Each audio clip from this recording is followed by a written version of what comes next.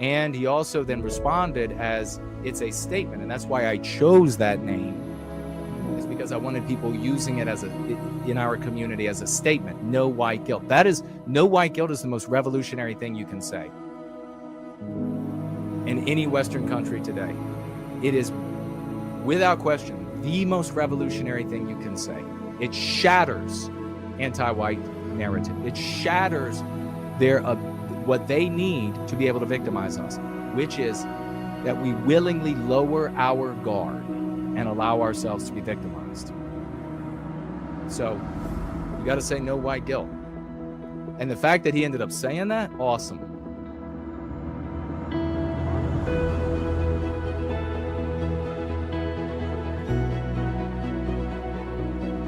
Because there are more than one. I've been on both the radio and the JF. Mudfish says, I'll load a card with a substantial amount to help keep you working. My word, because you're the best voice we have. I really thank you for that. You know what? I'm not the best anything.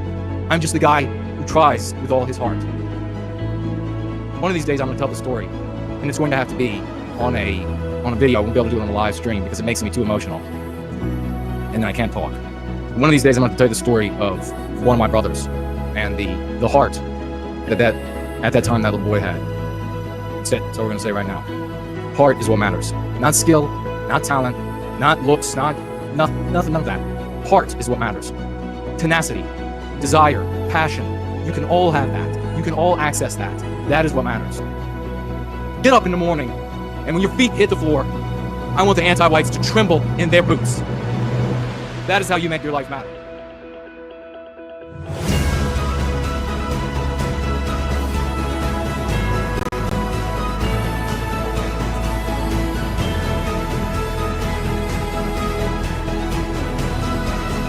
The anti-whites know better than anybody what's going to harm and undermine what they are doing. Is that not the case? So if they know better than anyone else on planet Earth what is going to undermine what they're doing, and these are not the pink-haired anti-whites at YouTube, at this platform or that platform, these are the governments. If they're saying, no, don't let these people hear that lexicon, those dialectics, they're telling you that it works. They're telling you that they can tell it's going to undermine what they are poisoning you with. They're saying that's the antidote. Don't let it into our country.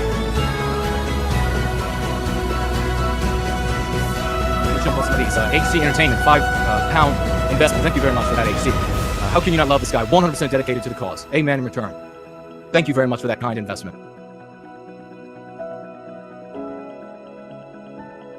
But to us, they will throw the laurel of victory around our necks.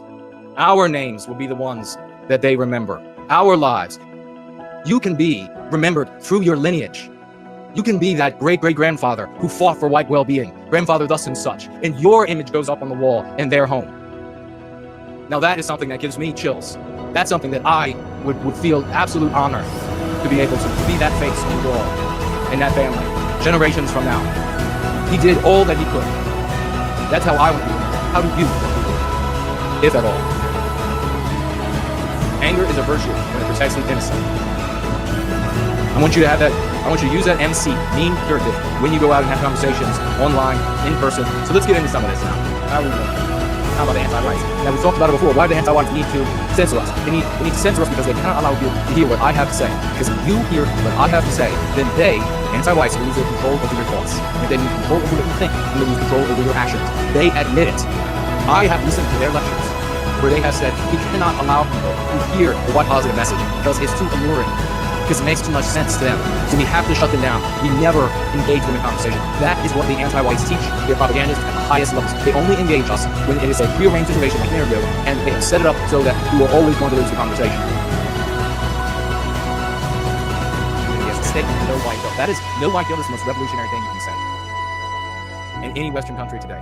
It is, without question, the most revolutionary thing you can say. It shatters anti-white narrative. It shatters what they need to be able to victimize us, which is that we willingly lower our guard and allow ourselves to be victimized. So you got to say no white guilt. And the fact that he ended up saying that, awesome.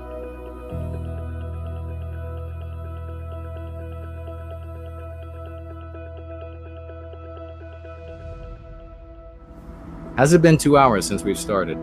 I have limitless energy for the cause of white well-being, ladies and gentlemen. So we have some interesting things coming up.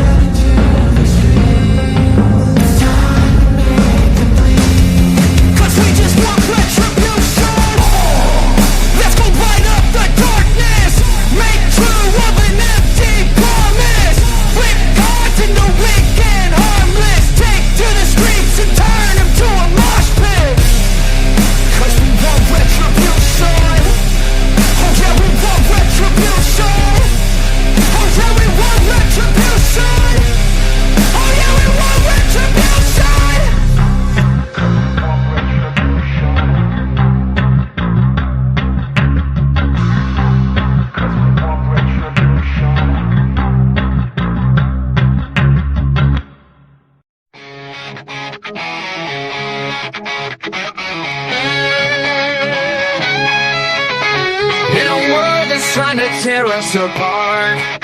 They throw their stones, but I've got a brave heart. I'm proud of my roots, I won't be ashamed. With fire in my soul, I'll never be tamed. They want us silent, but I'll raise my voice. With every ounce of strength, I'll make my choice. No more shadow, I'll step into the light. With pride in my blood, I'll stand and fight. No white guilt, I'll carry the flame. In this fight for our honor, I'll stake my claim. With every heartbeat, I'll stand my ground. In a world of chaos, my voice will resound. They try to erase us, rewrite the past, but the strength of our heritage is built to last. I'll shout it from the rooftops, let the truth be known. With every step I take, I'm never alone. They can't take my spirit, they can't take my pride. With my brothers beside me, I'll never hide. Together we'll rise, we'll break through the night. With courage in our hearts, we'll win this fight. No white guilt, I'll carry the flame. In this fight for our honor, I'll stake my claim. With every heartbeat, I'll stand my ground. In a world of chaos, my voice will resound.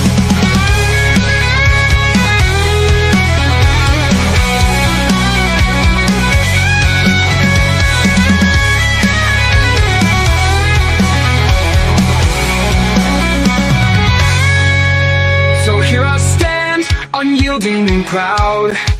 In the face of the hate, I'll shout it loud. No more guilt, no more chains to bind. With pride in my heritage, I'll never unwind. We'll carry the torch, we'll light up the night. In this battle for truth, we'll stand and fight. With strength in our hearts and pride in our soul, we'll rise together, we'll take control. No white guilt, I'll carry the flame. In this fight for our honor, I'll stake my claim. With every heartbeat, I'll stand my ground. In a world of chaos, my voice will resound. No white guilt, I'm proud of my name. In this world of darkness, I'll never feel shame.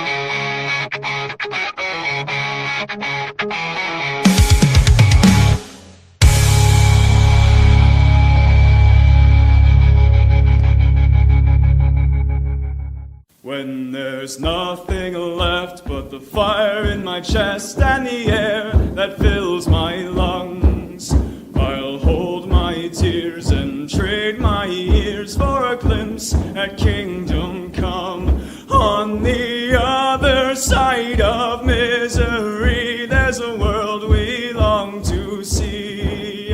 The strife we share will take us there to relief and sovereignty. Oh my God, we'll have our home again. By God, we'll have our home. By blood or sweat, we'll get there yet. By God, we'll have our home. In our own towns, we're foreigners now. Our names are spat and cursed. The headline smack of another attack, not the last and not the worst. Oh, my fathers, they look down on me. I wonder what they feel to see their noble sons driven down beneath a coward's heel. Oh, my God, we'll have our home again. By God, we'll have our home. By blood or sweat, we'll get there yet. By God, we'll have our home. The road is dark, the way is lost. My eyes, they strain to see. I struggle forth to find a friend to light the way for me. Oh, brothers, can you hear my voice, or am I all alone? If there's no fire to guide my way, then I will start my own. Oh, my God, we'll have our home again. By God, we'll have our home. By blood or sweat, we'll get there yet. By God, we'll have our home. Oh, by God, we'll have our home again. By God, we'll have our home. By blood or sweat, we'll get there yet. By God, we'll have our home. I am so happy it is Sunday, ladies and gentlemen. It is your very favorite day of the week, Church of the West, and excited to be with you for a very cathartic time together. Feature stories today: Antiwhiteism growing in shades. Walsh on the GOP Revolt. Andy Byron and Kristin Cabot. What's going on there? It's everywhere. How we are harmed. And the Go Free lesson of the day, Gresham's Law in Socio-politics. Does it apply here? We'll talk about it. as well as first, lasts, septatard, and so much more. Your comments, your questions, and then there's this. Years ago, I almost hit a woman's car with a baseball that had gotten away from me. She was on her way to her car and saw it happen. Her wide eyes turned my direction, and she yelled, "I'd make your life a living hell." Well, I yelled back, "I'm not looking for a serious relationship right now."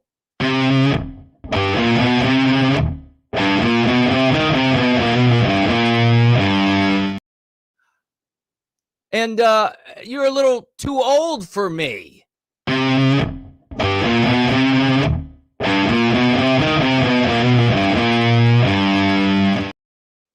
And you're a little too fat as well.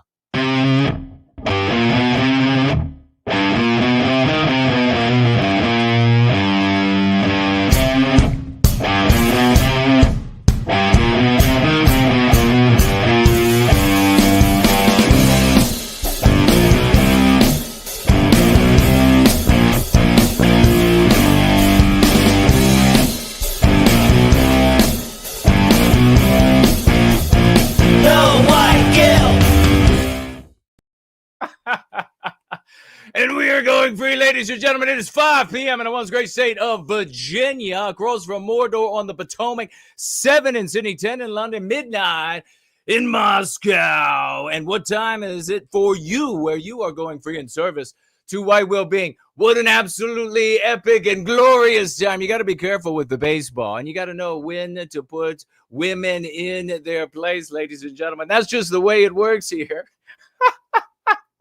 In service to white well-being. What an absolutely beautiful day. We might be across from Mordor on the Potomac, but the sun is shining, the clouds are out. I am excited to be alive because we can use every waking moment of our existence in service of our people in the most noble, the most heroic way that a human being can live their lives. And my friends, that will infuse you with a power and a vigor and a magic that you can't even begin to fathom. It is so absolutely beautiful. Great to see everybody in service here today. Church of the West with your hierarch. And the Washington Monument stands behind me. It's so beautiful and glorious. The Capitol is there. And soon it will once again be in our hands, ladies and gentlemen. Our concerns will be the concerns of the legislators in those buildings, among all of the other concerns that they have here in these United States. And of course, across the West, Western civilization, inside of us, projected into the world. And that is how it exists. What an epic time to be alive, isn't it? Ladies and gentlemen, hey, you can donate to a 501c3, the premier entity on planet Earth for the well-being of white people. My friends, it is the Foundation for White Wellbeing.org, the Foundation for White Wellbeing.org,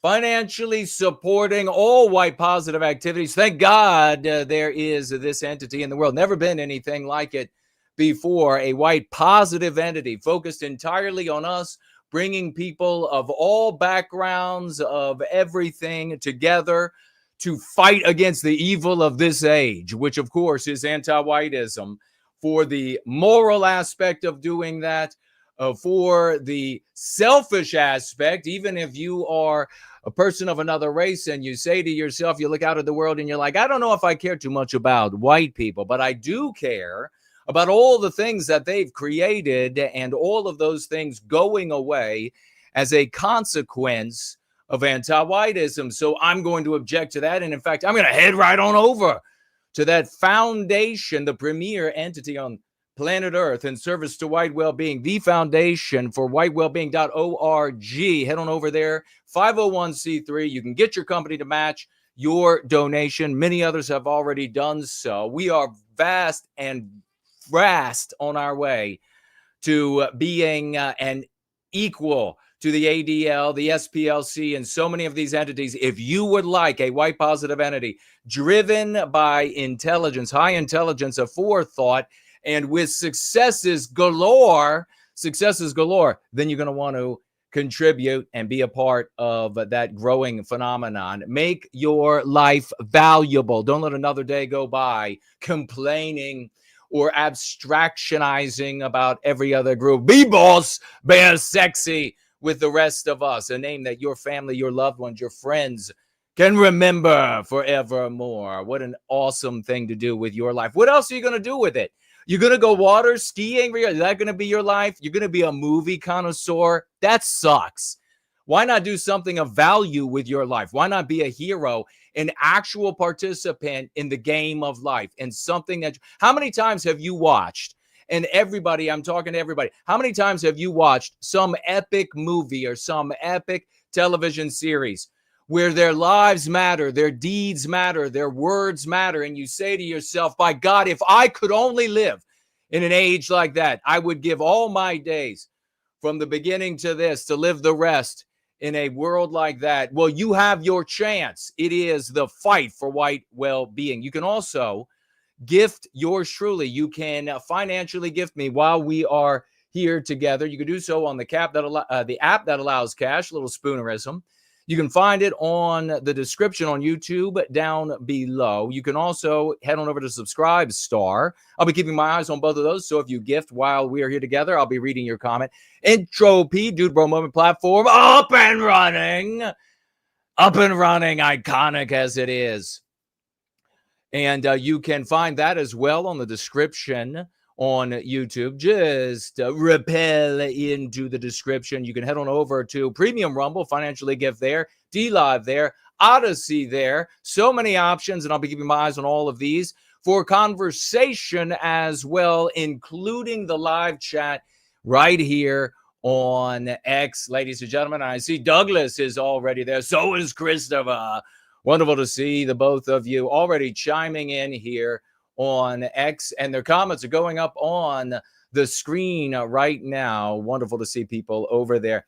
Tag me as @NoWhyGuilt if you would like me to see what you have to say. It helps me out. Otherwise, I'm inclined. If you write Jason, if you write No White Guilt, if you NWG, if you any of the other, I'm not likelihood I'm going to see it is very slim. Make sure you change over on YouTube to live chat. Make sure you change to live chat. Top chat will censor some of the chats out of the conversation, and you don't want to have that happen to you. You want to see every single comment that's happening over there, don't you? You want to see every single comment that is showing up on the screen that YT will allow you to see. Some of them, I'm assuming they won't allow you to see them no matter what. That's not our fault, though. That's their fault. So make sure you switch on over to that. Also, if you have a question about clips of the great work that we do here. I had another one just the other day on one of the videos, and the guy or woman said, I don't know which one it was, they said, I just wish there were some clips of this guy, this No White Guilt guy, because he is magnificent. He coruscates like the morning star. And I understand, and I grant your wish. You can just head on down to the description on YouTube, and you will find God men who have decided to take up this challenge. Their links are below, many clips of various types, and you will find them various lengths as well, far more digestible. You can be out there doing your job, whatever. You could be doing some brain surgery. You're just working away. And then you're like listening to a clip of No White Guilt in your earbud. And in the middle of the brain surgery, you're like, some bitch, because you're getting fired up. And it's all right, because everybody on the staff of the hospital already knows that you are that kind of brain surgeon. Same thing with rocket scientists. It doesn't matter. We've got so much stuff going on, ladies and gentlemen. We have video games, a couple of them. We have our very own Chat GPT, and we have various chats on the Telegram. Check it all out. Make sure you also head on over to nowhyguilt.org. We're going to be getting into all of our items today. nowhyguilt.org. And you will find under the financial gifts tab some options. You'll find a snail mail address at which you can reach me at a snail mail address. You will also find cryptocurrency wallets, where you can financially gift yours truly. Make sure you head on over there to do that, as well as all of the aforementioned items here for participating, swashing, and being an advocate, a white well-being, a white positive advocate. Nothing more glorious in the world. Otherwise, you are a muppet. You're a pinhead, and you are in the wrong place. So head on down the hall where they put the TARDISes, ladies and gentlemen. They're like a phone booth. Head on down there. That's where you belong. If none of this is making sense to you, hey, if you have a baseball that gets away from you, and there's a lady, she decides she's going to try to shut you down. She's like, if that baseball, and you know what time of month it was, if that baseball, and you know what time of month it was, if that happens, then make sure you leave her as a woman with something to think about. You know, we got a little video of a girl, a young woman. She's drinking some deeply copium. She's drinking some deep cope, and we're going to make fun of her because that's what I like to do. We'll make fun of that. But we got so many things, featured articles today. We do have a lesson today, and I'm going to mention it now, and we will come back to it later in our gathering. I want you to stick around toward the end of this gathering because that's when we're going to discuss our lesson. That's when the most interesting stuff, the most productive, self-healing, self-growing, achieving, realizing all that your potential is within you, all that we can take back from the anti-whites. You want to do that, don't you? You want to get some revenge against the anti-whites. You want to be around for the lesson of the day.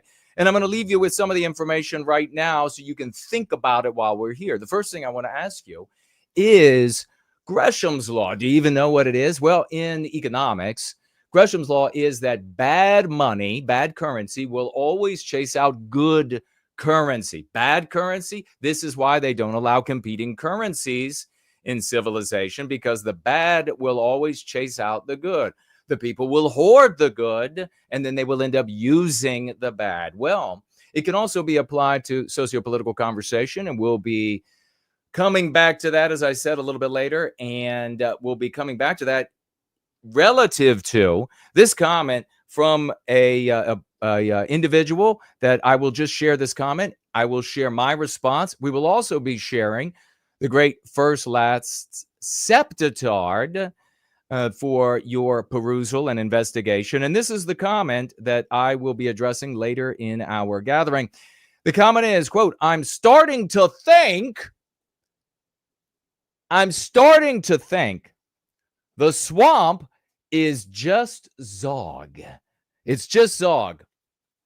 Now, this Zog and this is very old and very, very, very old. It makes you wonder why it's still around. Something that just fails. It's the Einstellung effect, isn't it, ladies and gentlemen? Still around. But what do people mean when they say Zog?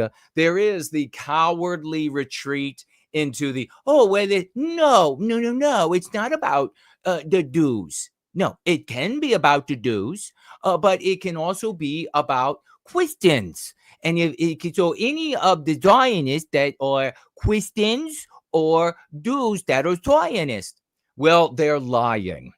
And this person was probably not lying, but just using it interchangeably. So how disingenuous and how pathetic, by the way, these content creators and these org leaders, and they're like, Zog this, Zog that, and oh yeah, it's not all Jews. And then they say that retort when anti-white Jews or Jews otherwise will say, you're talking about Jews. We know what you're talking about. Therefore, it's, quote, anti-Semitic. And they say, God, look at them again. Look at them again. They're just pointing out, look at them again. And it doesn't mean all Jews, but look at them. They're just always on edge. Maybe it's a good thing to always be on edge when it comes to the welfare and well-being of your people. I kind of am ready to go straight to war for little white boys and little white girls. And if you aren't, you're defective. So you can just swim on out into the Black Sea and disappear forever, which would be fine with me. Or you can get on the treadmill of white well-being, put it at a steep incline, and let's get to work. So the author here goes on, I'm starting to think the swamp is just Zog, and that's all it has ever been. I know No White Guilt doesn't like to get into the JQ stuff. So they're this author really using them as the exact same thing, Zog, JQ. Goes on here. And I understand, but it is just starting to be an obvious problem in the West. Really? Is it just starting? Is it just starting? Are you just starting to think that people are finally noticing anti-white Jews, or really all Jews? That's what they're noticing. You think, no, actually, many lifetimes before you were born. But we'll be getting into that. I want you to think about it. Gresham's law in socio-political matters, first, last, septitard, and so much news, so many fun things we're going to be getting into in just a moment. Just after we take a look at one segment today, we have one segment we're going to be taking a look at a segment, ladies and gentlemen, and it's looking really fun. But we're going to be getting into that in just a moment. First, I want to say that we are going to be looking at fat phobia. Are you fat phobic? Are white people? This is a problem of white people, fat phobic, fat phobia. We'll take a look at that. We'll take a look at a young lady with drinking some hard copium and what she has to say about guys and the difference between guys and girls. We've got that. Take a quick look at ways in which we are harmed. And the anti-whites are telling us all the time, you're never harmed. Nothing ever happens to white people. There's no discrimination, persecution, exploitation of white people. You should be taking this moment as we get ready to get into our one and only first segment of the day. One and only first segment of the day. You should take the moment to tweet, retweet, hashtag tweet, quote, tweet, retweet, repost, whatever it might be. You should be doing it. Our segment today, ladies and gentlemen, a segment for today is It Lives in the Drain. The segment title is It Lives in the Drain. And let's see what that is, ladies and gentlemen. The thing my wife or girlfriend leaves in the shower drain for me to clean out. We'll be right back.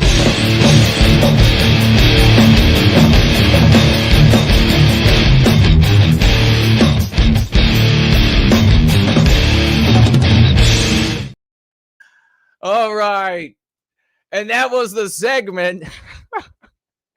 That was the segment for today.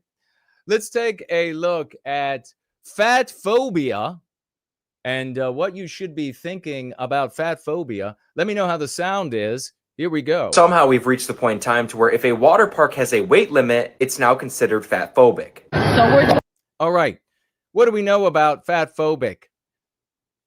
The concept fat phobic. Do you use it?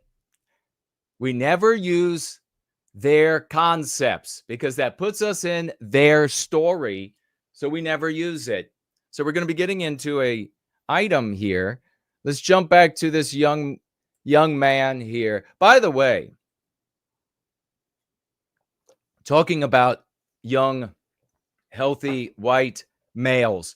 I, as a young, healthy white man, was driving down the road before. By the by, I saw Roadkill again the other day. Do you remember Roadkill? I saved his life, and he's not Roadkill. He was out there. I was driving by like a Formula One race car, driving by just like a Formula One race car driver coming up around on the exit there where Roadkill lives.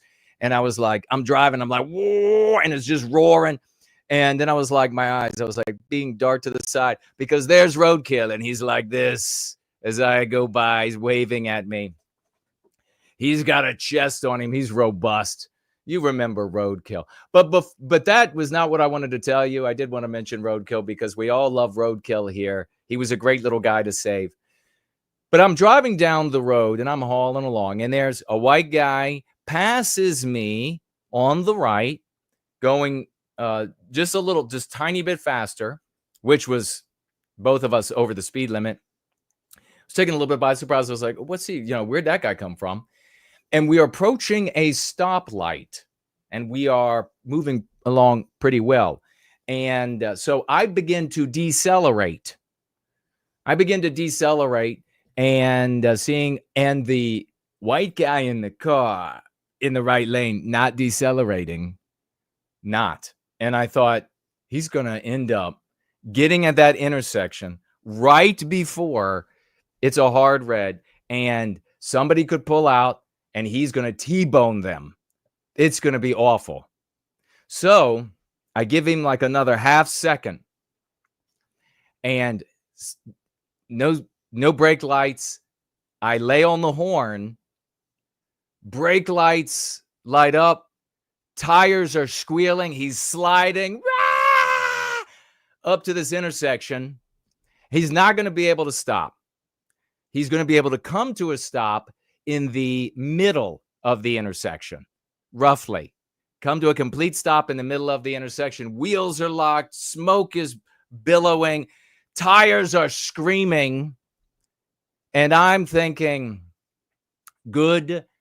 I just saved a potential serious crash. And he's going to have to back up, but no big deal, because I looked in my wing mirror on the shotgun side. There are no vehicles there. So he's going to be able to back up. No big deal. But I'm assuming because he was a healthy young white lad, he was able to think quicker than that.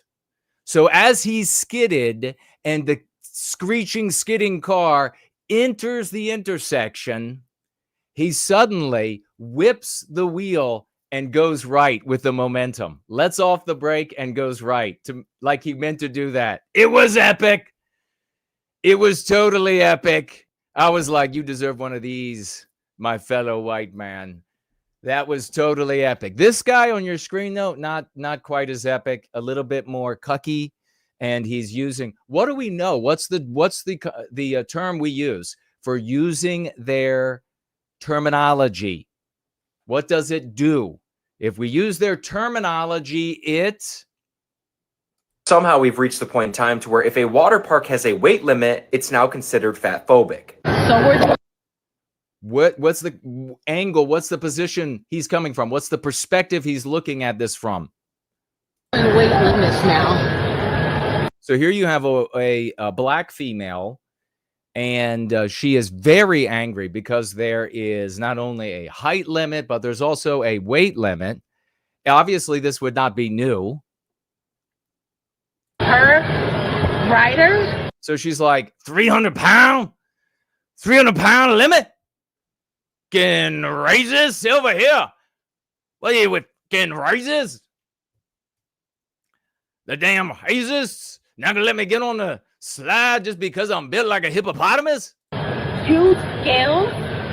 This is what we're doing now. Dan is right.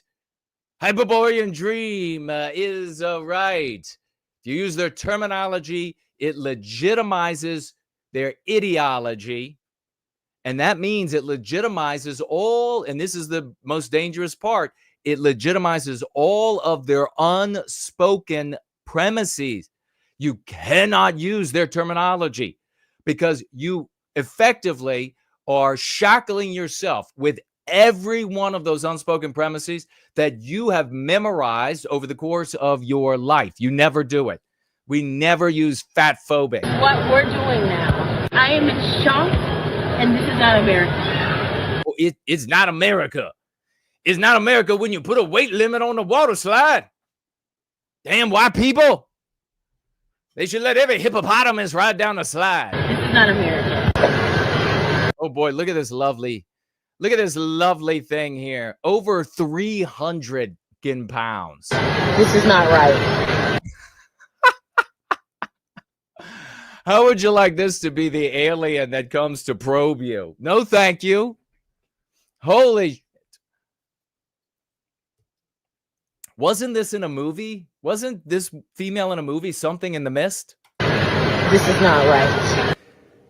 Can we just get this straight for a second? She saw a 300-pound weight limit at a water park and called it un-American. This is where we are right now. People so deep into their delusion that they see objective reality as discrimination. Now, typical conservative response. He's just ridiculing her. He's just being snarky. And this is one of the most widely used failed tactics. He's also taken her claims as legitimate claims, not just an attack on, as we would, our norms. You don't like it, then get out of here. This is the way we do it. This is our standard. This is how it's done. I know a lot of you guys probably think this is fat phobic. Listen to that right there. I know a lot of you guys think this is fat phobic. Man, that is so cringe. My guts are crawling out. They've crawled out. They're all over the floor right now. This is why conservatives have been losing for generations. He's taking her claims as honest, as legit. And that's one of the biggest things right up front. Honest. Is her claim really honest? Is it magnanimous?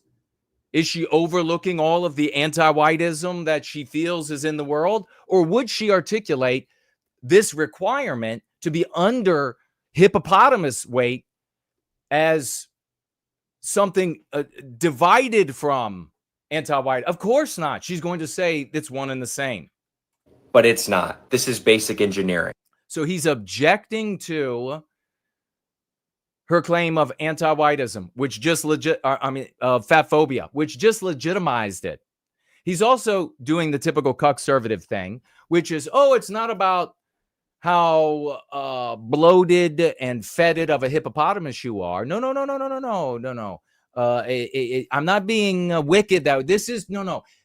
All of that is legitimate, and I, as a good cuck, would even object to anybody who's fat phobic, as that's what you're saying when you take this approach. I would also object to a fat phobic. No, he says it's this other category. It's engineering. Guess what's going to happen?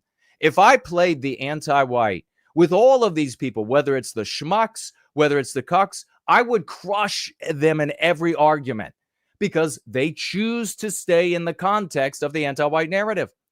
He's going to say, no, it's not about that. It's about engineering. Well, obviously, the retort would be the slides can be engineered to take people of all body sizes, of all races, of all ideologies. Don't you want to be nice? Why would you exclude these people and make them dislike themselves, make them feel small? And then this guy's going to go, I don't know. I wouldn't want to exclude them. I mean, it's just, and then he would look for some other dopey way. Wally and Beaver would look for another dopey way to try to say, no, it's another category. It's their income and what they're able to afford when they built the park. And hopefully one day they can build slides even for Shamu. Structures have weight limits. Elevators, bridges, water parks. This is just reality. And instead of accepting that, people like this want the world to bend to their feelings. This is what... Yes.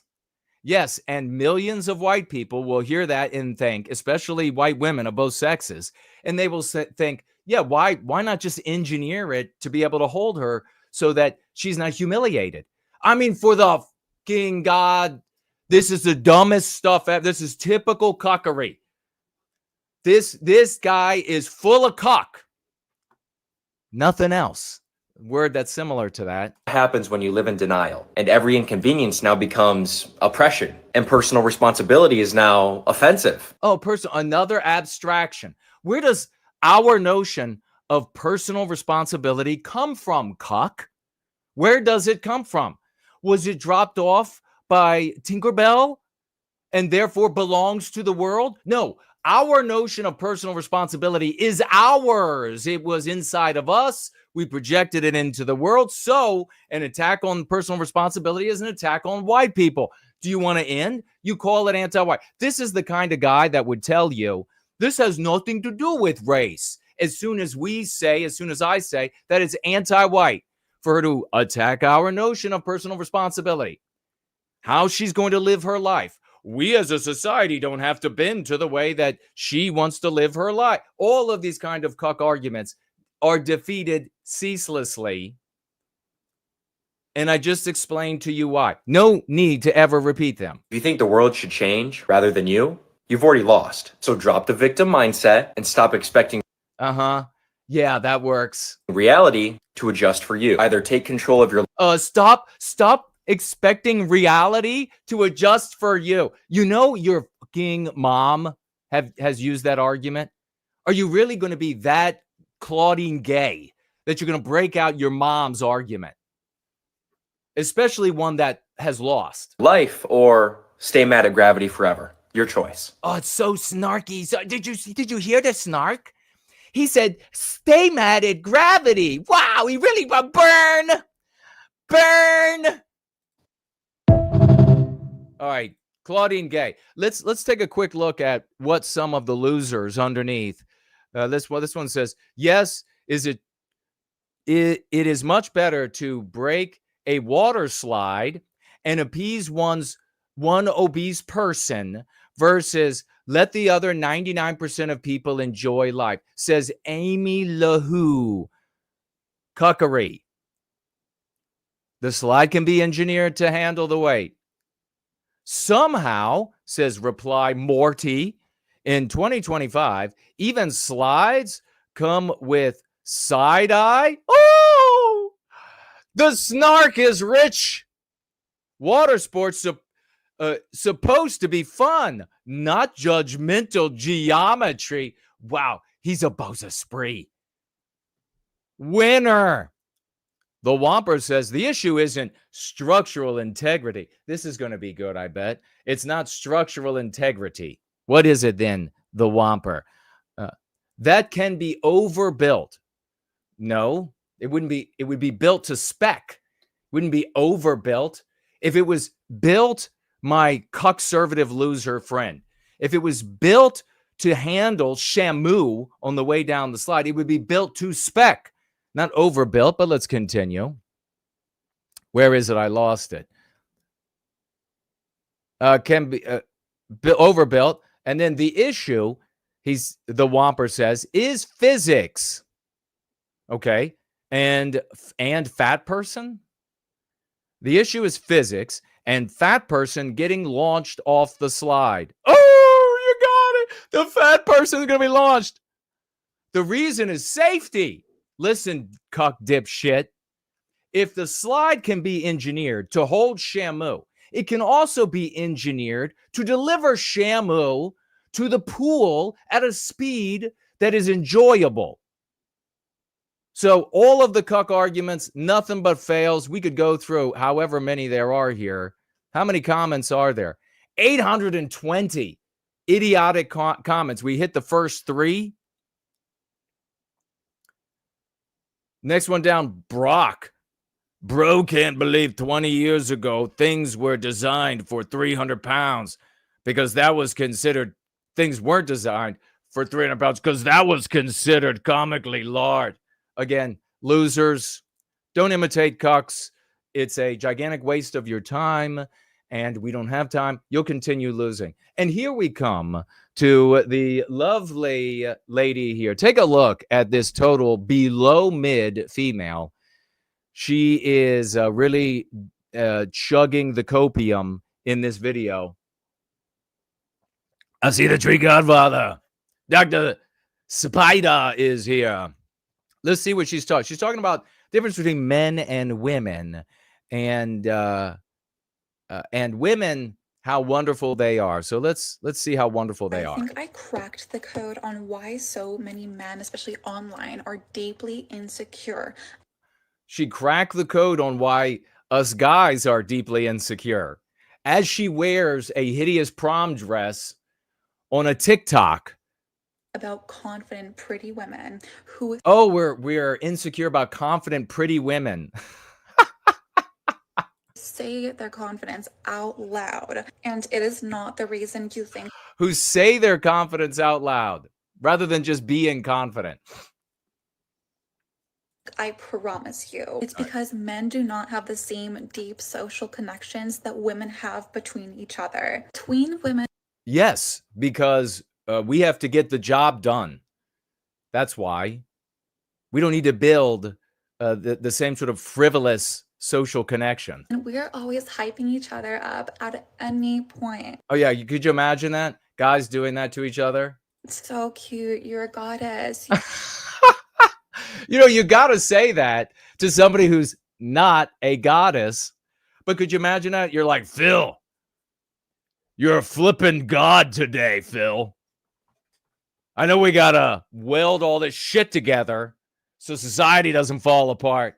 But I just got to say, Phil, your ass is looking really good in them Wranglers. You're a flippin' god.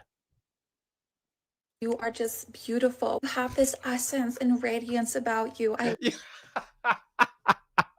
You have this radiance about you. love your vibe. I love your energy. And it is a research-based fact that friendships between men have less vulnerability and less praise. Yes. Yes, because we have to make society work. Do you think Phil shows up to the job and he's like, oh, you know what, Pete, I can't dig the ditch today. Really? Why is that? Oh, I'm feeling really vulnerable. Feeling really like it's just, not my thing. I got this feeling. I'm feeling feelings. You guys have less mutual validation about your external appearance than what goes Less mutual validation about our external. The thing that's awesome about being a guy is that we don't care about each other's external appearance. Unless Pete comes to work with a shit stain on the back of his slacks, we're pretty much good with how each other look. We get together and we're like, okay, we got to build this. Okay, we've got to operate on this person. Okay, we got to make sure the power lines continue to deliver power. Yes, we're less concerned. If we show up and, Fred has a shit stain, we're going to be like, Fred, what the hell? Go clean yourself up, for the love of God. Otherwise, we don't care. This is what it's like to be a female in the nursery room that is Western civilization that white males have created. You can just dance around and you're like, oh, sweetie, your energy is so beautiful. Yeah, let us pick you up and put you on the outside of the West in the jungle. And then we'll see how long that, oh, sweetie, you have such a confident energy about you, lasts. on between women. So when men see women that outwardly say, oh my God, I'm a princess, I'm a goddess. When men see women who on the outside say, I'm a princess, I'm a goddess, we run because you're fucking batshit crazy. That's what we do. Any woman saying, I'm a princess, I'm a goddess, we are out of Dodge. Understand that it's part of a deeper social conditioning, and it's not just this bragging or arrogance or something we intentionally think about and find wrong. And an added layer to this is that women are socialized to have a scarcity mindset, especially about their appearance. The act of What does that mean? saying, I'm beautiful, is a radical act of self-love.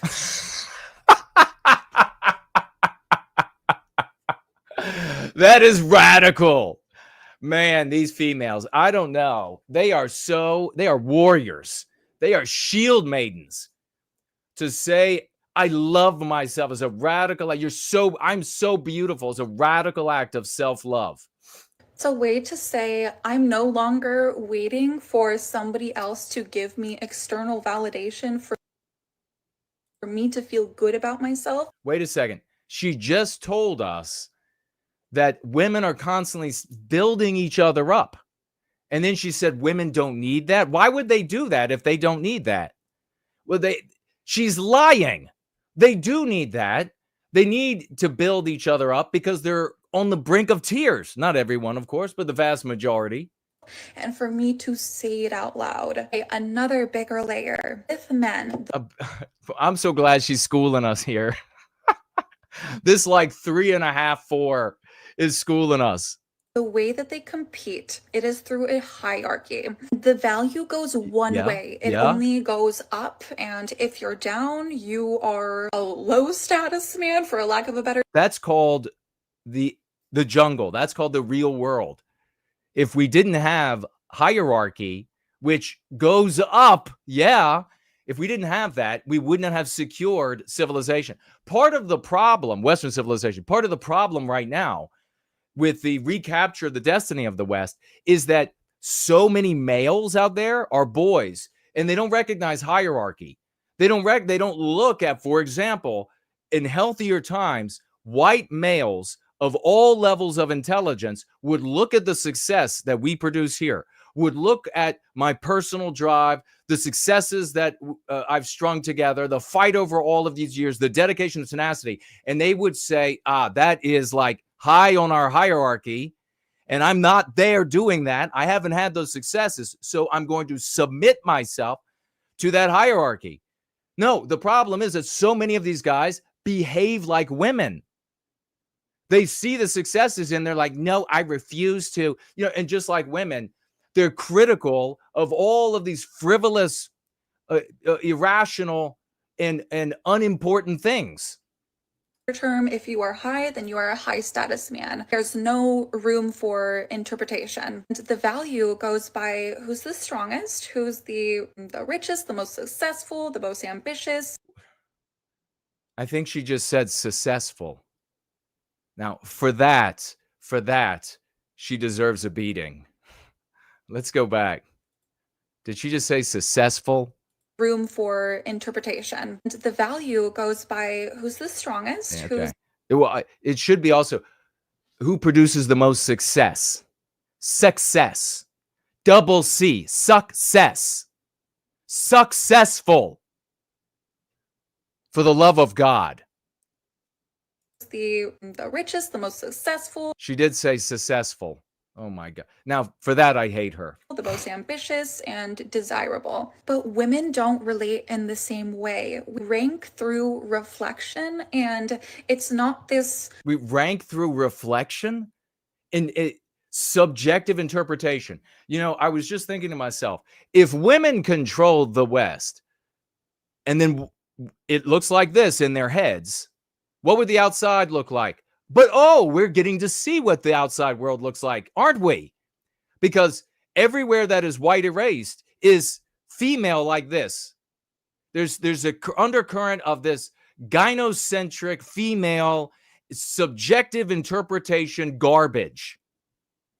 Scale that goes up and down. It's an essence that women feel between. It's not a scale that can be measured in the world. It's an essence that we feel. My God. Oh my God. Voting. Each other, and I'll explain what I mean by that. Women see each other like art. They are They see each other like art.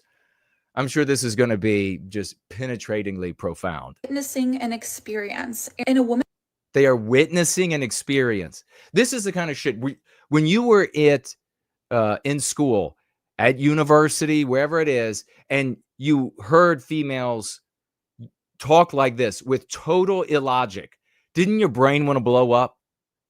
Didn't you want to be like, can we just like tie a bed sheet around their neck real tight until this stammering nonsense ends for all of us?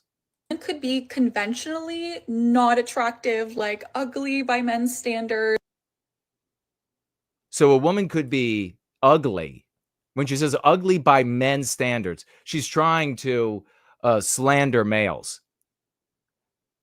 The reality is that females are constantly evaluating each other. Men will look at females and find 80+% of them worthy of investigating a long-term relationship with their looks. Females, she's in an ugly prom dress, nails painted, and all of this other kind of garbage because she knows she's being evaluated by females. Oh, that dress. Oh, those shoes. Can you believe she wore those? Oh my God, did you see what she did with her hair? That's constant. Guys aren't doing that. Guys are like, she's breathing. Maybe I could take her out. But maybe she has this like glow to her. Like, for example, a compliment that I get is like, wow, you just have this energy. Like, I just want to talk to you. I just want. I bet that the compliments that she gets are not actually on her appearance. They're on these intangible things that don't exist. You just have an energy. like you can see what's happening in the other girls, like her friends' heads when they're trying to figure out what to say to her. They're like, what do I say to compliment her? Be around you, that's a huge compliment to me, and it speaks to my confidence and my radiance and my beauty. Even if it's not my physical beauty, it's to my energy. It's to her energy. She got a little vocal fry, right? It's to my energy. And women might say, wow, you look like a Renaissance painting. But that woman in today's day and Yes. Yes. She looks like a Renaissance painting to me too. Absolutely.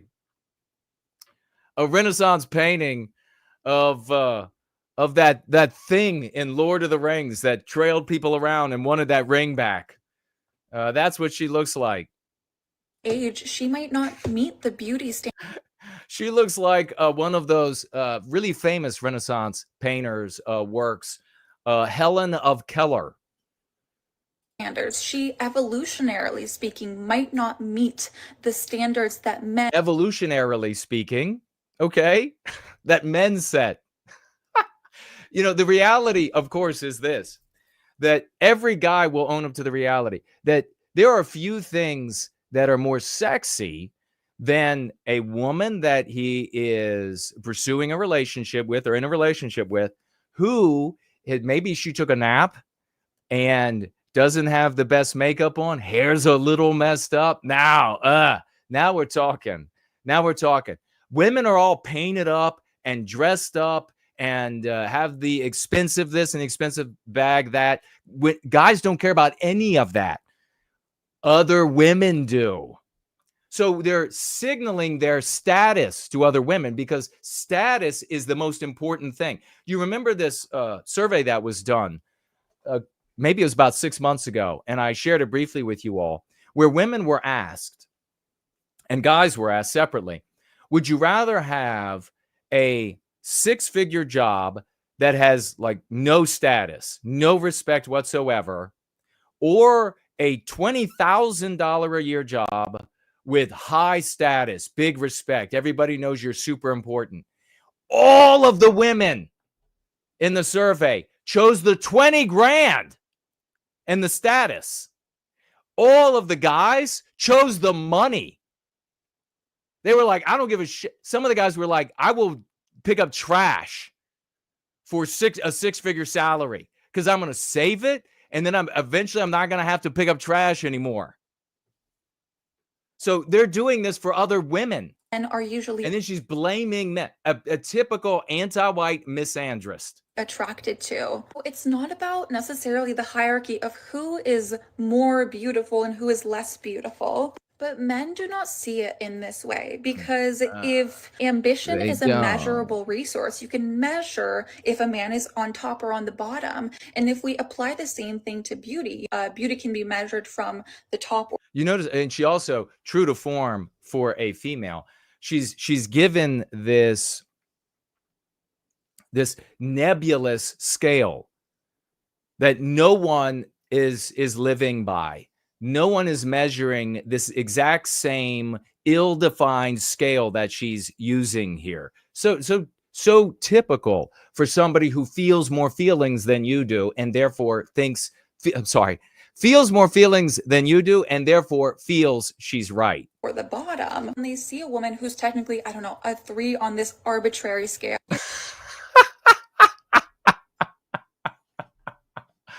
Oh, that was a little slip. That was a little slip there. I don't like to say Freudian because I hate him, but and he's not one of mine. But that was a slip there. On this arbitrary scale, you might be a 3. Yeah. It is breaking the. Okay, but look at this attitude she has about herself. She is recognizing that she's like a 3. And probably the lower half is really what puts her down into that range. But she's recognizing she's 3, 4, whatever in that range of looks. And yet she thinks she's worthy of the 9s and 10s of the prettiest faced guys out there. This is so true to form for females, isn't it? She's going to be a concubine to a bunch of them. And then finally, when this no jaw, no chin having a little bit of a, what's that cartoon? There's a cartoon. I don't watch these, obviously, these cartoon movies, but there's some character that's kind of from a kid's cartoon, I don't know, in the past 10 years, and it's got no chin. It's kind of like a dog or a weasel, whatever that thing is related to her. Norm of how men Then she'll show up and she'll be like, are you ready to have me now? No. see things in the world, because it's like, you are a 4 and you're saying you're hot and you're the ish, and she's a 7. Like, no, stay in your lane. Can you actually believe that is totally the F slip? That is I don't like to say Freudian slip, but that's the slip. She's telling the guys. So who is she actually talking to and about? A very insightful video to learn about anti-whiteism and your typical female. Not every single one, but almost. What an insightful video. Who's she talking about when she says, when you are a 3 or a 4, and then you're shooting as a guy and you're shooting for a 7, no, stay in your lane. What she's saying is other guys who are on her level, her peer pair, have approached her, tried to take her out on a date, and she's like, no, stay in your lane. Anyways, I'm running out of time. I love you guys so much. It looks like it already ran out on you, honey. I hope that resonated. And if you guys It resonated?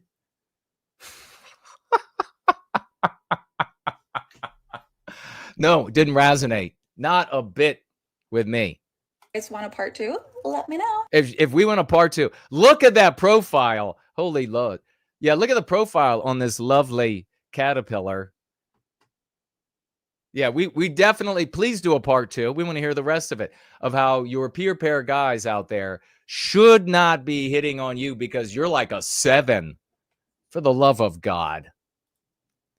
Hey, when the anti-whites out there are claiming that we don't get victimized, I'm going to blow your mind with this post here. And I'm so glad this person put this together because I've been privy to this over the years. I've spoken with non-white people, also white people, on welfare, the different social welfare programs.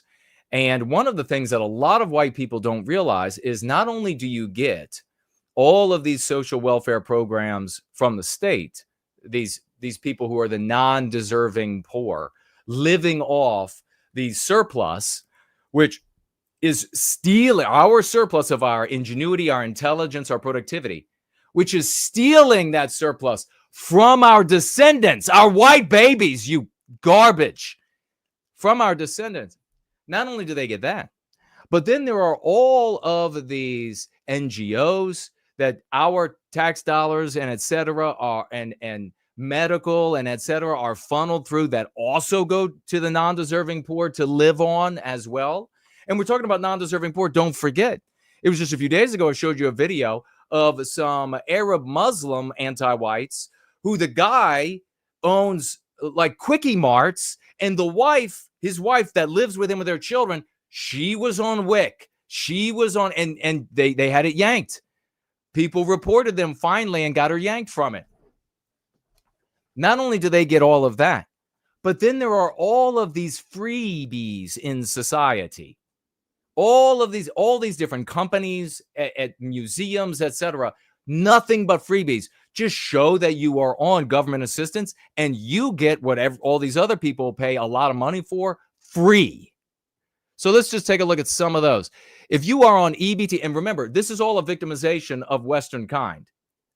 All of it, even if the non-deserving poor are white, it's a victimization. It's anti-white. It's a victimization of Western kind. Why is that?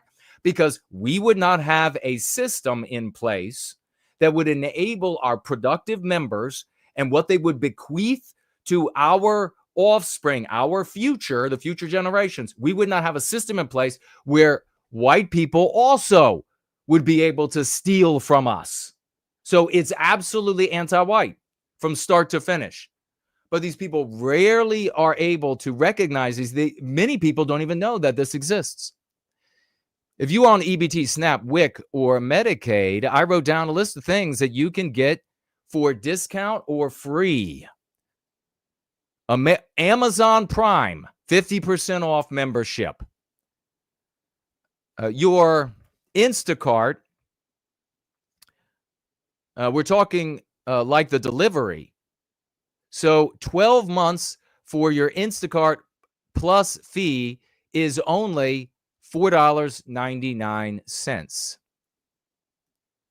Number 3, Walmart, you can get 50% off if you're a SNAP recipient. 50% off at Walmart. Sam's Club, you can get a membership for $20 a year if you have SNAP or Medicaid. You can go to museums, zoos, and parks for the low, if for nearly free or free. We're talking like $1 to $3.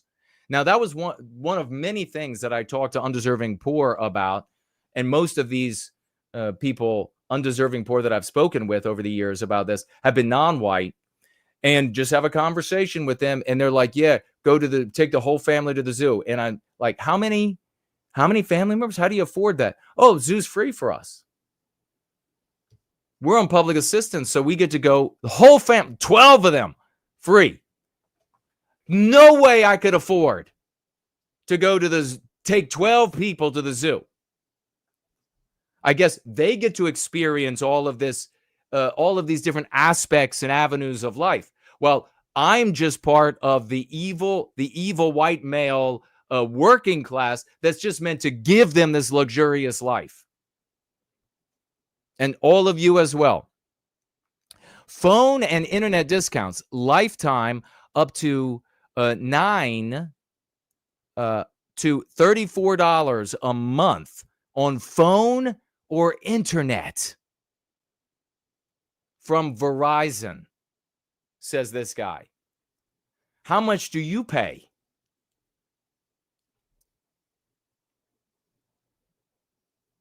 Let's see. Forward, which is a low cost internet for assistance program users as well. Number 6 is Farmers Market and Golden Perks. So there's something called Bucks. I just made a video about this, guy says. But if you go to the farmers market, you can match your SNAP spending on produce. So for example, so you and I, we want to go get some organic vegetables, fruit, etc. Oh, you're going to pay through the nose. These people, half off. An example is if you spend $10 on strawberries, they're only going to spend $5. Number 7, library and community passes. We're talking about discounted passes. Now, something else I learned, writes the author, is you can get up to 50% off your YMCA membership. There are many gyms that across the country, and this, I'm sure this is true across the totality of the West. It's a product and natural consequence of anti-whiteism, where they can roll up in there, be on public assistance, and they're like, oh, the normal membership is $50 a month, but for you, it's $5 a month. How would you like that? You can eat healthy, healthier than everybody else for less money. You can work out for less money than everybody else. You can be culturally enriched at the museums and zoos and etc. Theme parks allowing you in for far less than everybody else. You can have a fucking fabulous life being the undeserving poor. What do we even mean by poor? You mean just non-white with a smattering of white scum mixed in that are making use of the products of anti-whiteism, fleecing the white race? Why do these programs exist? They exist to injure the white race. They don't exist to improve the lives of these people living like this for the totality of their lives. That doesn't improve their lives. That doesn't make them better people. It's just about injuring us. These are the collateral beneficiaries. That's what we call it. Look at how deep and how under the blanket, how in the darkness anti-whiteism victimizes you. You can't even begin to count the ways that we are victimized physically, emotionally, economically, psychologically, spiritually. There is no other entity on planet Earth talking about all this. We are the ones talking about it. You have endless places you can go to where half-wits will drone on for hours about doom documenting, doom dissecting, anti-Jew nonsense, anti-black nonsense, on and on and on. You can find that in heaps and droves. We are the only, it is unbelievable. White people will look back on this period and wonder, how did the white race get this stupid? How did they really get this dumb? You have hundreds of thousands of ways that white people are being victimized from and before birth. And no one's talking about it except for that one community over there who we happen to know all their names because we've made them all into saints. Oh, we got rid of all of the other saints. They didn't save us. These people are the saints now.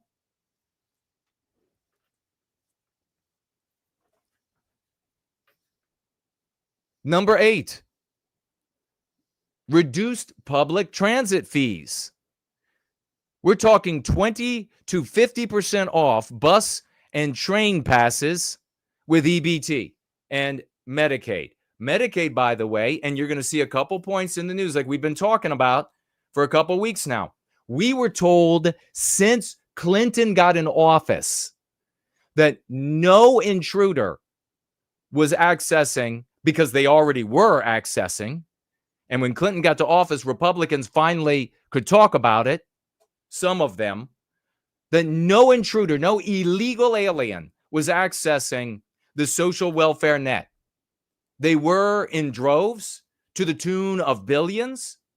According to the data, you have to check it out for yourself. Maybe I can't read. Maybe I'm illiterate, don't even know what I'm looking at.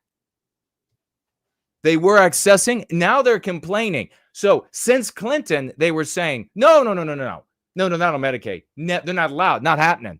Everybody has heard this. No, they can't get EBT. No, none of that. They can't get any of that. Remember their food stamps before they got their cards? And everybody got to see where you stood in line. All of these reams of food stamps. You're like, how many do they have? And it's just buying far more groceries. And every white person has had the experience watching illegal aliens, or at least let's put it this way, what we know for sure, non-white anti-whites, standing at the grocery store, buying $500 worth of groceries, the nicest things, and you pull up there with what you can afford. You both go out to the parking lot, and they're climbing in a better car than you have. That's been generations we've been watching this. The anti-whites of both parties have been telling us, no, they don't access any of that. And if you claim that they do, you are a Nazi, white supremacist, hater, bigot, etc. Right? Now the anti-whites of both parties, but primarily Democrats in the United States, are saying, look at how much you're taking away from the illegal aliens. I mean, this is, if you aren't mad yet, you are fucked up. You are fucked up in a big way. These people have a strong incentive to, and here's the thing I wanted to share as we get on to the next item you're going to really enjoy as well, much shorter. And that is that one of these conversations, it was a black lady, very nice, a black lady living on our welfare system with tons of kids. And and she was talking about this, and brothers and sisters, and she was all living off. And she was talking about going to the zoo, and they're taking them all to the zoo. This is one of these conversations. And I was like, how can you afford? Oh, well, we have this public assistance. Everybody goes in free. It was free, or like $2. It was nearly free. I think it was free. And I was like, I cannot go to the zoo. It costs too much money for me to show up, and they're going to charge me like $27, $32 to get into the fucking zoo. And then I can't bring a drink in, can't bring water. I got to buy it all in there. And that's going to be like $11 more. And then if I want French fries or something, that's going to be like another $13, $14, $15 while I'm there. It's just on and on. It just adds up. And she said, why don't you come with me? You could come in free. That's how far we've fallen. That is how far we have fallen. Like, if I want to get to the zoo, I got to go with some anti-white, or at least non-white. Maybe she's not anti-white, but if she's living on her system, that makes her pretty anti-white. But I got to go with some non-white as a tag-along. And she's going to have to claim like I'm somehow a member of the family, and they're not going to be able to question her because she's black. And that's how white people are going to get a little bit of the crumbs of the civilization that we built. We're going to have to find some non-white person who's going to be like, okay, honey, I'll give you a little bit of this, that. And you think they're really going to do it without expecting something in return, especially from white females? So here we have it. Libs a TikTok tweet. Wait, but didn't the Democrats just insist for months? Now, obviously, Libs of TikTok was not in the fight against anti-whiteism, and she's only obliquely in it, this Jewish woman. But she's not been in the fight for very long. So she has a skewed understanding of the time scale. So she says, haven't we been told for months? Yeah, months, decades and decades and decades, that illegals aren't receiving taxpayer-funded health care. Well, according to the Chicago Tribune, in just the state of Illinois by itself, just the state of Illinois, it says adult immigrants ages, just the age range, between 42 and 64. So not all of them, just between 42 and 64. Without legal status, so intruders, have lost their health care. Only talking now about the health care, not the free tourism, not the food, not the on and on and on, right? We're just talking about the health care, just between the ages of 42 and 64, and only in the state of Illinois. And they have lost nearly $500 million. They were consuming illegal motherfuckers, intruders, in the state of Illinois alone, between the ages of 42 and 64. I mean, talk about narrow. Almost $500 million in healthcare. You can't even fathom. And so how does this harm us? Oh, the ways are countless. How many of your family members didn't get health care? How many of mine? How many of our friends? How many of the healthcare system has been swamped, and therefore there are opportunity costs that have been lost for all kinds of improvement? All of this money could have been invested in research, in cleaner facilities, in healthier environments, and on, in healthcare for you all. $500 million is what they were working up to just on the healthcare for just illegal non-whites in the United States, 42 to 64. the age range. That is incalculable victimization of the white race. Incalculable. And it's not only for us alive today, but it's for all of these generations of white children that are on their way, victimizing all of these white babies. Our productivity, our intelligence, our industry, our ability to keep going to work and keep showing up and keep paying taxes and etc. It is not infinite. But anti-whites will argue it is. They'll behave as though it is. If you have any surplus, the arguments start off with the anti-white. If you have any surplus, it shouldn't be able to go toward you and your people. It should be immediately siphoned off to other groups of people. That's the only moral thing to do.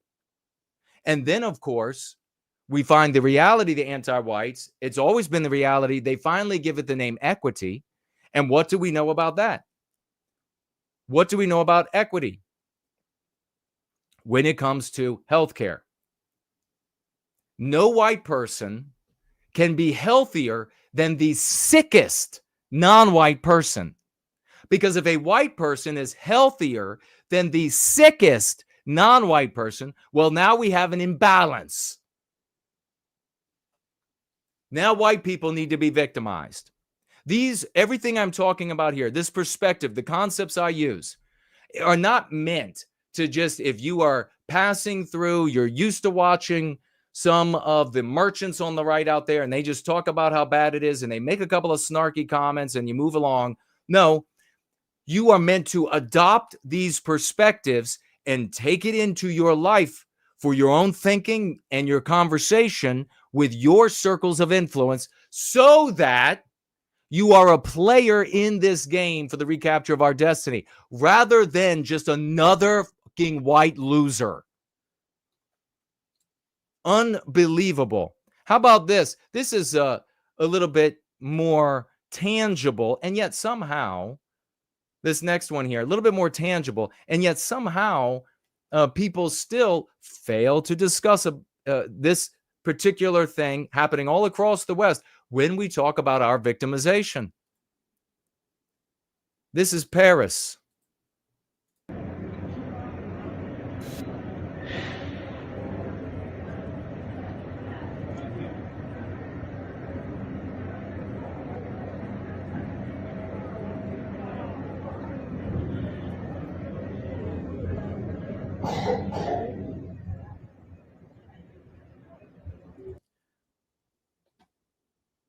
The anti-whiteism is so poignant, so thick, so fetid that I can smell it from here. One of the most beautiful cities that Westmen have built in human history. One of the most beautiful cities in the world. And huge swaths, totally white erased. Now in the hands and reflecting the biospirit of very different peoples. I don't care how they live. I don't care. If they came into Paris, a creation of the white man, Western kind, and they were better than us, I would still want them out. Because why? Paris is ours. And we need Paris for our well-being. That's why. You have to get this right. There isn't a uniform metric for planet Earth. And if these people would only just imitate white people better, no! I don't care if another species of Homo sapien shows up, another type of Homo sapien, and they're orange or they're pink or whatever on the outside, and their forehead is 6 inches taller than ours, and they hold up in some part of Paris and they make it much better than we make it. Get the out. Paris is ours. And if you're not careful, if you piss us off enough, then once we've recaptured our destiny in our countries, there might not be a few minarets that we end up pulling down. Let's go ahead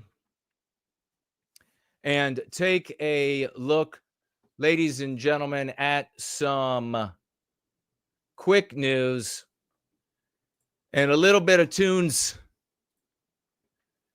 to have a little bit of fun as we move forward into our glorious subjects that we are talking about today. Paramours galore, CEOs in trouble. We'll see CEOs, HR, and a lot to learn from that. But before we get there, we've got this quick news. Here we go.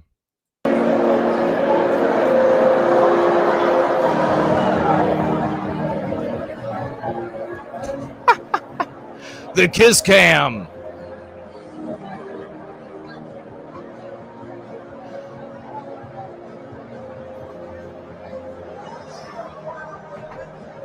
Uh-oh. The mascots just got caught.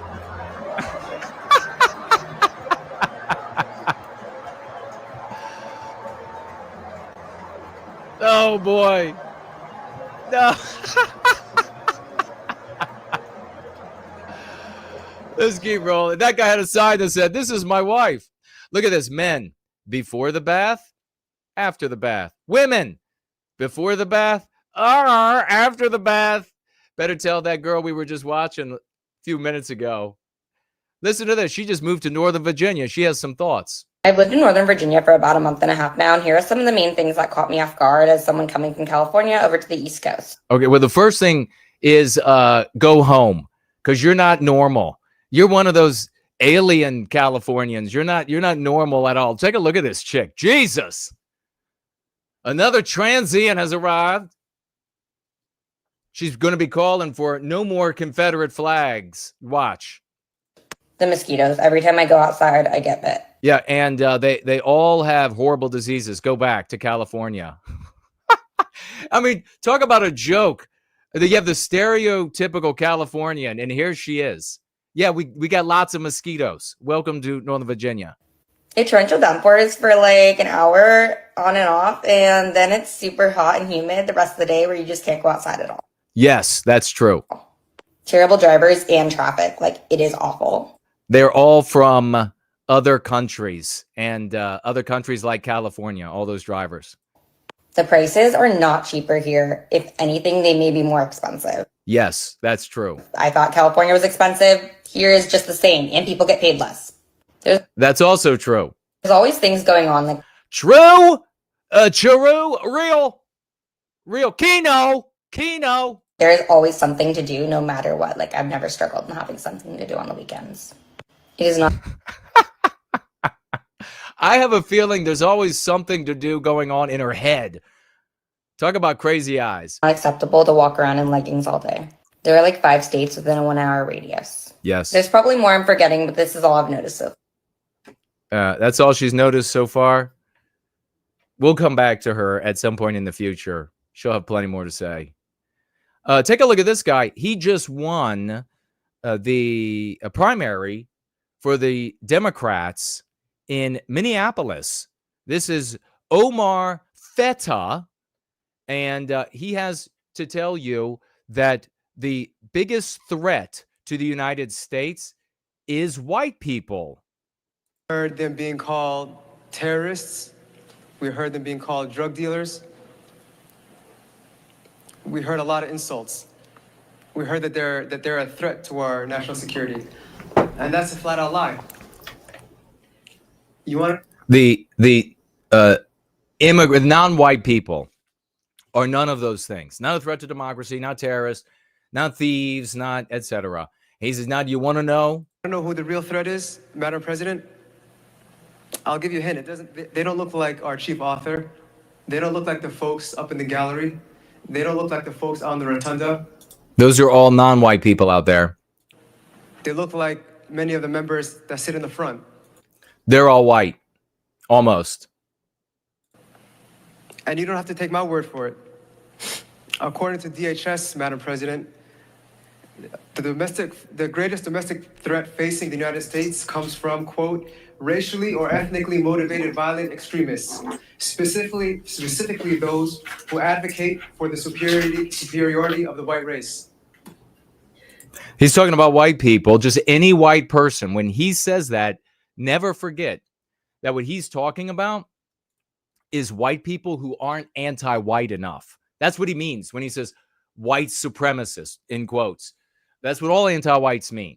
White people who aren't anti-white enough. He would refer to me, because I object to the victimization of white people, as a Nazi, white supremacist threat, terrorist threat. And our cuck brothers and sisters really have to get a metaphorical kick in the mouth, because they've been looking at stuff like this for generations. Literally my entire life, before I was even born, they've been looking at stuff like this, and they have a little chuckle. They're like, Andy, isn't he silly? They don't have any power. They can't do anything. Yeah, they do. And every year they have more power and more of them. Stop laughing, you airheaded shit. What is wrong with you? The Democrat Party just installed this guy winning the primary against a much more reasonable Democrat in Minneapolis. Minneapolis!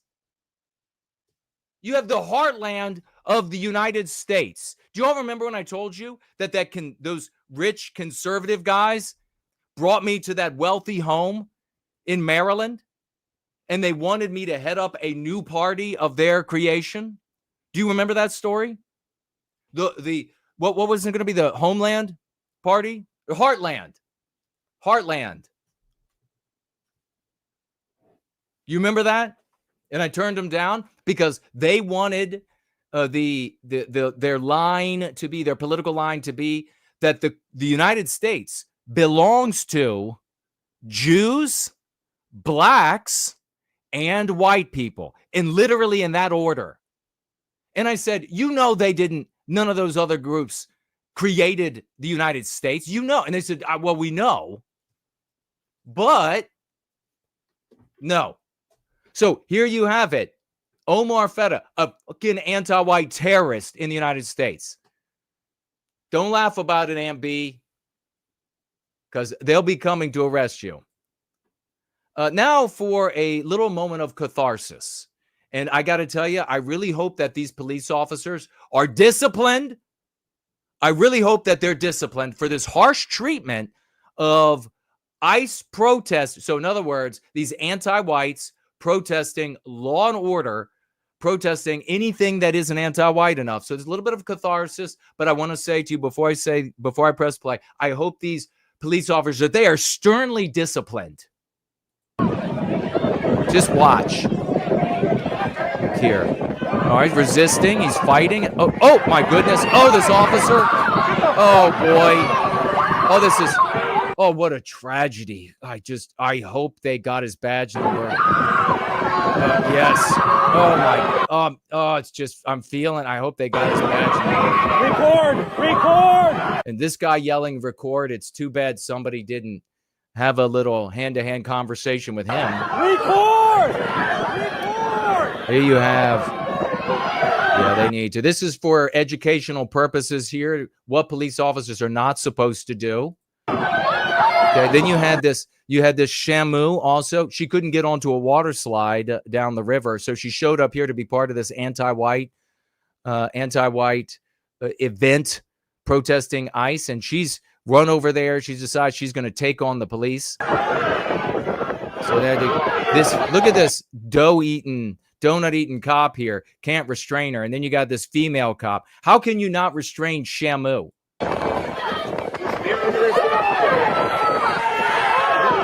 Oh, boy, she kicked the female officer, and her shoe went flying through the air. So the female officer, having no muscle whatsoever, is going to go for the taser, which fails to work because it's fucking Shamu. I mean, I don't know how much blubber your voltage has to be able to get through that amount of blubber, but it doesn't.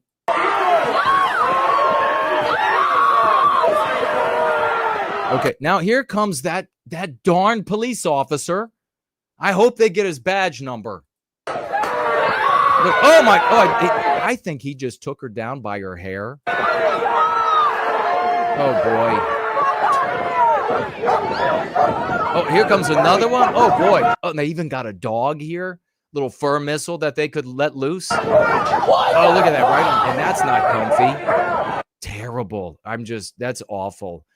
You know, I hope the right thing happens to these people. Promotion. I hope it's the kind of thing that they'll think about for a really long time.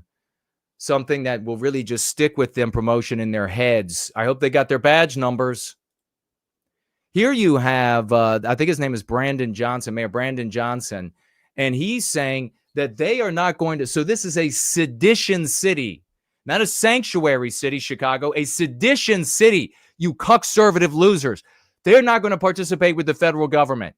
If I were the mayor of a city and I said, or the governor of a state, and I said, no, we're not going to participate with the federal government, they would shoot me. Our local police department will not ever cooperate with ICE. Whatever their constitutional authority is, that is obviously relegated. Okay. Is this dumbass trying to say the authority? I think he's trying to use the word delegate, but that's not what's happening when he's talking about the. Instead, he uses relegate. There are too many of these people in the world who have no idea what the words they use mean. This exact kind of person, if you know what I mean. And yet they throw them out there because when you are just pretending to have some sort of intelligence and education and etc., for them, that's tantamount to actually. So that's one of the reasons why there's such a difficulty, such a disconnect with, well, why can't he be general today? Why not? Well, because you don't fucking get it. You can't even comprehend all that it takes, all the knowledge you have to know. You're not demonstrating any. It's not just a fancy. You're not just putting on a show. If you just, all you got to do is say some of the right word. He relegated whatever they got relegated to them. Shut the fuck up. God damn it. Twice, I guarantee you my IQ, twice as high as this guy. Little PSA.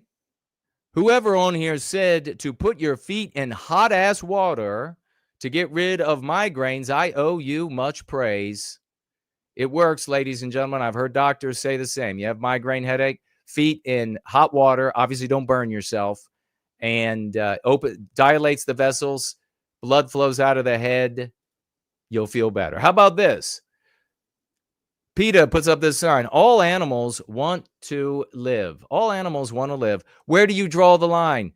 About right here. About right here. Me too.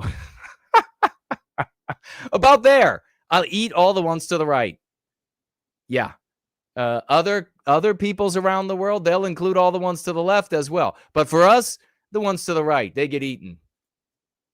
Take a look at this meme. Agree with the message. Look at the anti-whiteism. A great man is hard on himself. A small man is hard on others. Look at the great man is a Asian Hispanic, and the small man is a white guy. Typical of anti-whites and anti-whiteism. Pete Hegseth here. Potential vulnerability in our sharing that Secretary of Defense Pete Hegseth revealed that the United States has been using for many years a China-based cloud services for our military. Again, this entire gathering today is all about anti-whiteism operating in the background, operating in the shadows, in the shade, eating away at the white race. And all of these orders from the top down are meaningless. They're ephemeral. They'll be here 1 minute, gone the next. they'll be enacted and ignored and redefined by anti-whites the very next minute. And this is all while Donald Trump is still in office. What, did you know that we were in this bad of a state? That the Department of Defense was using Chinese-based cloud services? You have no idea how bad we need a budget. We need a budget for white well-being in the millions yearly so that we can have a beautiful building of concrete and glass and steel in a gorgeous Greco-Roman look. And we can have teams of people researching all of the different ways that we are being victimized as Western kind. Unbelievable. Check this little guy out. If you drank way too much pollen last night, raise your hand. Who can sympathize? If you drank way too much pollen last night, raise your hand. All right. Take a look at how the anti-whites are endeavoring to undermine the rule of law as it attempts to address the anti-whiteism in the country. Tow truck companies have been following ICE around and towing away their police vehicles when they go into buildings to nab illegal aliens. Apparently, in Los Angeles, the newest tactic to harass ICE agents is towing their vehicles while they're in the middle of detaining someone. Yeah, you heard that right. This is disgusting.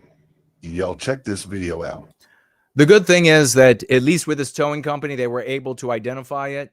All of these people at this towing company should be arrested for interfering with law enforcement. Those should be heavy charges. Check this out. Only in a white Western world, ladies and gentlemen. You know how Dollar Generals have popped up everywhere? Well, here's one at 4,000 feet in Banner Elk, North Carolina. No lines, no checkout, just shop and go.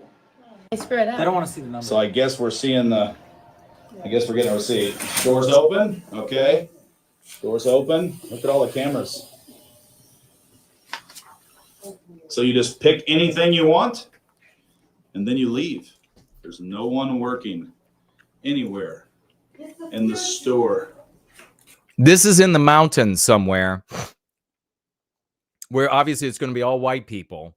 Could you imagine the kind of world? You remember in the 50s, you probably heard, we were told that we'd have flying cars and on. It'd be like the Jetsons. It would have been if it were not for anti-whiteism.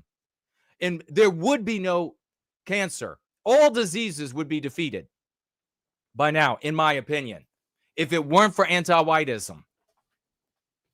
Just imagine the convenience.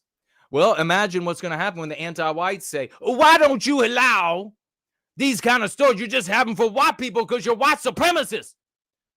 Why don't you have them in the ghetto?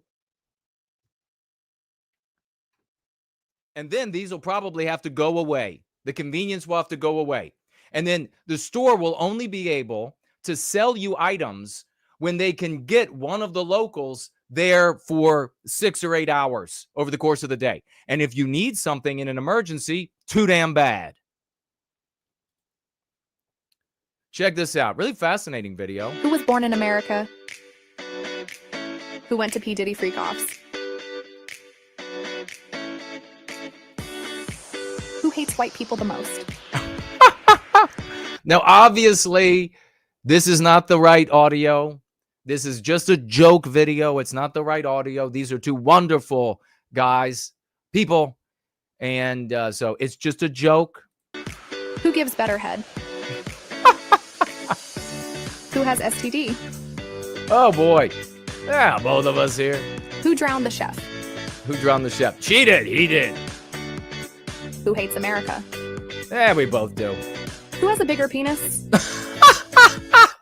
Who was born in America? All right, enough of that joke. How about this? Breaking. Medicaid plans to cooperate with ICE by allowing access to its enrollment system to identify illegals that since Bill Clinton, we were told, were not able to be on Medicaid, remember?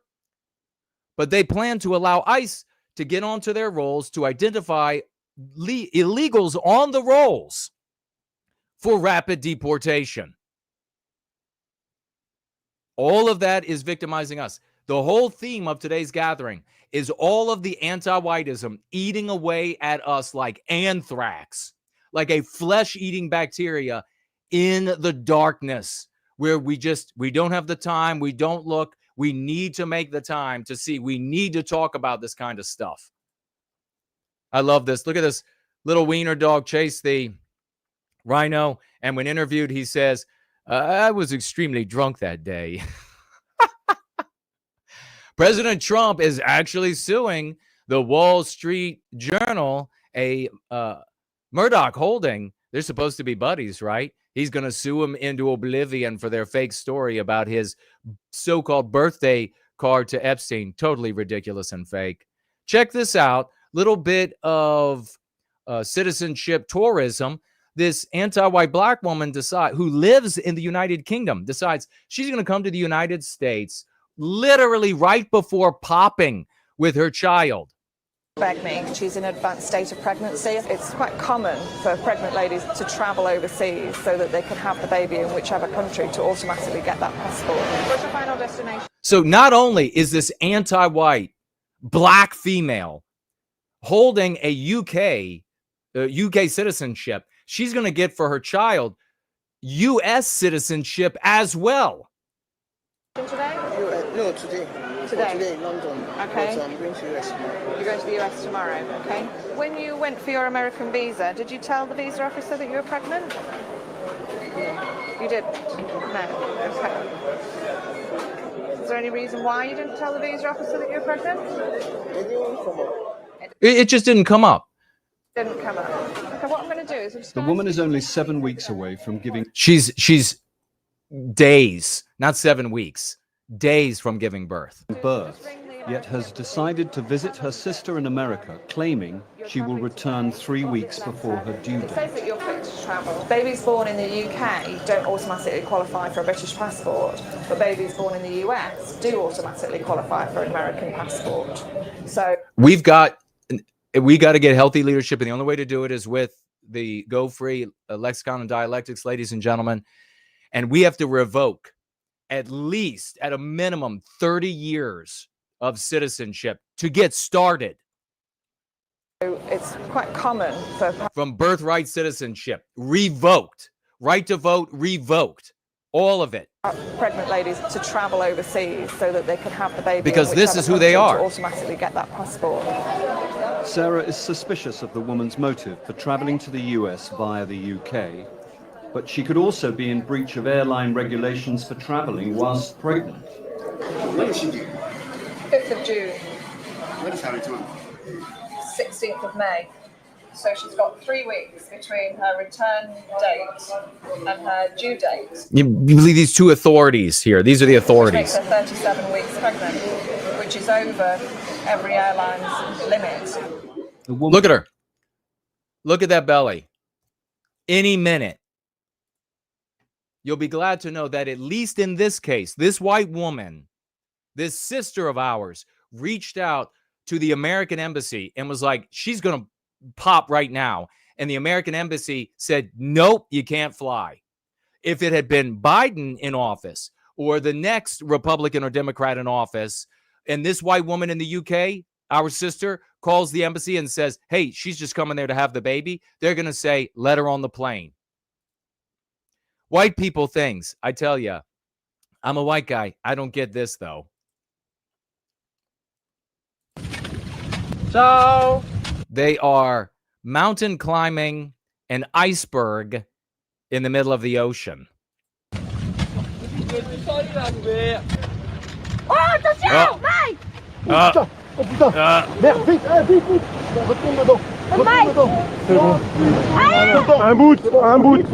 They are both pulled safely out of the water.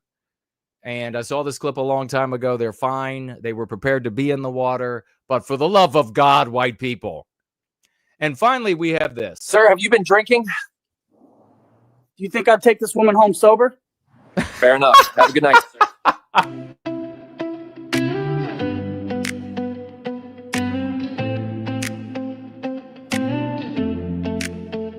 You say it down, but I see the doubt. Smiling wide while you're checking out. Truth hurts more when it's closing in. You feel the weight, but you play pretend. I've been working on clarity, breaking through that anti-white parody. No disguise can rewrite the light. I know who I am and I know what's right. Girl, I see you try, yeah, you got that look, but your heart's still stuck in a broken book. I need more than style, more than a show. I need someone who's ready to grow. If you don't want the real me, then don't fake feeling me. Truth cuts deep, but it sets us free. Those anti-white lies got no place in my dreams. I've got mimetic, yours flowing in streams. You're sweet, but my people come first. If you can't change, this love might hurt. We could vibe, yeah, we could ride, but not if you're hiding the other side. Let me know that you can hear me okay. Let me know that you can hear me okay. We have a couple of people. We have Andy, Byron, and Kristin Cabot. Briefly, we'll mention this because it's fascinating. A lot of people are talking about it. It seems to be everywhere today. And maybe have some insights that some other people don't have. Matt Walsh on the Republicans trying to subvert in an open revolt Donald Trump. That and so much more. Obama administration whipped up the Russia investigation and treasonous conspiracy. Biden administration secretly stole your data to engineer elections. And we have our swashbuckling lesson of the day as well. Participate. Let me hear your thoughts. Give me a tag as No White Guilt. If you don't want the real me, then don't fake feeling me. My truth's not up for apology. Those anti-white lies won't stain my scenes. We rise with honor, not scripted dreams. You're cute, but I need something true. I've got love for my folk and a mission too.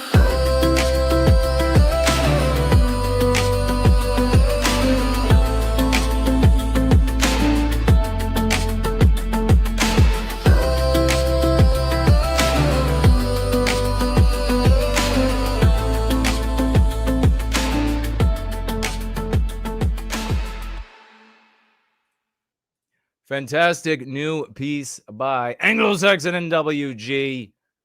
Thank you, everybody, for the feedback that you could hear me. All right, let's take a look at astronomer CEO Andy Byron gushed about Kristin Cabot's hiring months before getting caught at a concert. What do you think about that? Did y'all hear about this? It seems to be everywhere. Was this a Coldplay by the lead singer to say to them, hey, they must be having an affair, or just very shy? In case you didn't know, it was a Coldplay concert. And although they haven't produced or made a single in many, many years, they made 4 just the other day. And the way they did that was at this concert, a filthy multi-millionaire rich white guy who wouldn't have anything, wouldn't help you out, wouldn't help me out. We couldn't show up and be like, hey, like Jews could do, or blacks could do, or Hindus, Indians could do, or on and on and on. Of course, not in every case, but in the white case, 0. It's not going to happen. You could show up there as a white guy, and he's not going to say, hey, you're a white guy, I'm a white guy. Come on in. We're going to help each other out. Never happens. He went out. He's busy. I worked for a conservative entity at one point where I saw this exact kind of thing. I saw a gorgeous woman get hired. Everybody knew. Everybody knew what was going on. And so this guy's out there. He is adept. He's adroit at raising a lot of money for different companies and investors. CEO of numerous companies doing that. And he decides he's going to hire himself another paramour, or innamorata, I think is the Italian word. And she happened to get herself an innamorato, the male version of that. And that is the HR Kristin Cabot, who showed up. Both of them happen to be married with children. Kristin also is adept at collecting CEOs because her husband, or soon to be ex, is also a CEO of a company. And that's her secret talent, is collecting CEOs. I guess we know how all that works. They went to a concert and they billed the company for this, and they went up there and they were hugging and kissing, and this was picked up, of course, by many different video cameras. Imagine the hubris of both of these individuals. A place where not only do you have cameras everywhere that could spot them, but you actually have this fan cam. Some call it a kiss cam. And this is something, of course, they do at some concerts. They go around and they find the people who are in love and they are happy when the moon hits your eye, kind of a love. And they zero in and they're like, look at this at our concert. It's a wonderful thing. To know that that's happening, to know that you are on this prominent, expensive seats where it's going to be easy to identify you as kissing and hugging and everything, compared to the rest of the stadium where people are closer together. The camera can zoom in anywhere, but human beings are looking for these sort of interactions. And he's up there and he's having a good time with the paramour, the mistress. And these people are both at fault. But it's really interesting to me how this has been playing out. I want you to give me your views. I'm going to take a look. Tag me as No White Guilt on what you thought about it. I got to say, one of the things that I thought about it is that I'm sick of it. There has been no story that has such virality as this, I don't think. And I got my thoughts as to why. I want to hear your thoughts as to why as well. Before we mention this, I'm going to take a look at your comments across the different platforms, and we're going to get right into this article. But I also wanted to mention a thought I had. It just comes back to me. And talking about our victimization happening in the darkness, happening in secret, happening where they can hide it, as well as where it is very easily visible. And that is this argument that anti-whites have made, and a lot of conservative white people accept the argument that once we white people are a numerical minority, which is going to take place in 5 years in the United States, 2030, and it's going to be much earlier in the UK than they're saying. But don't worry about that. We can recapture our destiny with far fewer white people. Do not think that the end is this status, because you'll give up. And they want you to give up. They're going to give you this date that's close and then surprise you with when it's done much sooner. Obviously, right? They tell us once we have this scenario where white people are a numerical minority, then we'll have greater equality and it'll be fairer across the country. Once we get to that state, we're being told that in the UK, we're being told that in the United States, in Canada, both implicitly and explicitly, that things will just be better then, and then it will finally, the strictures on white people will finally lessen, they'll finally loosen, it won't be so rigid for white people. You all have heard that. You all have heard that. I've heard conservatives, cucks, tell me that they think that this is going to be the case. Conservatives, cucks in the conservative circles, stopped telling me that after Obama, because those same losers said, well, you know what? If this black guy gets to be president, then all of the hating on the white race will be over, because the white race will have put a black man in office, the presidency, the highest presidency. Well, of course, the first term comes. None of the anti-whiteism changes. It speeds up. Then he's running for the second term. And the cucks then, once again, cucks. Cucks at the workplace, cucks at the ball games, cucks everywhere, said, well, you know what? If he gets a second term, then that will prove America isn't racist. And by America, they mean white people. That'll mean that white people, and I was, of course, that guy that was like, you mean white people, right? It'll prove that white people, so you're measuring our lives and our morality by their metric, you're an idiot. So now, if he gets elected for a second term, then all of this anti-whiteism will be rolled back because it's obvious white people aren't racist then. I tried to tell these losers, this is never about anything that you can do to prove that you are not the villain in their narrative. In their narrative, you are always the bad guy. You always have to go. You always have to be victimized. It doesn't care if there are 20 of us left. Do you get it, cucks? It doesn't matter if there are 20 white people left. It's still not good enough. So they didn't get it. Second term of Obama, anti-whiteism got worse. Anti-whiteism continued after, of course, as we know. But it made me think about this today. Once the white people in the UK, in France, in Italy, in Germany, Sweden, Canada, the United States, Australia, New Zealand, once we are a numerical minority, well, everything will be better then. It'll be fairer, and we'll be able to be seen as just another group of people in this country, which is what? Like a big mall, a big Walmart? What is a country? But okay, then we'll just be another group of people and they won't have to come after us. Except we were a minority and still are in South Africa. Did they say everything is fair here in South Africa? White people are a numerical minority.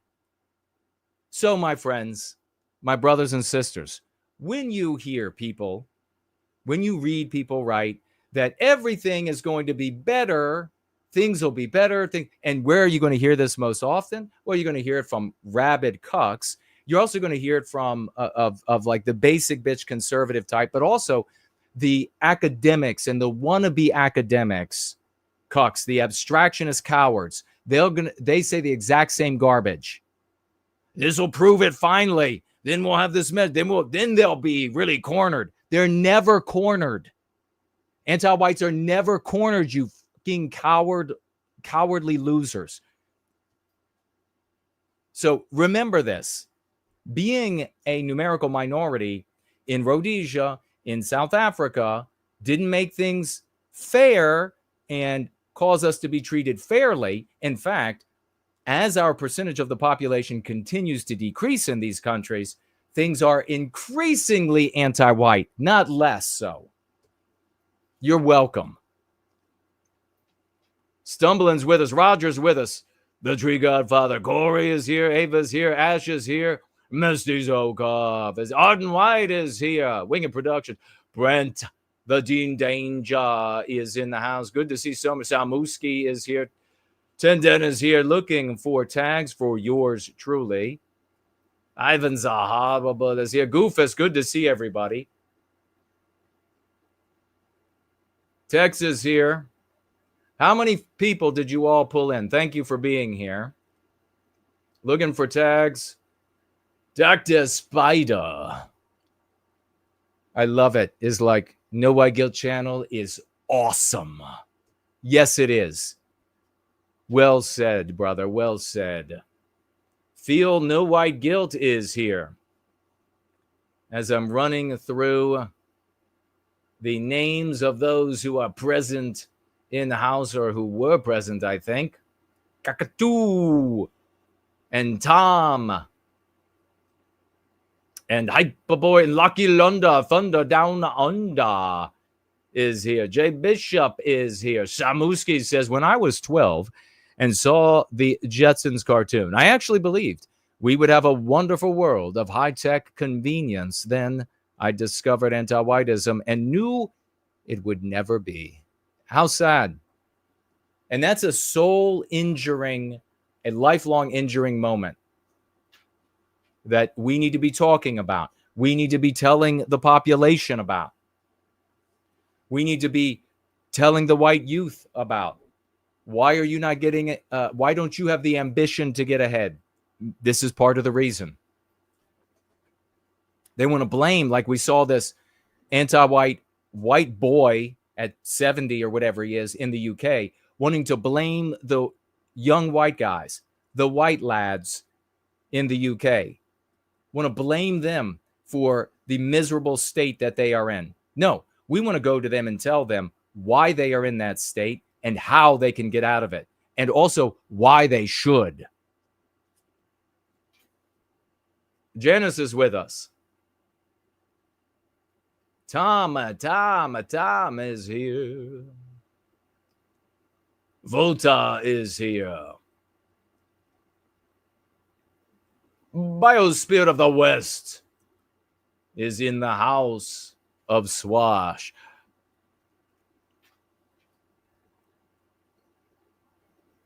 All right, not saying any more right there. Tag me again if you said something of value that you would like for me to see. And hello, Anti-Vilification League is over here. Is that Simply is here. Said, reposted the stream. God bless you. Thank you for that. Anti-Vilification League says, 07 salute. Good morning, sir. A big good morning back to you. And good to see you. All right, what's going on over here?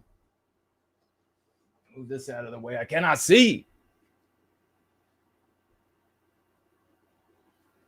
Who do we have? We have Blush over here. The Great Slots is over on Premium Rumble. Savage Monday is with us. Good evening, everyone. Hello, hello. Welcome. Blush is here. Numeral 2 is here. Hello and welcome. I don't see any tags for me. Nothing there. How about over here on Odyssey? We will get right into this story. I want to know your thoughts. Doesn't look like we missed anything. What are your thoughts on this? How bizarre. The tech tycoon exposed for apparently having an affair with a coworker on a kiss cam at a Coldplay concert raved about the staffer when she was hired just months before. And this is something that, of course, you realize if you were to say, no, she should not be the chief of the HR department and earn the 6 figures and have the clout because of these reasons, this guy would fire you. If you're a white guy, you'd be gone. Andy Byron, CEO, by the way, so you know, he has tendered his resignation. I don't know if the board has accepted it yet. CEO of AI-centric New York firm Astronomer called his human resources officer, Kristin Cabot, with whom he was broadcast locked in an embrace on Wednesday, a proven leader when she joined the company. Kristin's exceptional leadership and deep expertise in talent management. I bet she's managing some talent. It starts with a T, but I don't know it's that word talent. I bet she can juggle them very well. Employee engagement. Oh, I bet she's good at engaging employees.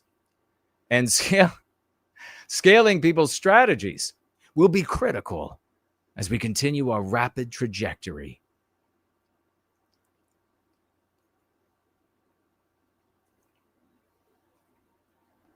Quote, she's a proven leader at multiple growth stage companies and her passion. So going from one company to another and getting all of this on a resume, it's just one thing builds the other. This is one of the biggest farces of and weaknesses of capitalism. This selling point that anybody can get rich. You just got to be a hard worker. Bullshit. Absolute bullshit. Proven leader at multiple growth stage companies. So what does that mean? Little nothing companies. Now she's going to step up to the big pay, and her passion for fostering diverse, collaborative workplaces. I bet you this white female was radically anti-white. I bet. Makes her a perfect fit for astronomer. This is his wife that is a good-looking woman, and he's got handsome children. That's one of them that he cheated on. Cabot, quote, has a proven track record of preserving and enriching company culture. At organizations experiencing rapid growth. So he went back to that, this euphemism for do nothing, know nothing companies is companies, quote, companies experiencing rapid growth. Recent photo shows Kristin Cabot wearing wedding ring, cozied up to Booze Company CEO before kiss cam fiasco. She immediately covered her face and he immediately dove. Look at this. I mean, this is pathetic. This woman right here that's super happy, she is the next top executive in line. I wonder for CEO. I wonder if that's why she's so happy. The woman who was caught canoodling with her boss on the big screen at a Coldplay concert appeared to be madly in love with her apparent Booze Company CEO hubby in a photo from just last year. Here she is with her CEO husband and 2 children.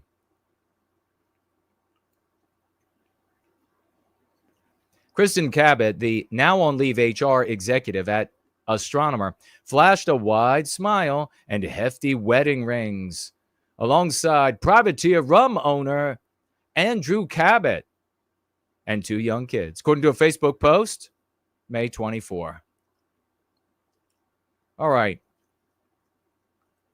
Yeah, of course, that ring probably worth more than I can earn in 20 years. That's another aspect of capitalism you really got to enjoy. Don't tell me this bullshit that it's perfect. You just got to pull yourself up by your bootstraps, especially no boomer better say it. No boomer better say that bullshit, because you lived in an age when you could be a pipe fitter and buy a home and cars and vacations and have money left over for many years of living after your working years are done. Don't say it. Because I could work for 20 years.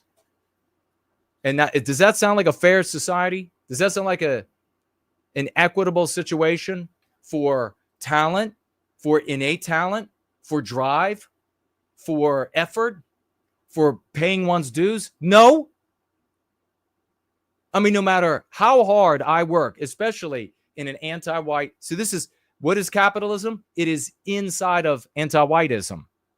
So no matter how hard I work, no matter how much better I am, I'm not going to be able to do the things that she can do. Don't have the anatomy, don't even want to do it. So it isn't based on that.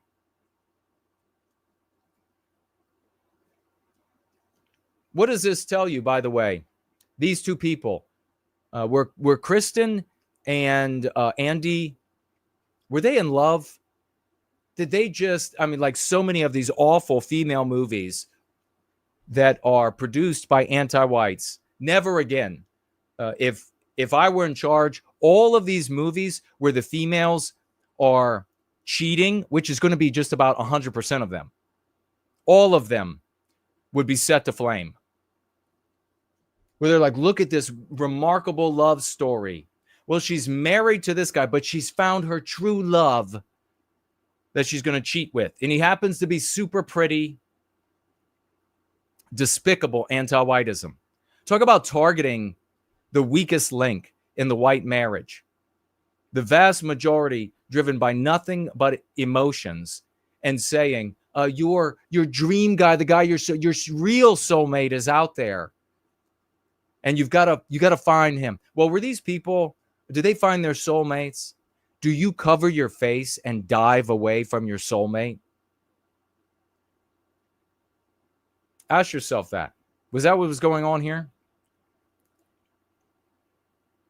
We're going to take a look at a video in a second. You'll find out that Andy is very talented at raising money for companies that he gets put in charge of, startups.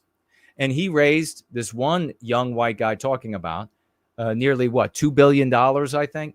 $2 billion for a company, and compelled through peer pressure the employees, according to the story, and compelled them to invest a massive amount of their pay in the company, in stock and etc., in the company, so that Andy could go to the investors and say, look at the entire workforce believes so firmly, and they are so personally indebted that they have to make it work, because if they don't, they're ruined.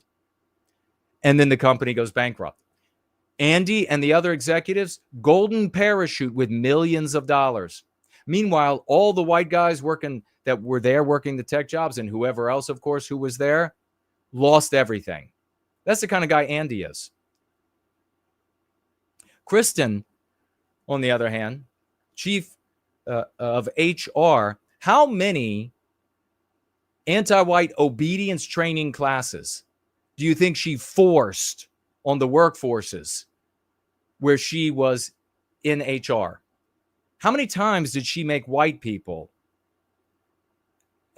sit in classrooms for this anti-white obedience training and be inflicted with white guilt and so much more, elevating non-white people and females in general, to a degree, white females as well, elevating them, because you have to have a collateral beneficiary.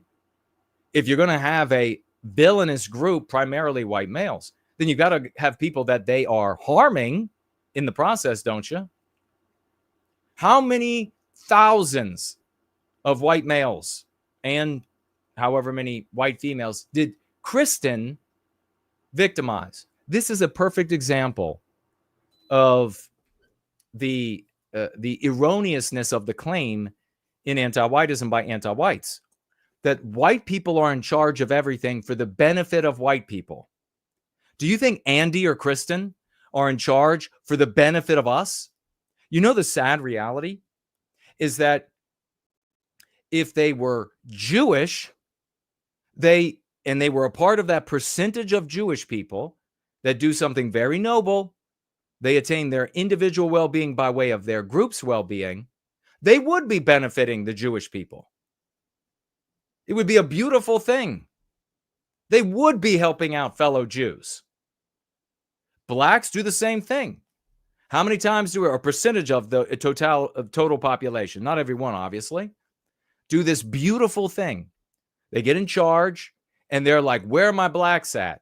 We saw government agencies where anti-white blacks got in charge, and then they were like, no white guys. In fact, want the whole staff black. What was the name of that particular department? Never even heard of it before. Doge decided to raid the office building, and you probably remember they locked the doors and they wouldn't let Doge in. Then come to find out, one of their black attorneys or accountants comes out and says everybody in charge, they were like, no people other than black, unless absolute last resource, can't find any black people for the job. None of those people are going to jail for that. For how many years? How many white lives ruined? So this is the reality of the white race, is Andy and Kristin. This is our reality. You have this, and every year in these companies, while Andy and Kristin are enriching and empowering themselves as selfish, individualistic, white, anti-white pigs, every year the company is more non-white and more non-white.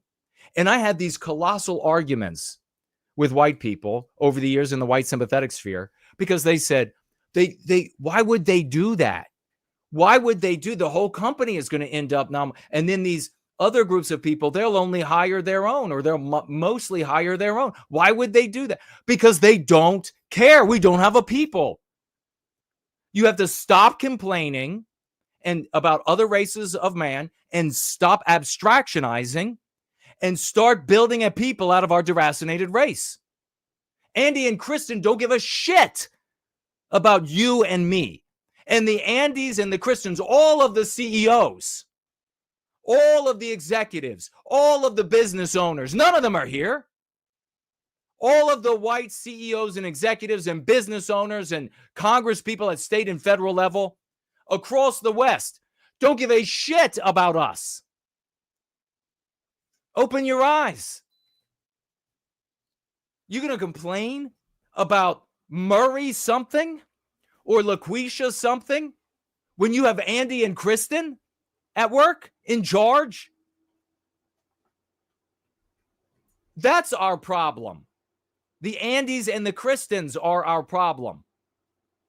Not the Murrays, not the Manuels, not the Mohammeds, not the all of these others. It's the Andys and the Kristins.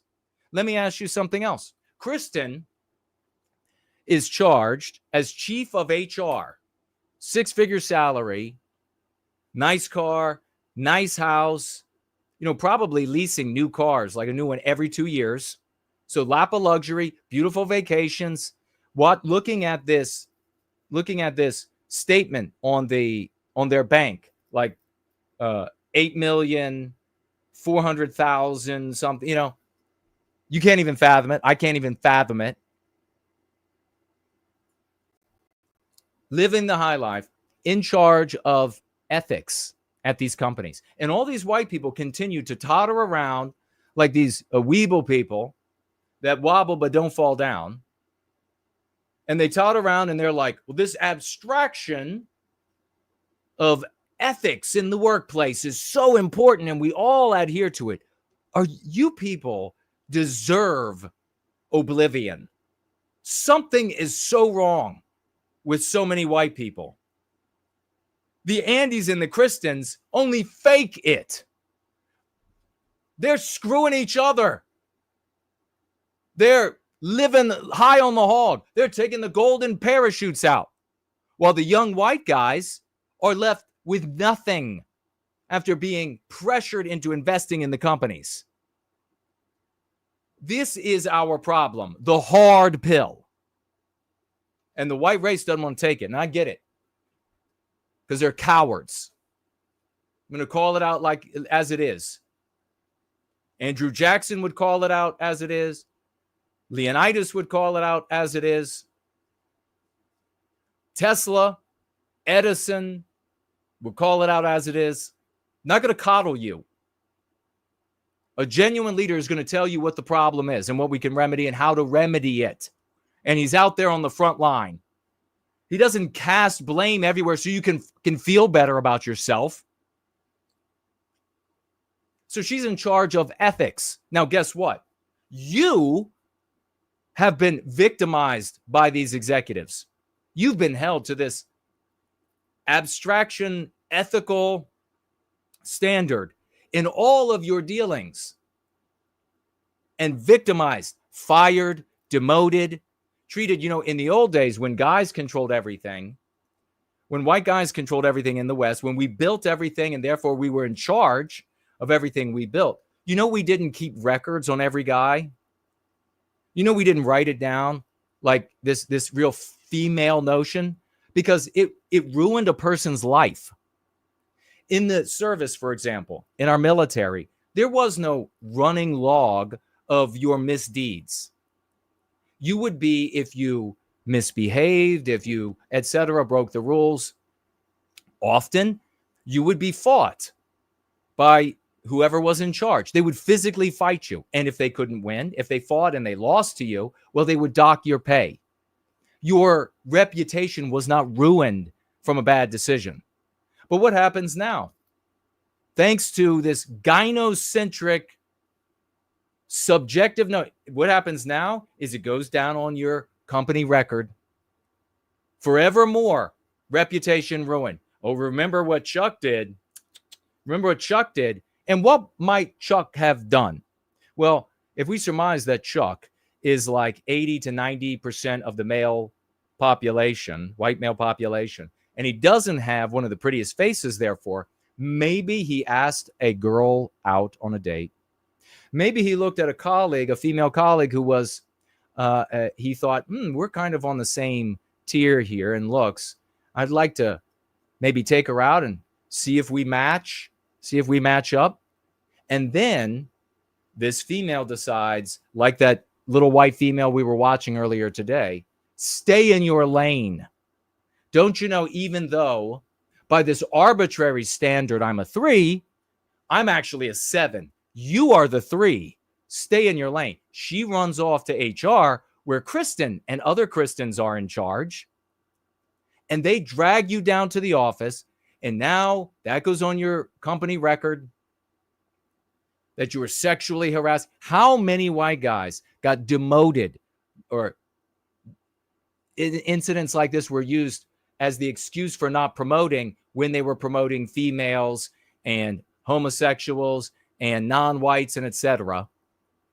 How many times did this happen that Kristin was behind it? Meanwhile, Kristin is and sucking her way to millions of dollars. Hey, this is the reality of the white race. There are no good people. The good people are not in industry. The good people are not in charge of the companies. The good people don't own the companies. The good people are not in government. The good white people. They have run them all out. They're living high on the hog. They are our biggest challenge to the recapture of our destiny. 100%. So Kristin has been victimizing white, and also in these corporate environments, a great many of them. This, if you don't know, this is how it operates. If you are interested in a girl who is a colleague of yours, a woman, is also interested in the two of you dating, well, you better keep it a secret.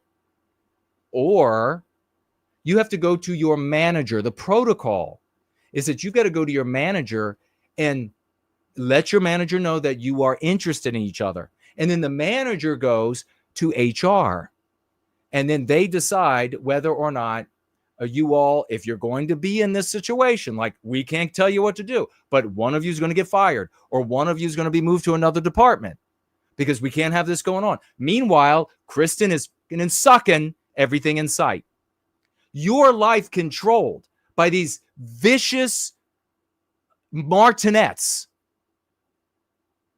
like Andy and Kristin. Not a thing done for the white race.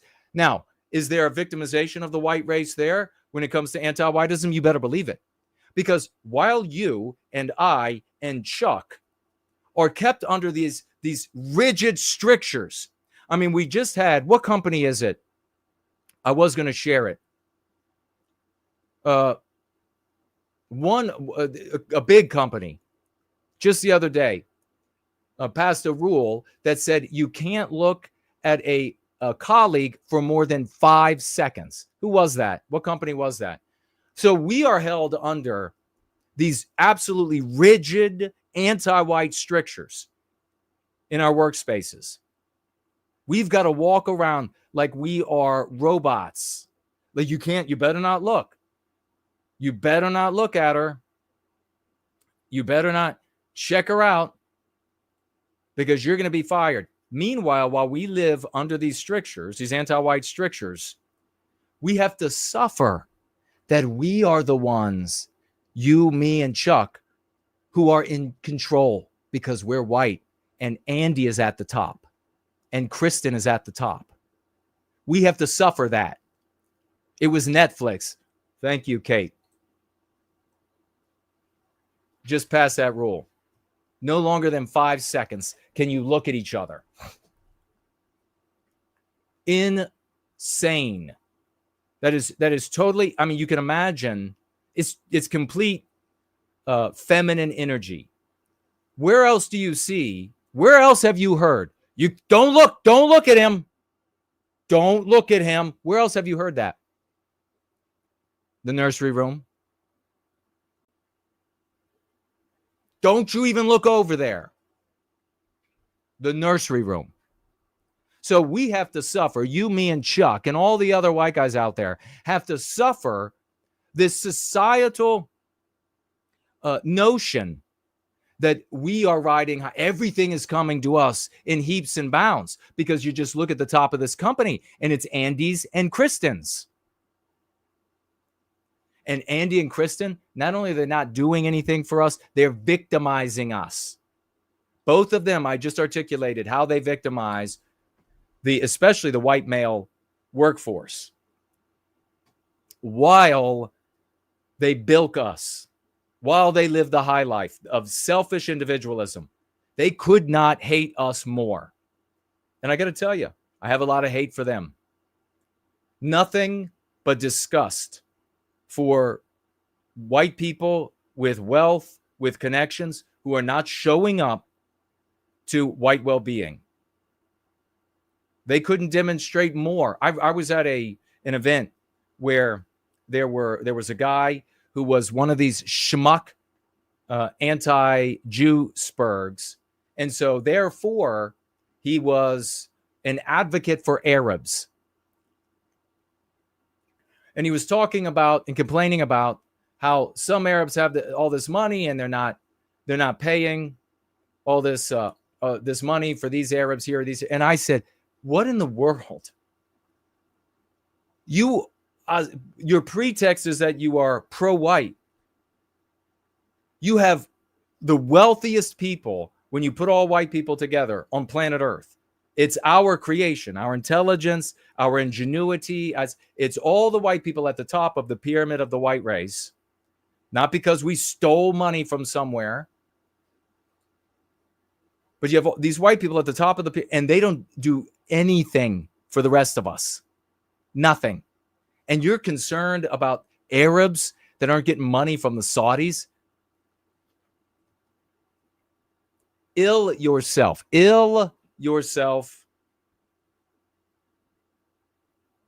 So why is this even being talked about? Well, I think on one level, it is so interesting to so many people because of the Barnum and Bailey aspect of it. It's a gigantic spectacle, isn't it? It is, well, like people hugely embarrassed by what's happening. And we look at these kind of things. Humans look at this kind of thing because you rubberneck at a traffic accident. Humans want to look at it. I think that's probably the most superficial reason for this. I think another reason for it is that people who have been cheated on or who fear being cheated on, they take special interest in it. Some of them, of course, not all. They take special interest because they see the cheater being caught. And of course, it's interesting how this view teaches us about human perspective, because you have here a perfectly symmetrical misdeed, immoral, unethical, etc., because both the man and the woman participating are in marriages with children. They both are in marriages with children, and yet the narrowness of human perception bring these people to this conversation with a particular view of there's the guy getting caught or there's the girl getting caught. So revealing to us some aspects about human nature that we should understand as we are plotting our course from here to the recapture of our destiny, right? You also, of course, have an interest, I'm sure, from people who are cheaters. And they probably see Andy if they're a guy or Kristin if they're a girl, and they're like, oh my God, what if that were me? And so that is drawing those people in as well. Of course, there is this other element of white people, and I think I got to correct white people again, because white people roll in here and they're like, it's karma. I love karma. And I think using this concept in an offhanded way is fine. But we have to recognize that karma isn't ours. That's a notion of another race of mankind. Not only that, but you're using it wrong. Did you know that? I looked it up many years ago, and then I had an opportunity, what it really was, many, many years. I was still a young, very young man. And then I had an opportunity years later where I had an actual Buddhist in my presence. And I said, let me ask you about karma. I think it's this from when I read about it years ago, but everybody else uses it like that. And the Buddhist said, you are right. He said it like this, actually. You are right. What is karma? It's not this life. Everything in this life, good, bad, as well as good, which is never talked about, only the bad, is visited upon you in the next life that they believe exists. That you'll be reincarnated again and again. And I'm here to tell you, you ain't coming back. This is it. You better play this game like the hero you want to be remembered for. If there is beyond if there is some sort of return, that is not for you to ever concern yourself with. Every group of people that concerns themselves with returning in life after life descend into quietism. It's the exact same phenomenon we see from so many Judeo-Christians who say, this life doesn't matter. All that matters is the afterlife with the Father. You don't know what that's going to be like. You have no idea. Furthermore, I believe that the good Lord, the Creator, wouldn't have given you a life to just piddle your ass around for some time hereafter. I think you're probably punished for not being a hero in this life. That's my gut feeling. When I look throughout history, and when I commune with my biospirit, which the Creator gave me, that's my conclusion. Because when I look throughout history, I see that the Creator seems to smile on heroes, not on do-nothings. No one remembers the do-nothing. You remember that line from the movie with Brad Pitt. He was playing Achilles. And the little boy says to him, I could never go out and into these battles and be that brave and be a hero. And the battles of every age look differently. They don't always wield swords or machine guns. And Achilles turns to the little boy and said, that's why no one will remember your name. I think God, the Creator, smiles on the hero. I think everybody quietly sitting in the pews and everybody meditating in Buddhist temples are loathed by God. You don't get any favor for pissing away life. What are they putting in the food and the wine and the blood and flesh of Christ that they're giving you that has so poisoned you to think that you were given this life to just sit on your ass? To just say, oh, you should follow God, or oh, you should, if you're a Buddhist, you should just be kind to nature and everything. Are you joking? This is God's stage. He put you as an actor on this grand stage. Stand up like a man and woman of the West. So in Buddhism, Hinduism, karma is not just bad, but also good for the afterlife. Like I said, using it as like a turn of phrase is one thing, but you need to know what you actually mean, what your biospirit as a Westman, man, woman, and child actually means when you say, that's karma. What do you mean? What rings true for you? Justice. That's what rings true for men and women of the West. What we see is justice. Call it what it is. Be in tune with your biospirit. Don't try to imitate the spirit of some other group of mankind, even if they're wonderful people. Like that Buddhist guy was, and plenty of Hindus I've known. Wonderful, inoffensive, friendly people.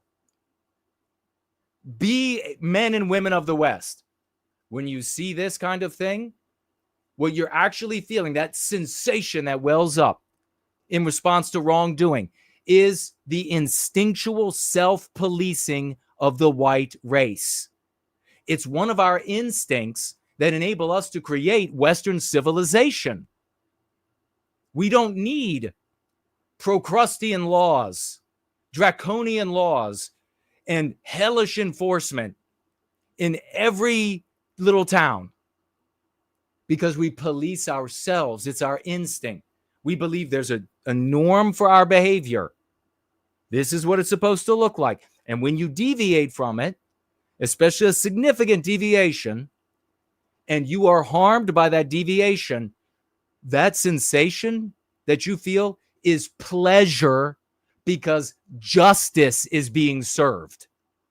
Now, what other white content creator, leader, org leader, whatever, is going to tell you that? I've just enriched you with a fact about the spirit that dwells inside of you. You can now have a more honest communion with our Creator. Good God. So karma is not for this life. It's not of our people. It's not for this life. And it doesn't only apply to bad things. What else is karma? Take this phrase. Karma isn't karmic. All right? Karma, what everybody talks about out there in the world, isn't karmic. What is the other thing? There are two more things, and we're going to move along, that are really powerful here that you're not going to hear anywhere else.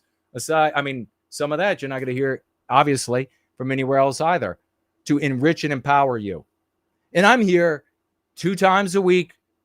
And thank God there are people who financially gift. But I'm here doing this out of love for my race, love for my people, loyalty and service to the spirit of the West. That's why I'm here doing this. That is why I'm better than you. If you're not also on your knee to the spirit of the West, if you do not also come down and get on one knee and then stand up to serve the spirit of the West, then I am better than you. And everyone who does this, who serves the spirit of the West, is better than everyone else. I don't care how much wealth, how much more intelligent, how much more education, how much more whatever. They are superior. I don't care if you drive a Pinto, if you don't have a car, if you weigh 500 pounds. You are better. Light years, quantum degrees better than every other white person. What else is going on? What else are we seeing, I think, that enraptures us, I should say engrosses? What engrosses us about this? It's another aspect of instinct. Genetic death. What speaks up from deep inside of us when we look at this spectacle between Andy and Kristin is tribal, societal condemnation. And tribal, societal condemnation has meant for millennia genetic death. So we experience, when we look at Andy and Kristin, and this moment when they turn away from each other, just plow buddies, turn away from each other, we see genetic death. Now, of course, they've already passed on genes in their children, unlike so many of us, because didn't have the looks, didn't have the money to take it, but didn't have on and on and on, didn't have those socialized networks in capitalism, those localized socialist networks where people enrich each other and make each other more and more powerful and take more and more of a bigger bite out of the rest of us. We didn't have it. We weren't one of the prettiest faces. You're a female, maybe, and you were your childish whim of the prettiest face was indulged, and so you spent all your best years getting on your back for the prettiest guys that would have you. For the rest of us, we have that genetic that immediate knowing, that epiphanic, that it isn't in words, knowing of genetic death. The blood and the spirit speaks through and to all of us. Acknowledge that you commune with our Creator by way of our bio-spirit. You don't commune with him with a special name. You don't commune with him at a special building. You don't commune with him. All of these different things. They can be trappings. They can serve other purposes, creating family networks and education and on and on. They can serve many other purposes. You don't commune with our Creator by kneeling in front of a specific altar or in front of a priest or a preacher who's acting behind closed doors, just like Andy and Kristin, and sometimes even worse with the pedophilia of both male and female. You don't commune with our Creator that way. You don't go seek it out someplace else. It's a voice that speaks directly inside of you. And what clouds that voice? What makes it difficult to hear the Creator speaking to you? Antiwhiteism. All that you have adopted over the course of your life, sewn up into your subconscious mind. So it's that sentiment, that feeling of genetic death inflicted on these people as a consequence of societal opprobrium. The final thing here is that this, in my opinion, is just like Carmelo Anthony and Shiloh Hendrix. This is blowback. All of the interest in Kristin and Andy and discovering finally the wrongdoing is blowback in the form of interest for Epstein. So many of course, people on what's considered the right and even some what's considered the left have looked upon the corruption, the pedophilia, the orgies, the junkets, the on and on of this misbegotten leadership that we have throughout the West. And we saw this very poignant moment where the guy who's supposed to be breaking it all down for us and revealing all the truth says, nope, you're not going to learn about Epstein. And in shock, we walk away from that. In shock, the corruption continues. And then suddenly we have a vent for it. Suddenly we have a vent in the form of two wrongdoers in the hierarchy of society, in the circles of the wealthy, behind the gated communities, on the yachts, living the high life, champagne in Greece today, skinny dipping in Italy tomorrow. We finally get to see, aha, some of you bastards are caught. That is driving as well. So just like I came to you and I laid out to you everything driving the Shiloh Hendrix furor, I came to you today and I laid out everything driving all of this furor and interest into Andy and Kristin. The final thing I'll say on these two is really for the guys out there. And that is that, you know, if your wife or girlfriend is being a real bitch, she's being a real bitch. Like, she's really problematic. She's just making you irritated and miserable. She's immiserating you. If you're suffering with that, just take out your phone and right in front of her, buy 2 tickets to a Coldplay concert and turn to her and ask if she can watch the kids on that day.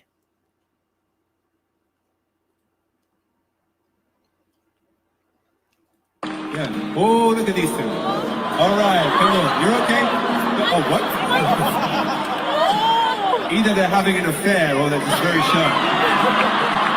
If you think his marriage is the only thing that Andy Byron ran into the ground, then just share this for a moment of it, because this is the young white man I was just telling you about, who, like many other employees, was compelled by Andy Byron to take a giant chunk of his pay and invest it in the company so that Andy then could go out and tell investors, hey, everybody in the company, they're on board.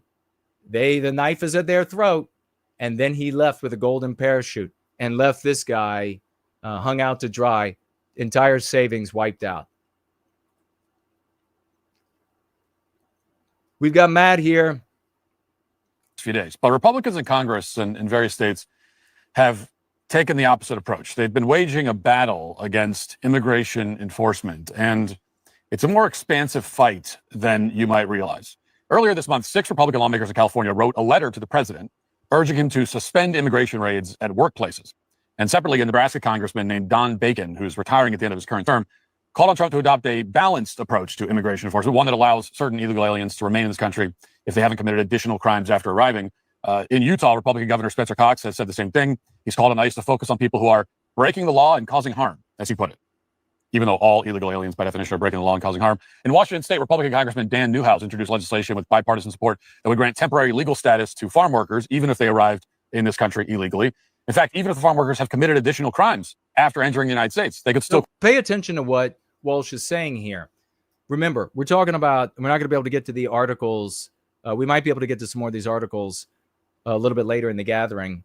But we got Obama and Biden articles on them, and Walsh here, where you have different regimes in the White House, different parties, and they are quietly anti-white, eating away at us, quietly victimizing us in the dark, in the shade, in the background. Not a whole lot's being said about this growing number of Republicans led by a fluent Spanish-speaking Republican female, a Hispanic herself, to give amnesty under another name to the millions of illegal intruders in this country.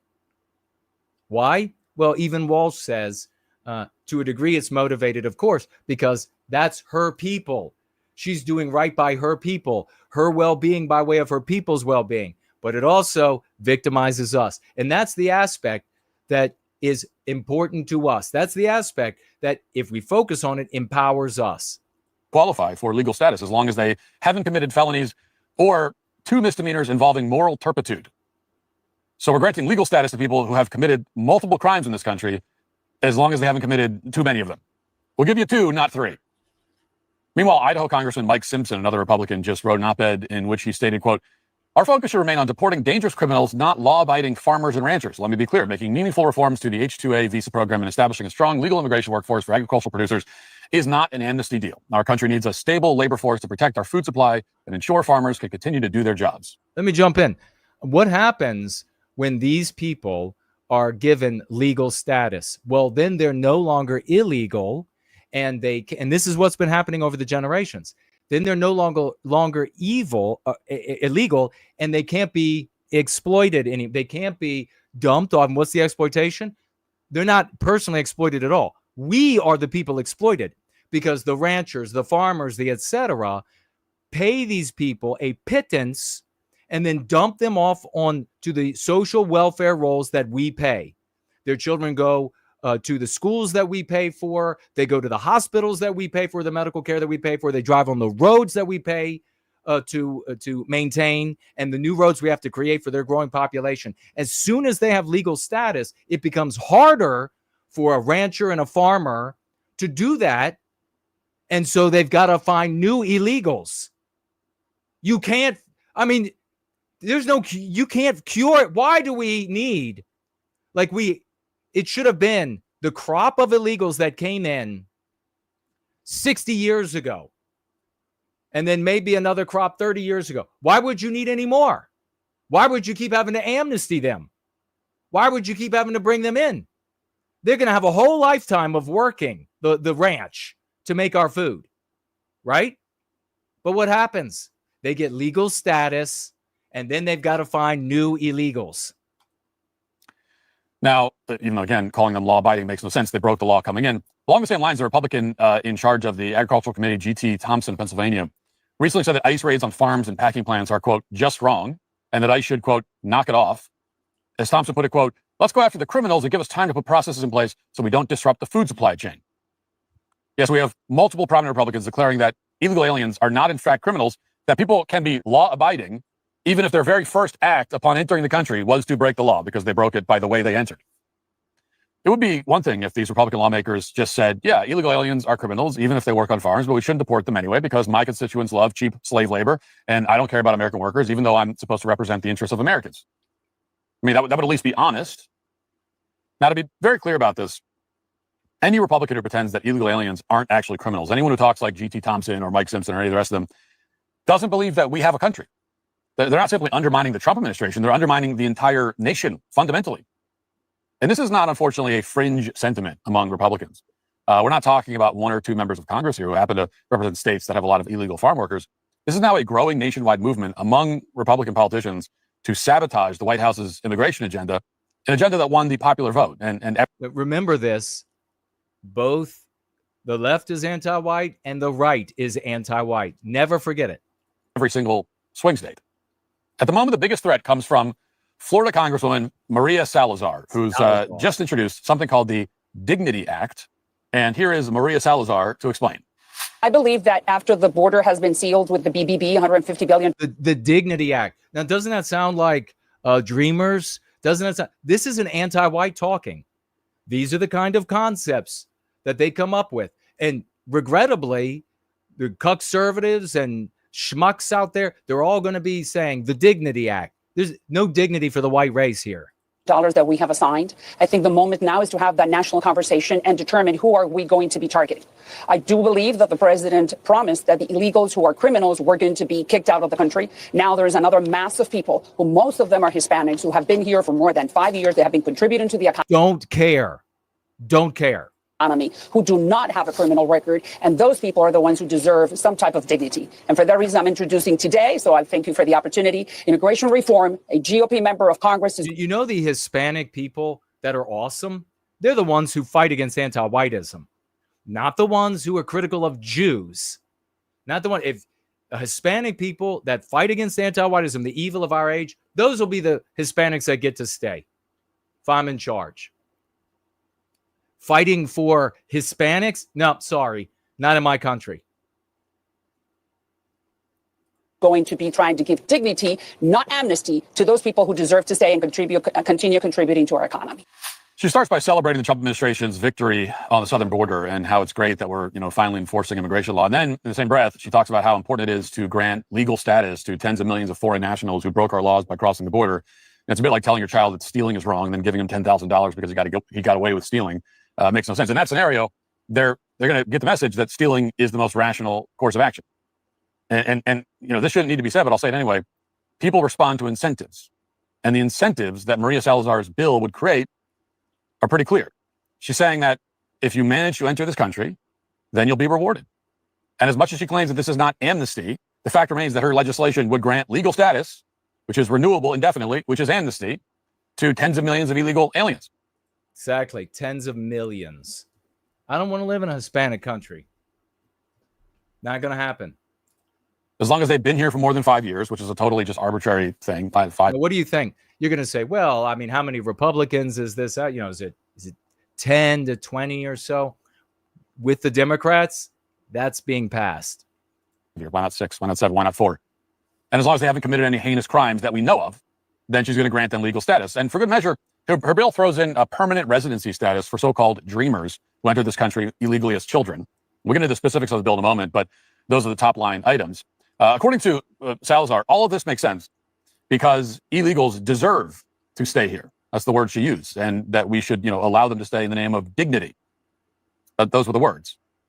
And it's all very trite. And of course, we're not supposed to actually think about what she's saying, but I'll think about it anyway and say that because her legislation has serious implications, even if Maria Salazar herself. Imagine Salazar in an America where the white population, a percentage of which is serving individual well-being by way of group well-being. Imagine a Salazar in that environment. When she served her people's well-being to achieve her individual well-being, how would that be different? How would those steps and suggestions look? Well, they would be in keeping with the well-being of white people, wouldn't they? Salazar would have to find a way to improve the lives of her fellow Hispanics in a way that also improved the lives of white people. Because if she did anything that was anti-white, that percentage of the white population would show up in force. They'd be able to primary her. They'd be able to get her out of office. They would slander her in the press, and that would be it. Isn't a remotely serious person. So here's the relevant question. If foreigners deserve to disregard our laws, what laws do I, as an American citizen, deserve to disregard? Do I deserve to not pay my taxes? Do I deserve to ignore speed limits? What he's talking about there, what Walsh is talking about, is that societal contract. Why should I continue with my side of that societal contract when my government doesn't hold up their end and, in fact, gives freebies and benefits and preferential treatment, special privileges, freedom from responsibility to people who don't have the same obligations that I have? That's how you end a civilization. Do I deserve to shoplift? When do I get my dignity? Or is this an entitlement reserved only for foreign nationals? Why exactly are we awarding these people who have no right to be in the country in the first place a get-out-of-jail-free card while American citizens are currently being hassled by the IRS for failing to report their $600 Venmo payment? She says that these illegal aliens have worked hard and lived here for a long time. And that's true for some of them. Some of them have lived here for a long time. Some of them have even worked hard. But, there are a lot of American citizens who work hard too. And they've lived here for a lot longer. So what's their payout? A free DUI, a hall pass to punch their annoying boss? What do they get? And when do they get it? Because it turns out that when you've got legal citizens, if they break the law, like say tax law, the IRS will come in and they'll destroy your life.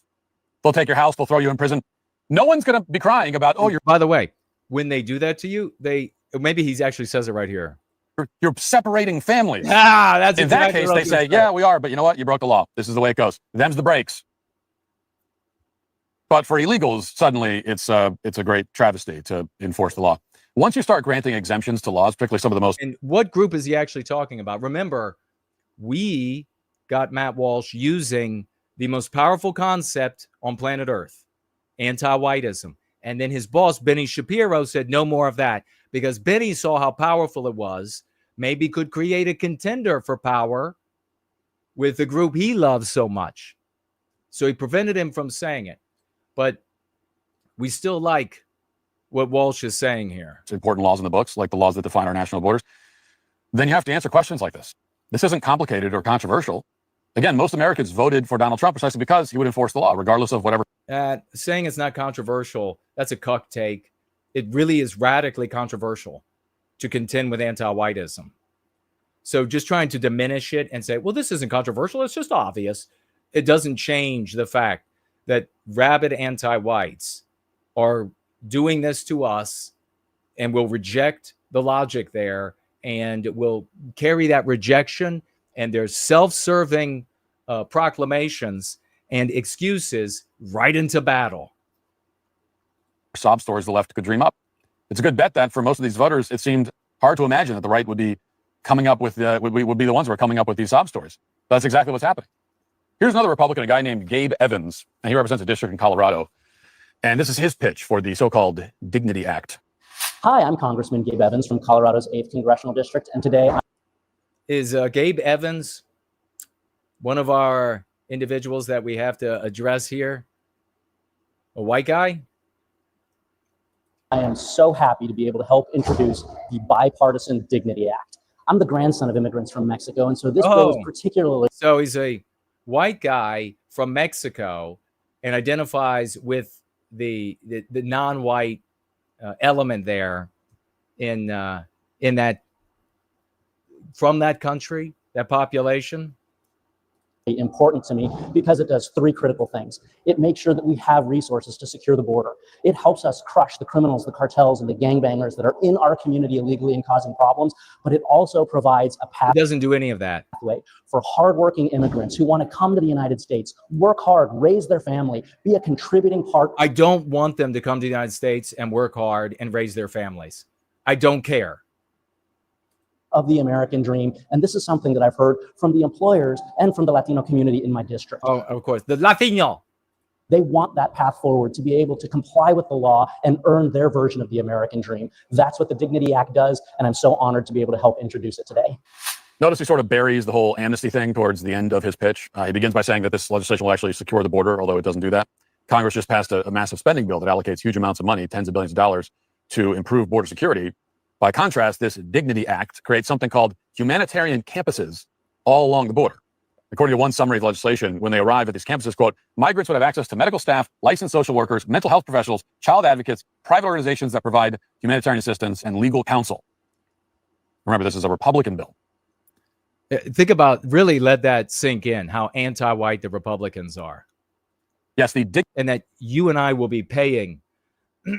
They'll sew something in that, like they always do. Oh, well, these people will pay, and then it will be like 0.25% of the totality of everything that has to be paid by way of some sort of reimbursement or something. This is always in every bill.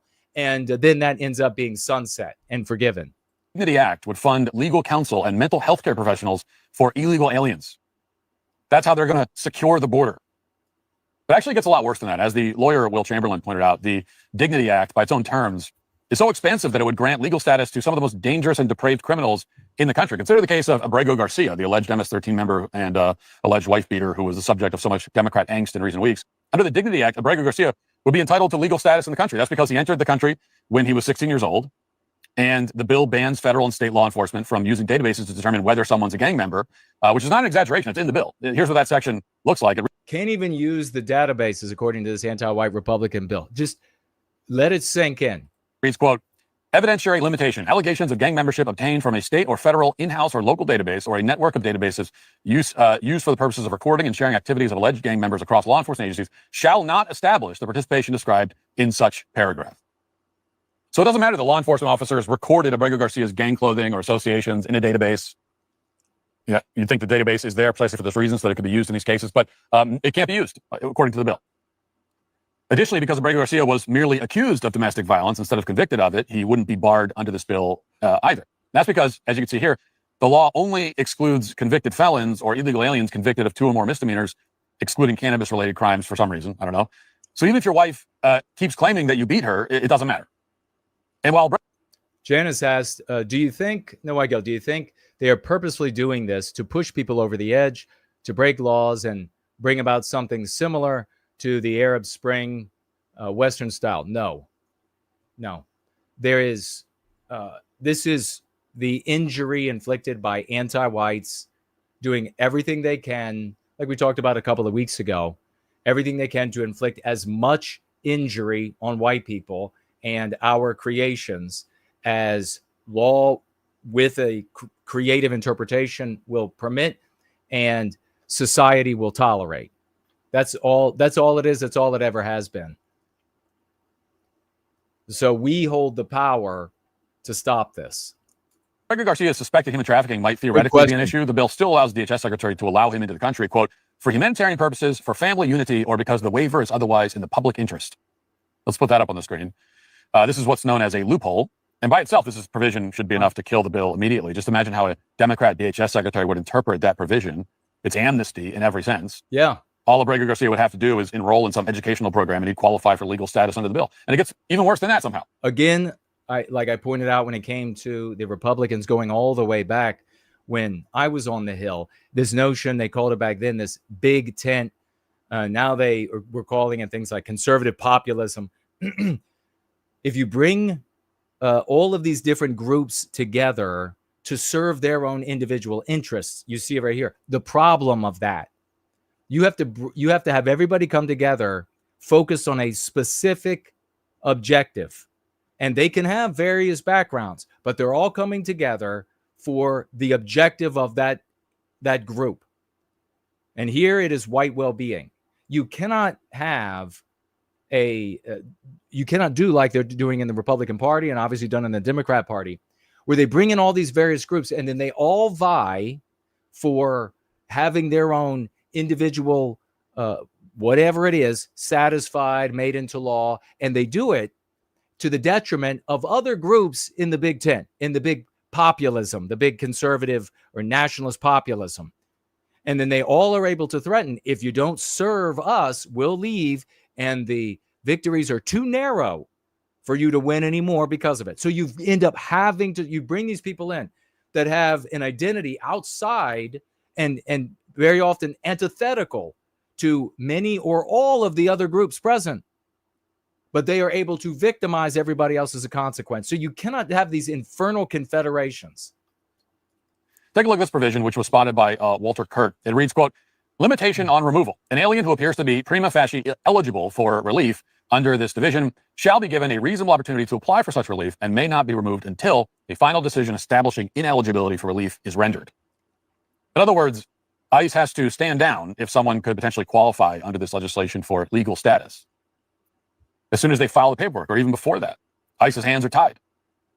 This would obviously create a major logjam and completely paralyze immigration enforcement, which it would shut it the down. whole point. Immigration. So it's the whole thing's an abomination. Entirely. And Maria Salazar can't explain any of it. Here's what she said on NBC the other day trying to explain this bill. Watch. Because a lot of Trump voters, they voted for mass deportations. Mass deportation of Tenderawa, mass deportation of the bad hombres, mass deportation of the illegal who are criminals. Mm-hmm. But Trump knows that those workers are needed, and we are ramping up the economy again. But that is not what is currently happening. Just that. Yes, Tom Homan, the borders are, and I've spoken to him many times. He has said that the priority is undocumented immigrants with criminal records. But according to this administration, they believe that every immigrant who's here illegally is breaking the law. How do you respond to that? And they have broken the law, but the thing is that someone gave them a job for the last decade because they broke the law, but somebody gave them a job. So now they're legit. They get to have your job. They get to undermine what your civilization will look like by projecting their biospirit into your world. They were needed because that person needed hands or workers that are still needed today. So the new rule is that even if you break the law, that's not a big deal. If someone gave you a job and that job is, quote, still needed today, that's the argument.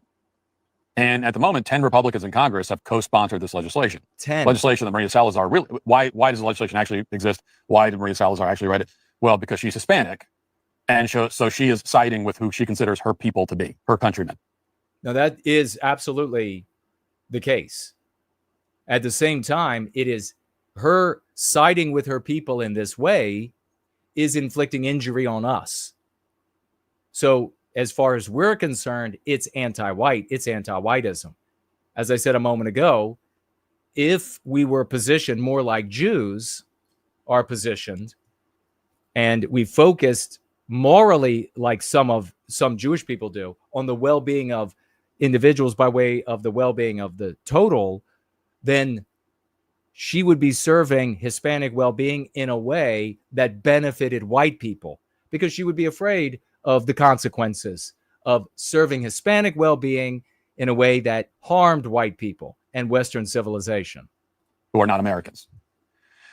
But there are allegedly American congressmen who've taken her side, and those include Mike Lawler of New York, David Valadao of California, Dan Newhouse of Washington, Mike Kelly of Pennsylvania, Brian Fitzpatrick of Pennsylvania, Gabe Evans of Colorado, Marlon Stutzman of Indiana, Don Bacon of Nebraska, and Young Kim of California. None of these lawmakers should ever receive another Republican vote for any reason ever again, needless to say. Their goal very clearly is to use the president's success of the border as cover to advance amnesty. They're advancing foreign interests and the demands of a small number of business owners who profit from illegal labor and slave labor instead of the interests of this country.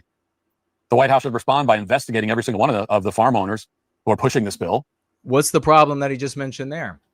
This country, when this country is not a people, the white race, which is what it actually is, when it's an opinion, we have the tragedy of the commons. Nobody is going to go defend and fight for that and suffer. The commons because the odds are about 1,000% that they're employing illegal aliens instead of American citizens. It's the whole reason that they're pushing the bill. In order for this country to continue to exist, white people have to stop cucking around. We just have to stop cucking around. That's too much cuckery for me. You're going to still walk around and be like, why aren't they fighting for the abstraction that you can hold an opinion and then you are just as American as anybody else? They're not going to stop doing that. And no one is going to defend that abstraction, just as they haven't for generations. Stop being confused about it. laws against foreign invasion must be enforced. There cannot be any exceptions. When you have exceptions, it breaks down the whole thing. Republican voters understand that, which is why Donald Trump won the last election. Now the Republicans who seek to undermine this administration, the will of voters, need to be removed from office. Don Bacon is already resigning in Nebraska. That's a start. Now every single co-sponsor of this abomination and every Republican who voices even a word of support for it should be run out of office as well. Now let's get to our 5 headlines. All right. And that is Matt Walsh for you. Well, we have quite a bit of positive things to celebrate the successes we are having. We have the strategy that works, demonstrates every single day that it works. It works in our individual lives. It works in those concentric circles that we move through in our lives, all the way up to mainstream media and courts and police departments and etc. Getting these concepts into the mouths of people that have power, that have wealth, and they're using them, even if it's to whatever degree against what they would like to be up to. We are making it happen. We'll continue making it happen, and we'll do that right after this short break.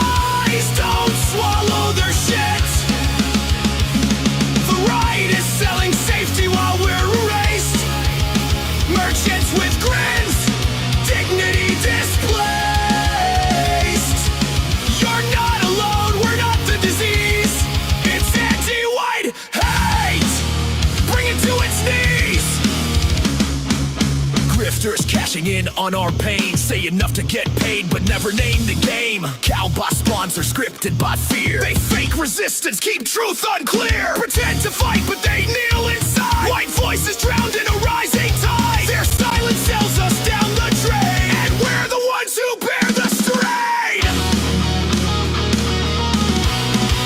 Wake the hell up if you're white, don't sit. Don't choke on the lies, don't swallow their shit. The right is selling safety while we're erased. Merchants with grins, dignity displaced. You're not alone, we're not the disease. It's anti-white hate. Bring it to its knees.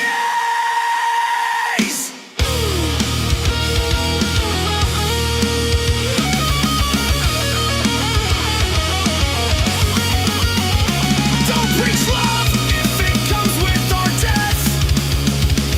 Don't sell peace with no one left. We're more than ghosts in their approved hell. We rise where their script must fail. They laugh when you're broken, praise your silence by your token. But truth's not theirs to sell. This is war, not some feel-good shell. Wake the hell up if you're white, don't sit. Don't choke on the lies, don't swallow their shit. No more sleepwalking, time to see. Anti-whiteism ends with you and me.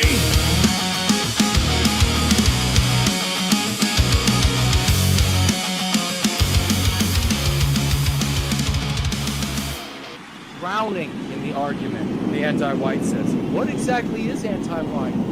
You have got to be animated with the righteous passion of reclaiming our destiny. We are the heroes of this era.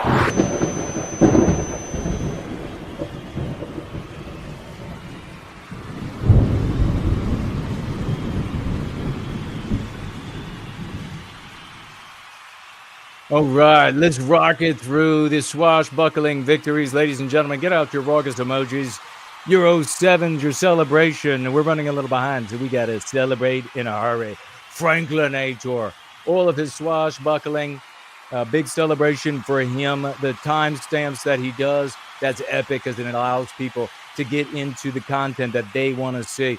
Big salutes to the Franklinator and his hard work. Keep it going for the Franklinator, the Ivan, and the biospirit of the West, all headed over to the Donald Trump Jr.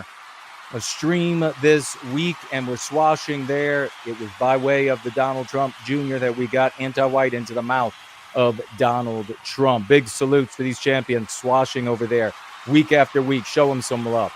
Let's get our August emoji in celebration, ladies and gentlemen, for these clip mavens. We got Based Y, AngloSaxonNWG, The Tree Godfather, and Stopper Antiwhiteism. Big salutes to these heroes. Ladies and gentlemen, well done to the clip makers. Let's also celebrate, let's see, James Connolly let us know that Ed Dutton recently used both anti-white and anti-whiteism as well. Totally epic. That is the work that we are doing. At some point, I understand that Ed Dutton said he did not like the concept anti-whiteism, but the pressure of our swashing has made it happen, has made it come out of his mouth exactly as we articulated we would do. Perfectly planned proof of the concept. We also have the cool Papa J Magic. Big salutes to him, pointing out that Devin Stack recently used the concept anti-whiteism. Another individual who doesn't follow me and had gone out of his way to not do that. And here we have the pressure of the use of the swashing from the swashbuckling commanders, causing a concept to be used that otherwise rejected for the petty jealousy of yours truly. Just give it up for the heroes who have caused that to happen in both places. We also have a testimonial here from Carl. Carl writes this: "You are a true hero of this age, Jason. Thank you for all your work and sacrifice you do and continue to do in service of white well-being. Thank you for saving my biospirit and continuing to pave the way for the rebirth of Western kind." Big salutes and love to Carl for that epic testimonial. Well done. Thank you so much, brother. And you are so very welcome. I'm honored to stand shoulder to shoulder with you. We also have a testimonial from Wineo Long. Wineo Long writes this: "We have been in a white civil war on the fundamentals of peoplehood and identity for since at least," he writes, "the 1700s. That's where most of the problem, in his opinion, lies. Every other problem, including Jewish people, is completely dependent on whites hating each other for differences of opinion, and how much guilt or what kind of guilt is essential to being white. It's a debacle," he says, "but at least someone has zeroed in on this issue and properly elevated it to the level of discourse that it deserves. That someone is Jason Kuna. Full stop." Big salutes to you. Winnie Olong, a big salute. Thank you so much. Let's celebrate that glorious testimonial. God bless you for that, brother. Totally epic. We're going to get into our swashing of the day now as we rocket along all of our victories. Remember, ladies and gentlemen, those who were seen dancing were thought to be insane by those who could not hear the music. Folks, many of our brothers and sisters, they still don't understand what victory looks like. That's why they don't understand why we roar. The Tree Godfather over on his shade tree had CKO this past week was hosting, and she clocked in 229 people tuning in. Big salutes. The Tree Godfather, CKO, and the Epic Space held at 2 p.m. every single day over on his X account. Tree Godfather, ladies and gentlemen, big salute. You can hang out there at 2 p.m. Eastern Standard Time and hear from so much intelligence over there. I'm able to tap in and listen here and there. It's absolutely brilliant. There's nothing else, no other space like this on planet Earth. Here we have a comment under one of the Tree Godfather's videos, one of the clips. He says that this commenter, Bear of God, writes, I'm so glad I found your channel. You have helped me distinguish from being truly pro-white and not just anti-non-white. I first became knowledgeable of the JQ a couple years ago when I started to research the JFK assassination, and since then, I have learned so much. However, to the degree that many of these things people say about certain groups may be true, that in and of itself cannot help us to reverse the damage we have allowed to be done and done to ourselves. The only way out is to build, to focus on simply destroying what you cannot or what you don't like without building what you do, is to be no better than Marx himself with his destructive ideologies. Thanks again.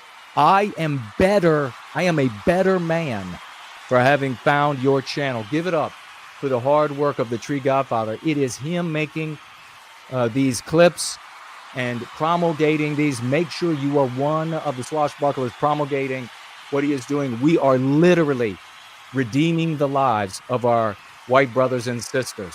Who knows what this guy would have ended up, how much he would have ruined his life. Now he's on a path to redemption and the reclamation of our destiny. Let's keep it going. Connor over here swashing on RTE News. He says 5 non-whites, 3 whites, any Irish ? Shares this totally epic meme, which brings the people right to the source, the well, ladies and gentlemen, where they can be empowered. Nearly 6,000 people in the audience of RTE News being empowered with hundreds of likes and retweets. Give it up for the Swash General, Connor. We'll keep it going. Cool Papa J Magic under Sargon getting 2,000 people in Sargon's audience to give a like to this comment. The second we call them asylum seekers, we have lost the moral argument. This is the language of anti-whiteism. Using their terminology legitimizes their ideology. Brilliantly written. Folks, these aren't even all of the victories from this past week that I have to share with you today. AngloSaxonNWG, the creator of both the songs that we played so far today, has a handful of other victories that I will have for us next Sunday. I wasn't able to get them in time as I was rushing, but give it up for AngloSaxonNWG and his hard work from this past week as well, ladies and gentlemen. I don't think I have any here. I don't think I was able to move them over in time. 46 replies to the Cool Papa J Magic. Show him some love. Hans the Skipper here with 22.6 thousand people in the audience of Dr. Ricardo Duchesne. They say to us, it comes from everywhere. You're not doing it. Yes, we are. This is how we do it. Hundreds of likes and retweets. Hans, the General Hans, says, every day is White History Day. History itself, ours, thanks to Herodotus, we should not celebrate others, give our military hardware names of defeated enemies, or tolerate anti-white abominations dedicated to their suffering. Western civilization is our home, created for us. Give it up for this epic general. Here he is again, this time under somebody called Ray. Nearly 4,000 people in Ray's audience, hundreds of likes and retweets. Feminism is a subset of anti-whiteism, using female well-being as a pretext to attack the white nuclear family. Genius way to articulate this. Feminists never march for anti-white rape, support taking away the right to self-defense, and demonize F1 pit girls as objectification while celebrating prostitution. Hundreds of likes going to the Hans, the General Hans de Skipper, ladies and gentlemen, showing the love. Here he is again. This time he is under somebody called Update News 724. He shares the powerful multiracialism is white erasure. Working on 50,000 people in Update News's audience, empowered by these concepts and the dialectic joining them together. Geniusly done by the great Hans the Skipper. Ivan Zahuggable on a deleted post here got 13,000 people, and whoever that was that deleted their post, their audience, 13,000, working on 300 likes, 70 retweets. Diversity has always been an anti-white euphemism for white erasure. Our Cultural Diversity Day, only non-whites are allowed to celebrate on Cultural Diversity Day. Only non-whites are allowed to celebrate their cultures. Give it up. Was the Ivan Zahuggable. He's back again. This time under or on Garbage Human, and over 3,000 people of Garbage Human's audience being empowered with "I'm sick of seeing ideological white erasure in advertisements." Adam Berger is anti-white in this epic meme, directing people back to the source. It's the way it should be done, ladies and gentlemen. Totally the way it should be done. Let's keep it going. Janitor of White Noir on a content creator called Mel. Over 2,000 people in that person's audience. Over 100 likes and climbing. Serbia already has 260,000 young men sitting idle. The solution? Import 100,000 more from Ghana? That's not immigration. That's heresy to Western kind. White erasure through labor mobility. A hush crime hidden behind GDP charts and selective journalism. Geniusly written by the swashbuckling commander, empowering over 2,000 people in Mel's audience. Give it up. Show the love. Julia over here, working on 1,500 people that she's empowering on Project Liberal's audience. Sharing this totally beautiful meme. Go be anti-white in a non-white country. NoWhiteGuilt.org. And she's got hundreds of likes sharing just this meme. Well done. Give up the celebration. And there is our very own Thunder Down Under. 26,000 people empowered by the Thunder Down Under on, what is this? I can't read it from here. Scan something Groy Pete audience. 26,000, hundreds and hundreds of likes and retweets. He writes, it's just anti-whiteism. Brilliantly done. Sometimes the pithy comments like that are, as you can see, the most powerful. And it's comments like this, it's swashing like this, that has those others, Ed Dutton, Devin Stack, and others, now using the concept that liberates our people. Well done, swashbuckling commander. Homeless Bear, 40,000, almost 41,000 people in, let's see, Tanner's audience, I think is what it says. 41,000, hundreds and hundreds and hundreds of likes are empowered by the great Homeless Bear swashbuckling commander who writes, sorry, I know it sucks for actual historians, but it doesn't matter what is true or not true for the people making posts like this. It will always be true in their mind because they aren't seeking truth. They're just anti-white. Check out the rest for yourself. We got to keep moving, ladies and gentlemen. You can screen capture that. That's the great Homeless Bear. Olav here, ladies and gentlemen. 2,000 people he's empowered with this powerful, very colorful, epic meme. Anti-whites don't deserve access to white people. NoWhiteGuilt.org. Directing them back to the source. He also had an anti-non-white spurred show up, took this meme and took out anti-whites and added non-whites, Olaf brilliantly came back and said, you just deprived the meme of all of the power that it had with that one asinine move. Olaf geniusly handling the idiot. Well done, swashbuckling commander. Here we have a Russian garbage human saying, I think anti-whiteism is the more urgent issue. Let's give it up for Russian garbage human on X, responding to an article that claims anti-Semitism is an urgent issue across the UK. We would like that hyphen to be out of there, but we will take what we can get, ladies and gentlemen. Big celebration with 7,000 human beings in his audience being empowered. You're going to get to see this in just a moment. And this in just a moment. Check out Way of the World coming in here.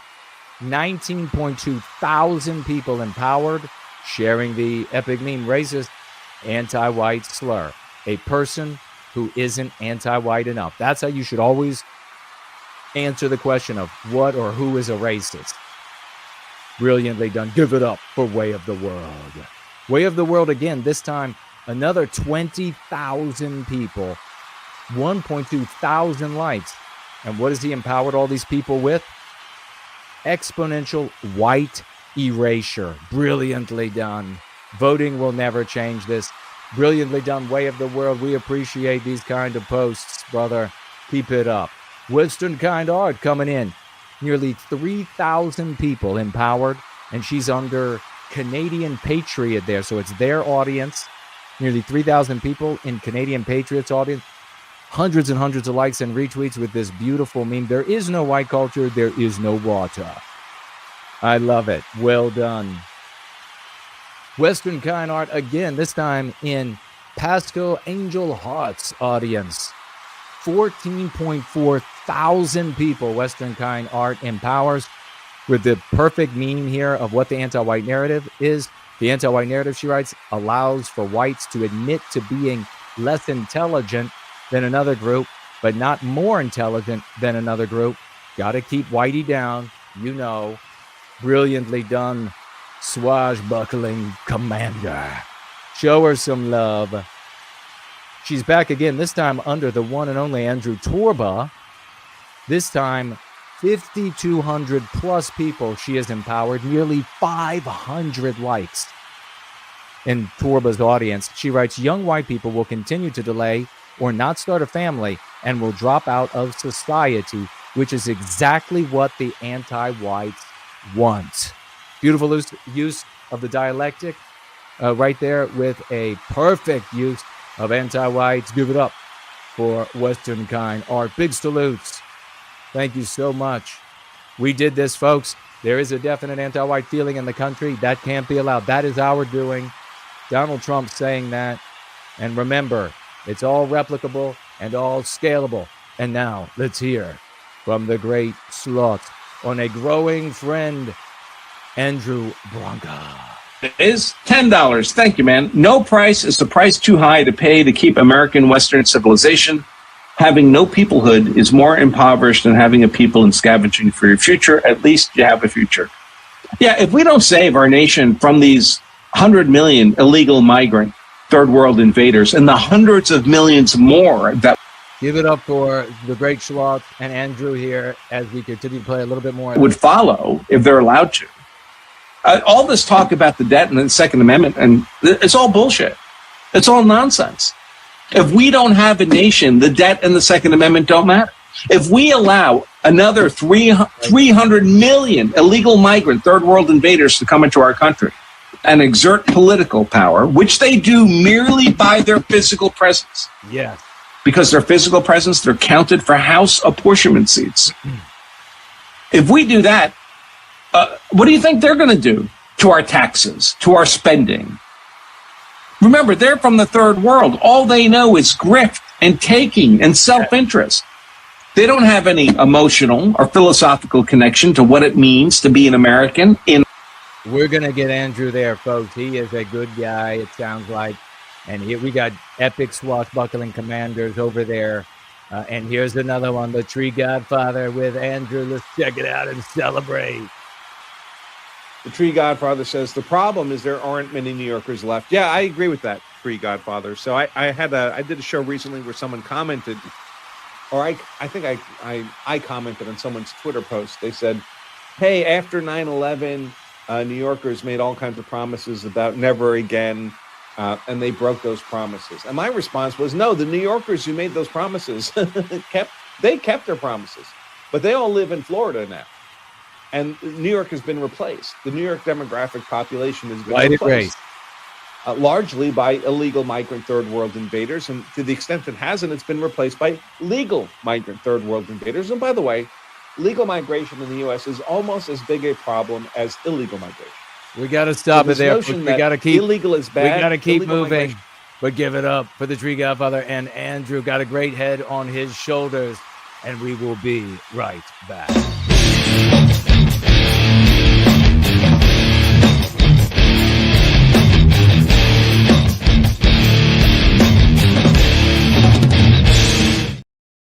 Oh my gosh, the victories pour, and that's not even all of them. Like I said, I had a clump of the great AngloSaxonNWG. You know, he's every single week. This guy's hitting it out of the park in various ways. And I had a clump of them, and I got it saved, and then I put it, and then I got busy doing something else right before we got started here. Didn't get it moved over in time. So definitely big salutes to the AngloSaxonNWG. Every single next week is going to be a really big week because he's going to be busy this coming week. And then we have these victories to add to that Sunday. So it's going to be an AngloSaxonNWG Sunday coming up. Ladies and gentlemen, let's keep the celebration going right now for the great Anonymous. It's not always the same Anonymous, I say that, but it is an anonymous $50 financial gift to White Wellbeing. Show the love. We don't have the big financial backing that ADL does, SPLC does. We don't have all of that but we've got these people who step up. They give their time, they swash money, and we deeply appreciate them for that. Anonymous, you know who you are. Thank you so much. We also want to celebrate the Tree Godfather yet again. The Tree Godfather, absolutely. This guy can't even be stopped when he doesn't have sleep and is feeling unwell. He's like yours truly, us older guys, we just keep going. You know, we're from the old school, and he just keeps going. This time, $25 financial gift. Let's show the man some love. Let's show him older, but nonetheless in his prime. The Tree Godfather. God bless you, man. Thank you so much for that. We have to keep it going. And you know who I'm about to name. I just walked over here to Entropy, otherwise known as Dude Bro Moment platform. You are right. $50 from the dude, knocking it out of the park. Every time I come over to Entropy and I see Dude Bro Moment there, I hear that the sound of the wooden baseball bat, professional baseball, hitting a baseball that is clean out of the park, and that crack, that noise every single time. There he is, $50. He says, for White Wellbeing. Keep it going for Sporin Sandwich. Our very own Earl of Sandwich, also $50 over here on Entropy. God bless you, champion. $50 from our very own Earl of Sandwich. He says, hello, Jason. I missed last week. I love hearing your lexicon being used everywhere now. It's building, and I feel hopeful that change is coming because of it. You have the right approach, no spurging, and keep the focus on us. Yes, sir. Absolutely. 50 White Wellbeing dollars with a testimonial. You could add a few more zeros on the end of that. God bless you, man. Thank you so very much for that. Exactly. It's building. We are making it happen. This is proof of concept. It's years and years and years of hard work. Thank everybody in the House of Swash for all of their challenges, all that they have met and overcome in their personal lives, in their efforts to swash. We are the people making it happen. It is House of Swash, and that is where redemption rides. Keep it going for Hyperborean Dream. Hyperborean Dream, $25 over here on Entropy. God bless you, good champion, good sir. Writing $25, he says, for white well-being around the globe, with an exclamation point. A beautiful thing to say. White well-being for white well-being around the globe. Show the love. Boom. God bless everybody who's celebrating. I personally celebrate everyone who is celebrating right now, because we need to hear our names chanted. We need to see our good deeds written on the scoreboard. This is the only way. It is the right thing. It is the normal thing, and we are going to do it. And if people don't like it, that's because they're imbecilic. Their heads are up their asses. We know that we are winning. Just like we show at the very beginning in the swashbuckling segment, ladies and gentlemen, we're celebrating because we see how this is the path to victory. Checking around to see if there are any other financial gifts. Let me swivel back around this way. Keep it going. Big salutes for Corey. Boom. Corey is in the house. Corey here. God bless him. $50 freaking dollars. $50 freaking dollars to White Wellbeing. He says, thanks again. Thank you, brother. It's an honor to stand beside you. Thank you so very much. We have Weldon coming up here again today. God bless you, Weldon. Great to see you. He says, God bless you, Jason. God bless you as well. Good brother. $5 from our champion, Weldon, and $5 more from our champion, Use the Unifier. And she writes, as is customary for the Lady Swashbuckler, weekly folk tithe for White Well-being. Let me make sure we don't have anybody on Subscribestar. I want to let Maverick know if he's listening. I sent you a message.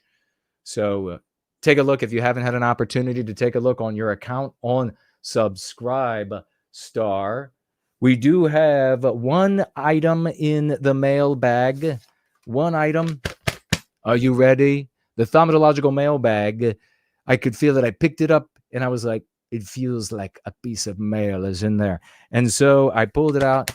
And I guess what I found? I found this beautiful thanks card. It's looking wonderful. I open it up inside, and it says this. It's the thoughtfulness of people like you, and then they wrote in my name, Jason, that makes the world so bright.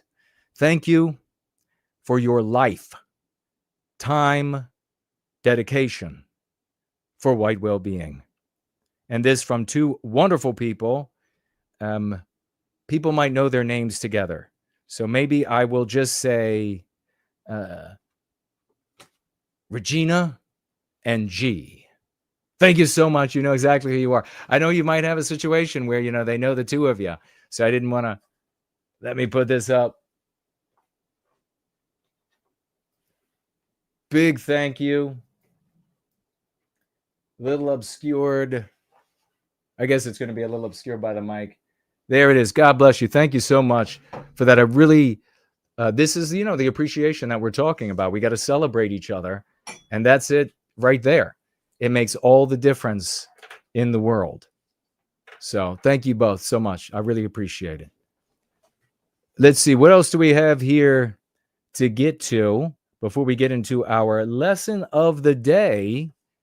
We have the announcements, your comments. Tag me as No White Get. I'll be taking a look around, seeing what's being said. We have Being Near over here on X gives us a salute. I think that's what it says.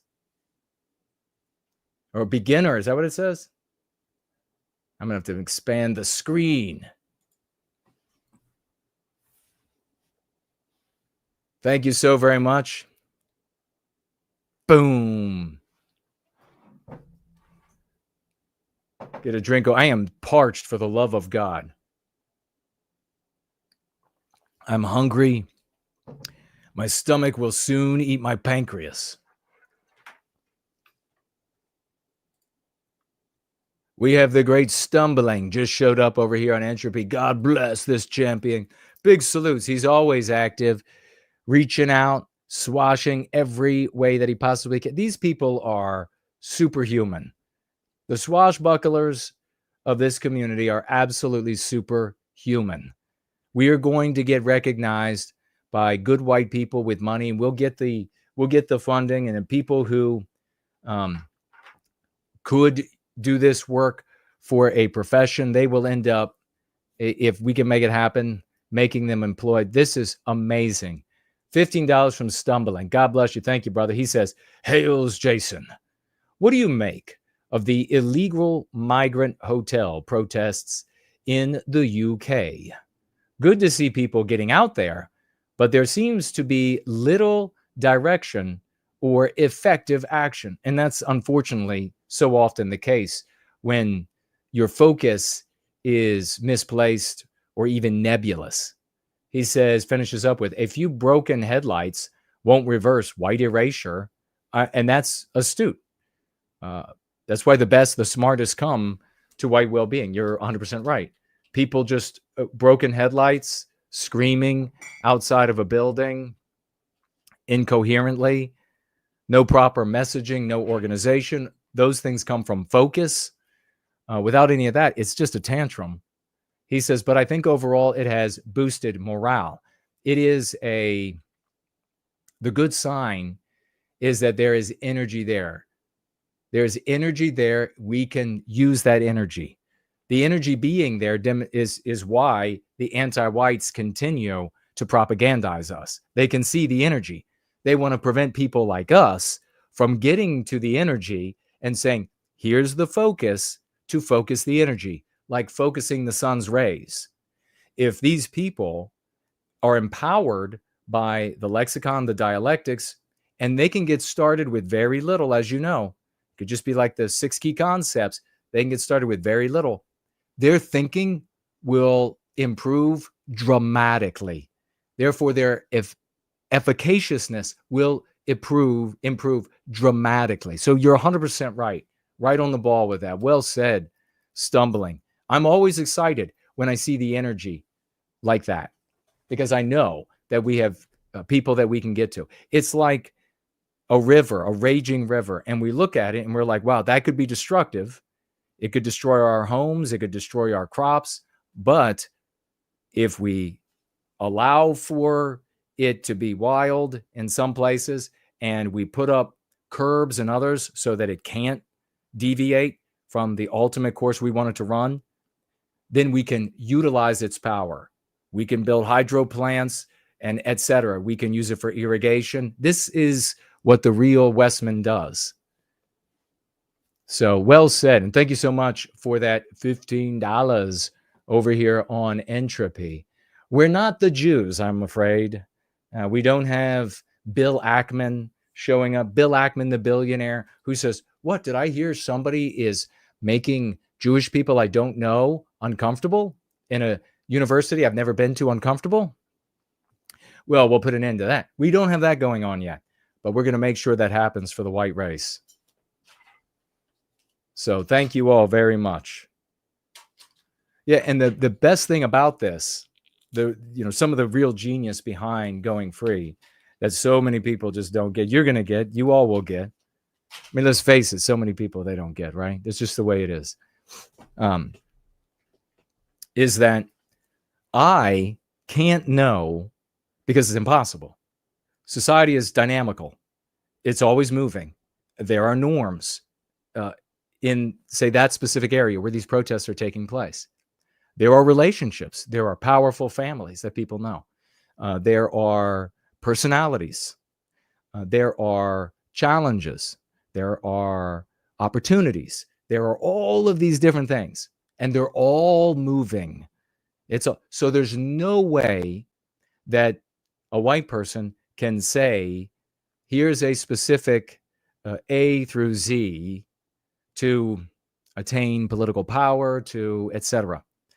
What you can do, though, is you can empower and release the spirit of the West in these people, teach the white people how to see, teach them how to understand the world.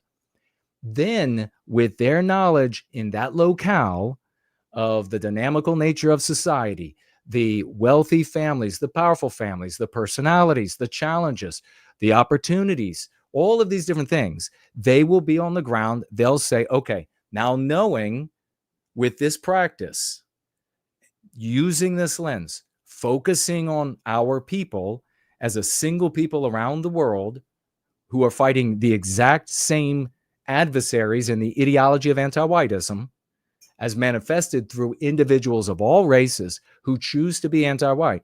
I will take that knowledge and I will use my knowledge of the field to plot a course to victory. This is beyond genius. I'm sorry. There's never been anything like this. And part of the reason why that so many of these, we look at First Last talking about the bigots brew that we shared on Wednesday. So many of these content org leaders and also followers of these people, they see this and they're like, holy shit, they figured it out. And that guy that holds those Sundays and Wednesdays, he's the one that this entire community is coming around and forming this wall. And so I'm not telling anybody about that. Jealous about it and etc. for all the reasons that we talked about in the Bigots Brew that First Last had put together, because he's an epic swashbuckler and he sees it. He's talking to other people across the white sympathetic spheres and he sees all of this. And that's what he decided to put into that meme, that graphic to empower folks. All right. Thank you so much for that. Anti-Vilification League still with us. And we're going to get into our lesson of the day. And I want you to participate in the lesson of the day. We mentioned it earlier, Gresham's Law. Gresham's Law in economics. Jeffrey is with us. Masumik is here. CKO is with us.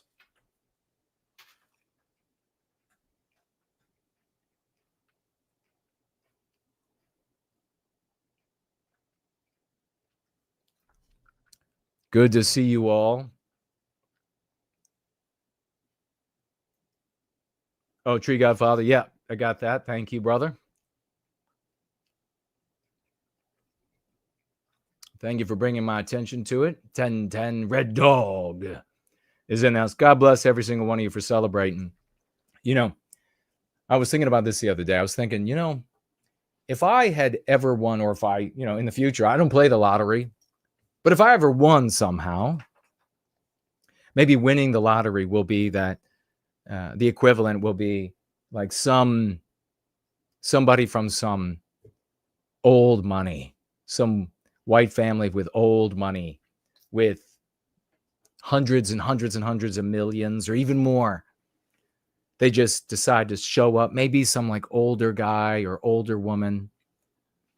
And she has watched America, watched the West deteriorate, has finally found out about us and is like, here's whatever, just whatever you need. Wouldn't that be something? I was thinking, but not so much in that. I added that just now. Earlier when I was thinking the other day, if I had won the lottery, I would build, not seriously, this is kind of half serious, a freaking cathedral. And we would have our Church of the West. And I would sit on a burnished throne. Your hierarch would sit on a burnished throne to stream our gatherings.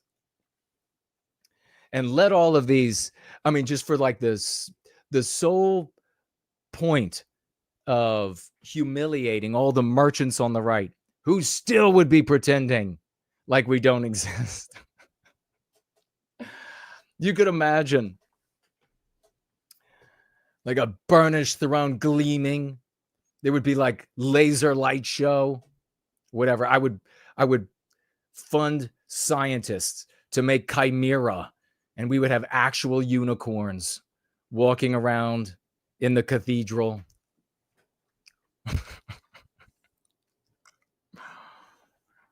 There is some legitimacy. There is actually some bit of a point to pomp and circumstance and the effects on part of the brain.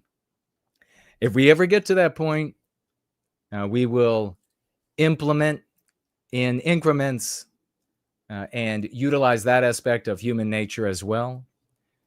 But until then, we'll continue slogging as I have for 3 decades through the grime and the mud and the loneliness and the meetings and having to listen to the TARDISes, the midget wits and the Muppets, their crying wives.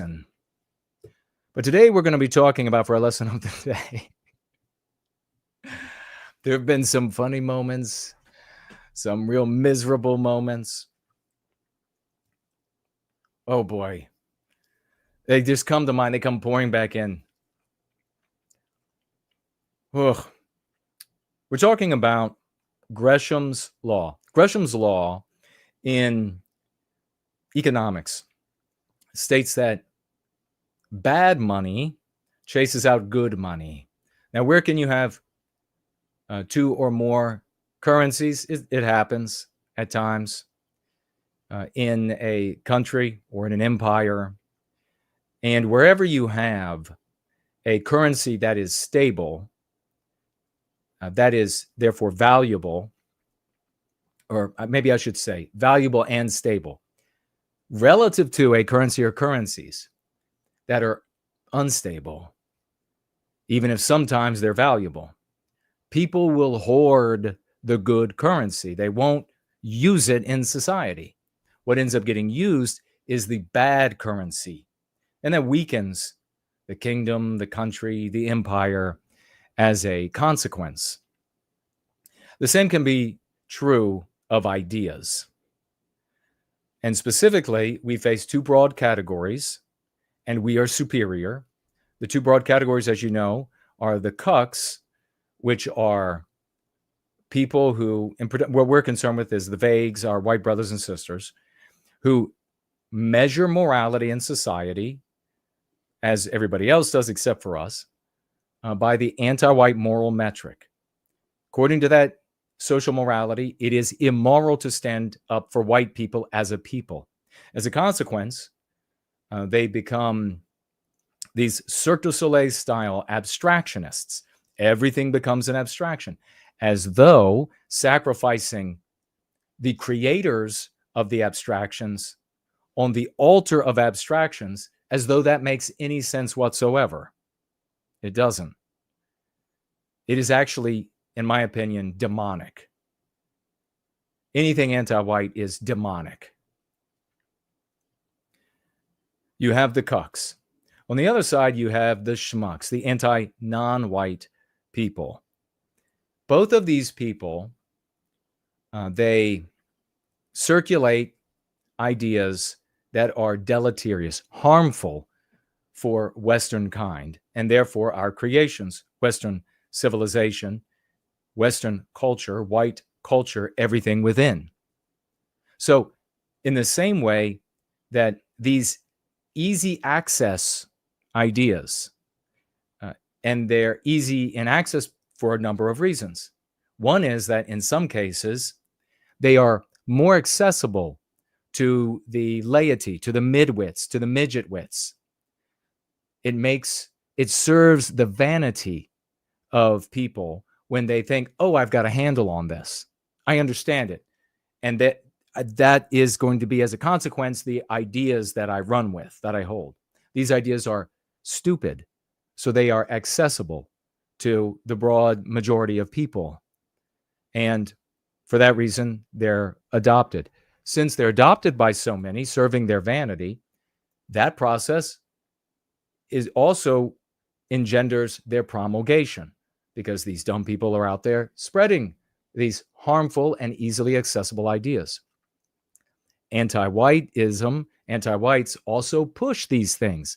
They teach white people that if you're going to rebel against us, this is how you look. These are the ideas you endorse. These are the views you have on periods in history, on and on. So as a consequence of the ease of understanding, the vanity of the user, the pushing by anti-whites, and finally, the social morality of the West, which is the anti-white immoral imperative, we end up with this currency that people traffic in that are deleterious, harmful, sanguinary for the white race. All that we are able to do is traffic in these bad ideas. What happens with the bad ideas? Gresham's law is so in force here. It's almost palatable. We see, and so many of you see, as you go out into the world, especially online, because you really don't see it in person. When you're swashing, you see people who will attack you with the bad ideas, the bad currency. They will attack you in these bad ideas, and they gain the support of much of the audience. Why? Because they're also trafficking in the bad currency. They've also heard the bad currency. As a consequence, this pushes the good currency into ghettos almost. That's why it's been such a fight for you. That's why it's been such a fight for me. Because it's not good enough to have the answer. It's not good enough to have the answer for how we recapture our destiny. A white positive moral imperative that doesn't injure a single non-white person on the basis of them being non-white. Isn't it good enough to have the answer and allow the idiots to push us into ghettos where no one can hear or see what we do? That's why we implement these strategies. All of these people giving with their charity, their great time, their intelligence, getting into these audiences the way they do. And I'm not going to articulate all of the little nuts and bolts of that, but getting into these different chats and promulgating these things to crops of healthier and healthier white people who are not already, have already submitted to the use of the easily accessible ideas, which are wrong. They are just, not only are they easily accessible, but they are wrong. Where they appear to be correct is in a misunderstanding of reality. Never forget that. When these people come to you and they say something like, well, you got to talk about the problem, they have a misunderstanding of reality. In that misunderstanding of reality, if you enter that context that they're giving you, you don't stand a chance in a conversation against them. That's why I've gone back to arguing with these people, with the slandering Jews doesn't make a people out of the white race, and we need a people rather than a race if we're going to recapture our destiny. That refuses to go into their context. Now, as I was talking about on Wednesday, when I was, and you all were making headway when I was on PWR, finding good people and pulling them out of that morass of schmuckery, when we were over there, I went into to appeal to their logic, to appeal to what I had hoped and erroneously concluded was their genuine objective of the well-being of white people, only to find, of course, that they didn't want the well-being of white people. They just wanted to retain these bad currencies because it served their vanity. It made them feel good to complain, to blame somebody else, rather than to take the burden on themselves, to be responsible. You look at a lot of these guys, they think a lot of these guys, you never get to see them in real life, or almost never. I get to see them. And these are not the most robust and healthiest, masculine, heroic people that they present themselves to be online.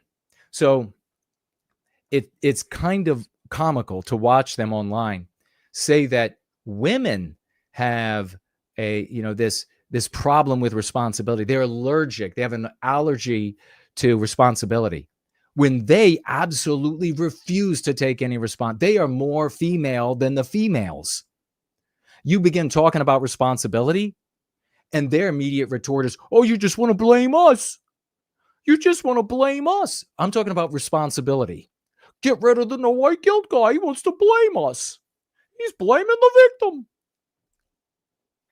Where you can stay in your nursery and pat your wounds, your little tiny wounds, pat your wounds with this diaper, this Band-Aid of it's somebody else's fault.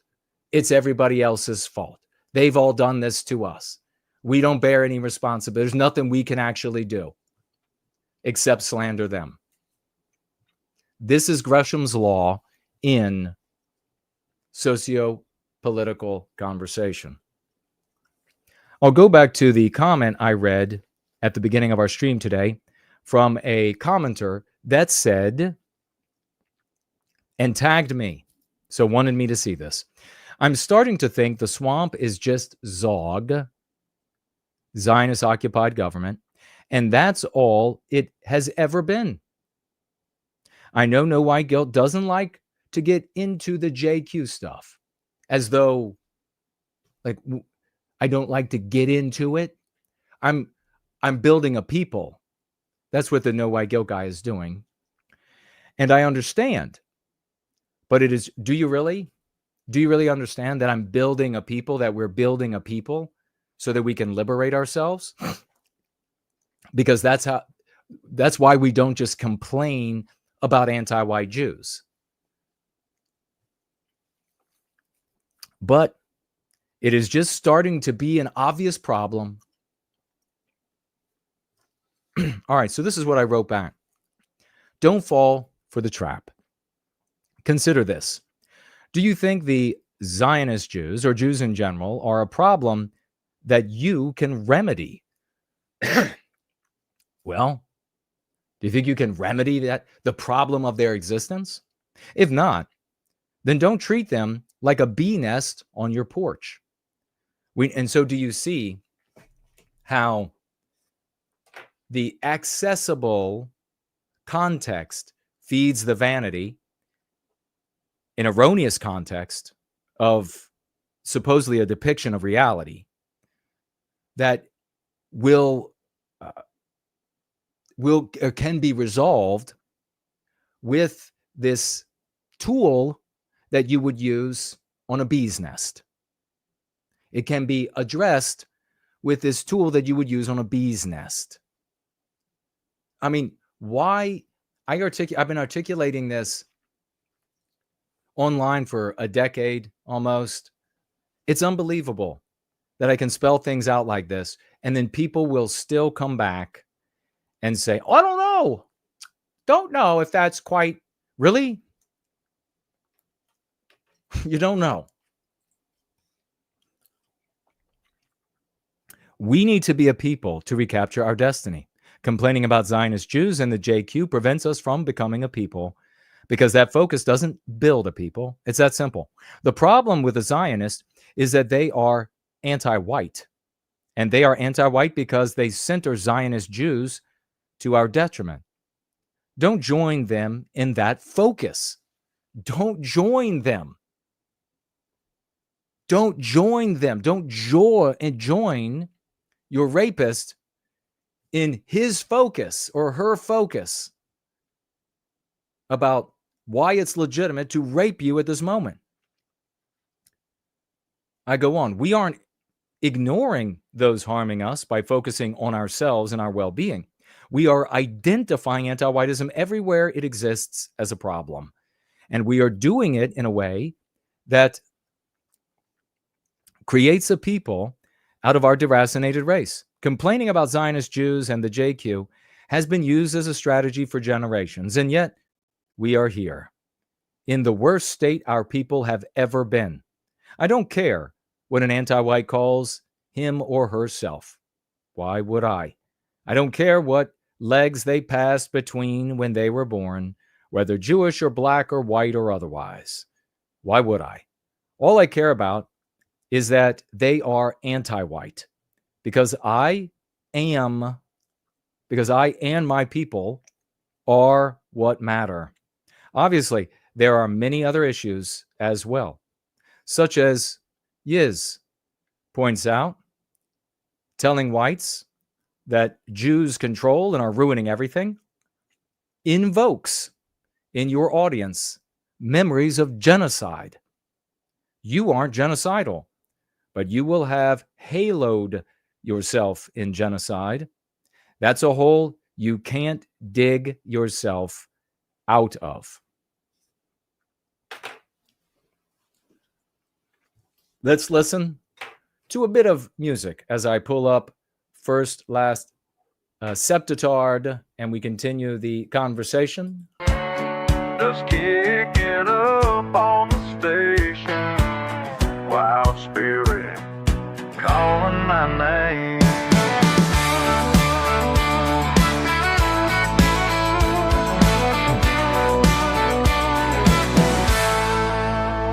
Been tied down too long, someone else's song, out here in the sun, where the wild ones run through the dry creek bed.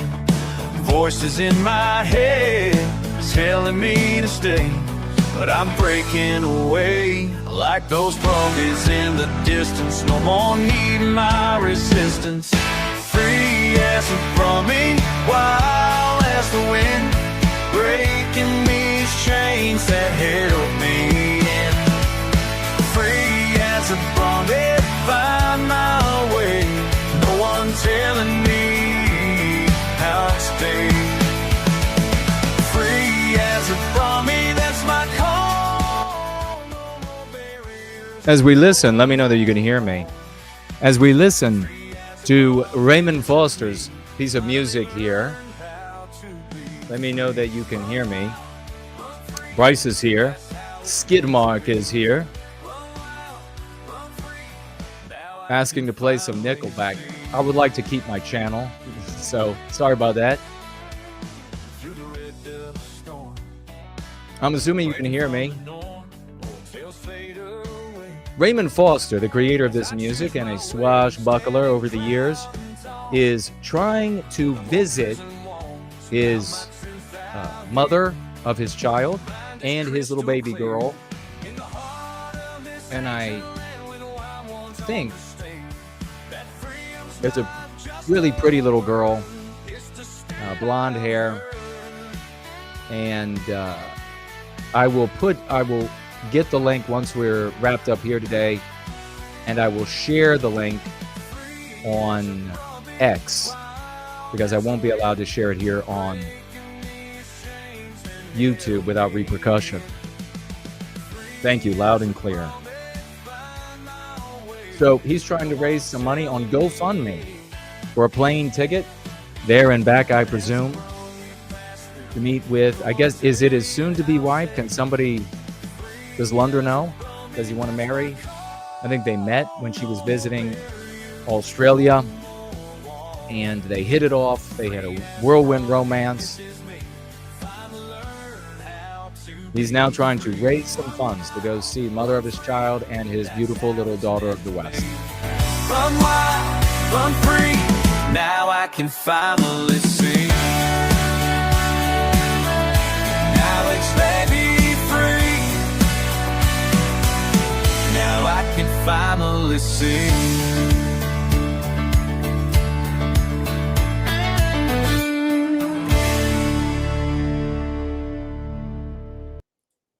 We will provide you that GoFundMe for the great. There's for Null.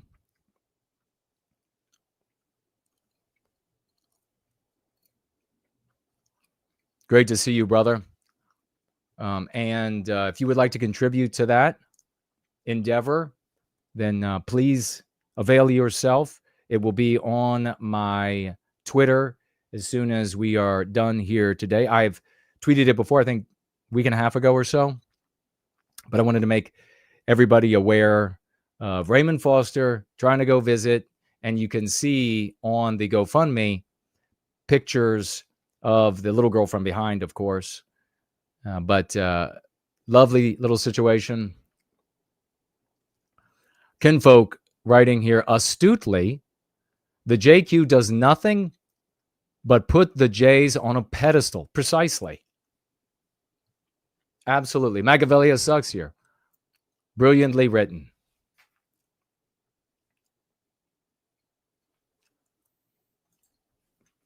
Really, Gresham's law is something that we need to think about, keep in our minds when we're talking about this bad arguments, bad ideology, bad focus, chasing out the good focus, the one that what makes it valuable, creates a people out of our deracinated race. Why is it more challenging? Because it takes a little bit more intelligence to understand. It also takes personal responsibility, which unfortunately these days so few white people have. They'd rather just blame somebody else or speak in abstractions, which I think is just as despicable. Speak in abstractions and hope you'll protect your white children that way. Here you have it, ladies and gentlemen. Let me put it up on the screen another way so that I can join you on the screen, but we can get started. This is a graphic created by First Last, and I don't know if he's here or not, but please do, when it comes to his Bigots Brew graph and this septitard, ask him to help explain. You can get a screenshot of it, but these are the different points that he has found why anti-Jew spurging is wrong. He starts off with that it's a net too large. You are throwing a net out and capturing, and you could talk about each of these points at a greater length than we have here today. But in a nutshell, the net's too large. You are blaming people, Jewish people, who are not anti-white. You are not going to get white people to want to victimize people who are not harming us, people who are born a certain way and immutable characteristic. Normal white people will not join you. And the evidence of that is generations of people acting as Jew spurgs. The net is too small. It doesn't capture all the anti-whites. It only captures the Jewish anti-whites. And this is built on an erroneous assumption of reality that if you get rid of Jews, then somehow all the anti-whiteism disappears. Preposterous. The cause of anti-whiteism, the weakness for it, the reason why it's able to exist is in us. 3, it puts the entire race on mortal defense. So you take Jews who are not necessarily anti-white at all, and you motivate all of them to fight against us with all of their ingenuity, their money, etc.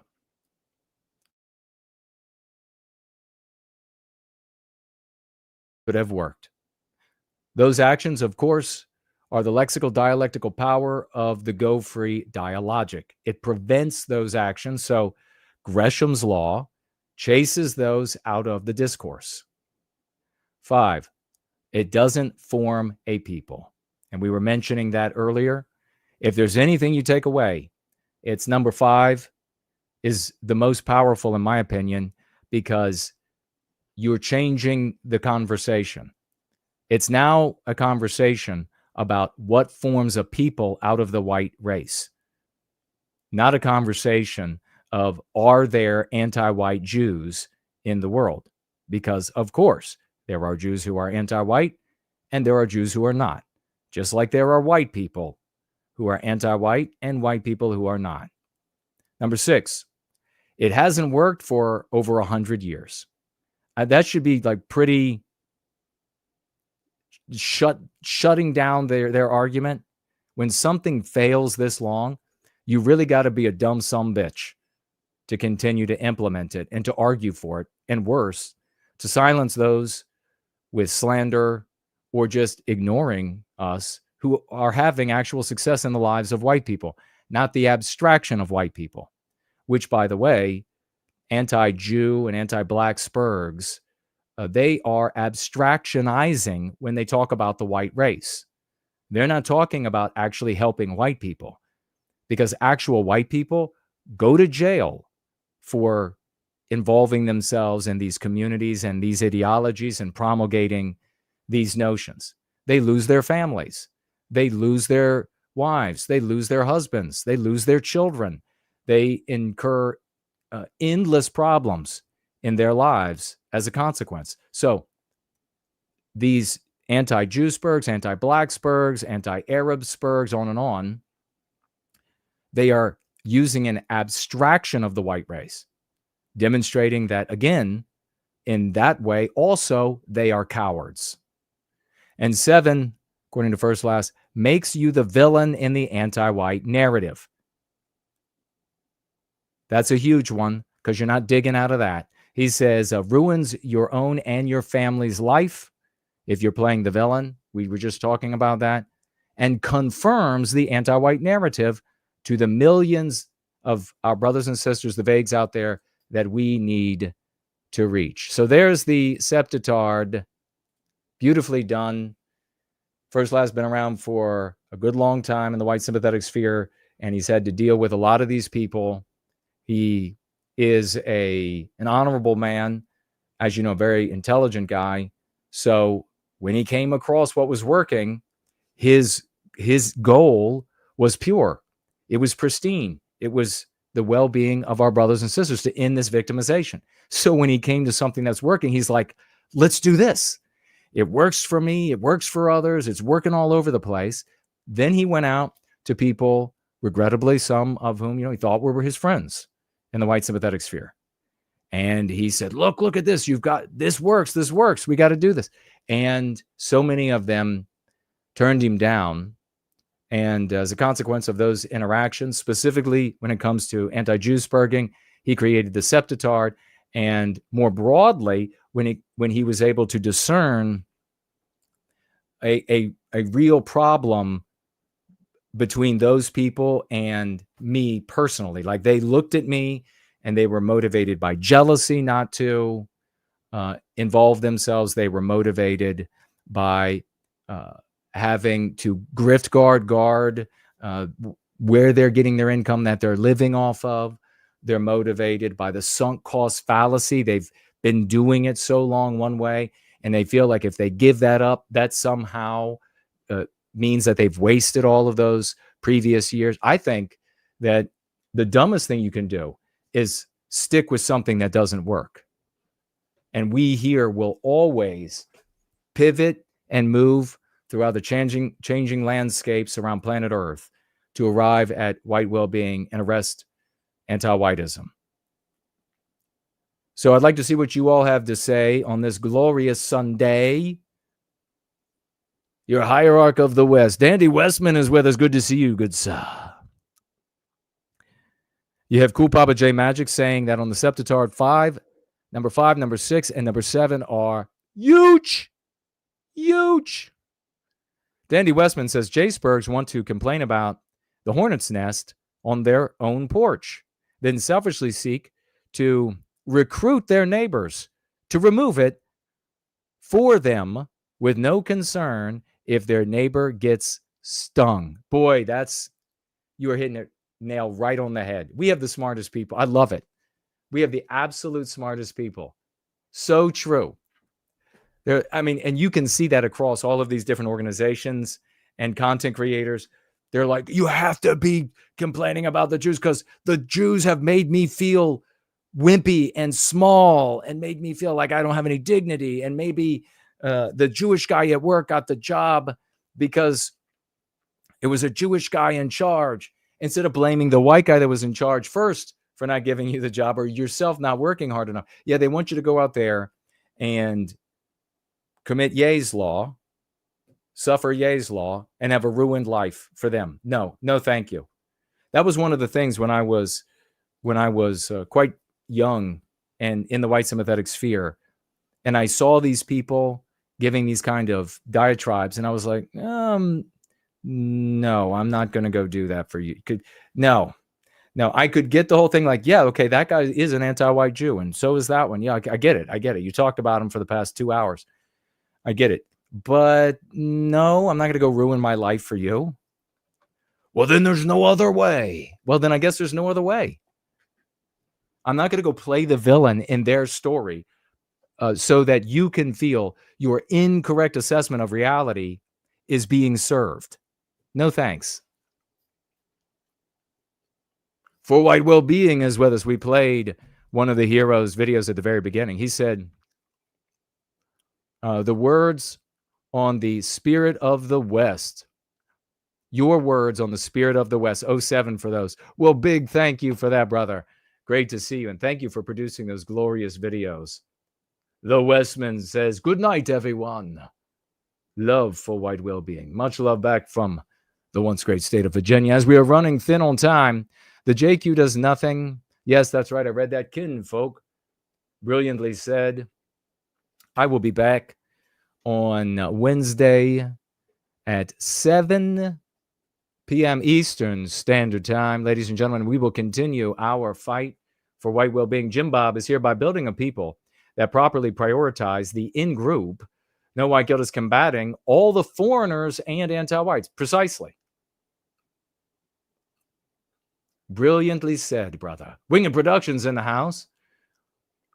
Oh, thank you. He says, you won the lottery of intelligence. Well, at least, thank you. I thank you for that.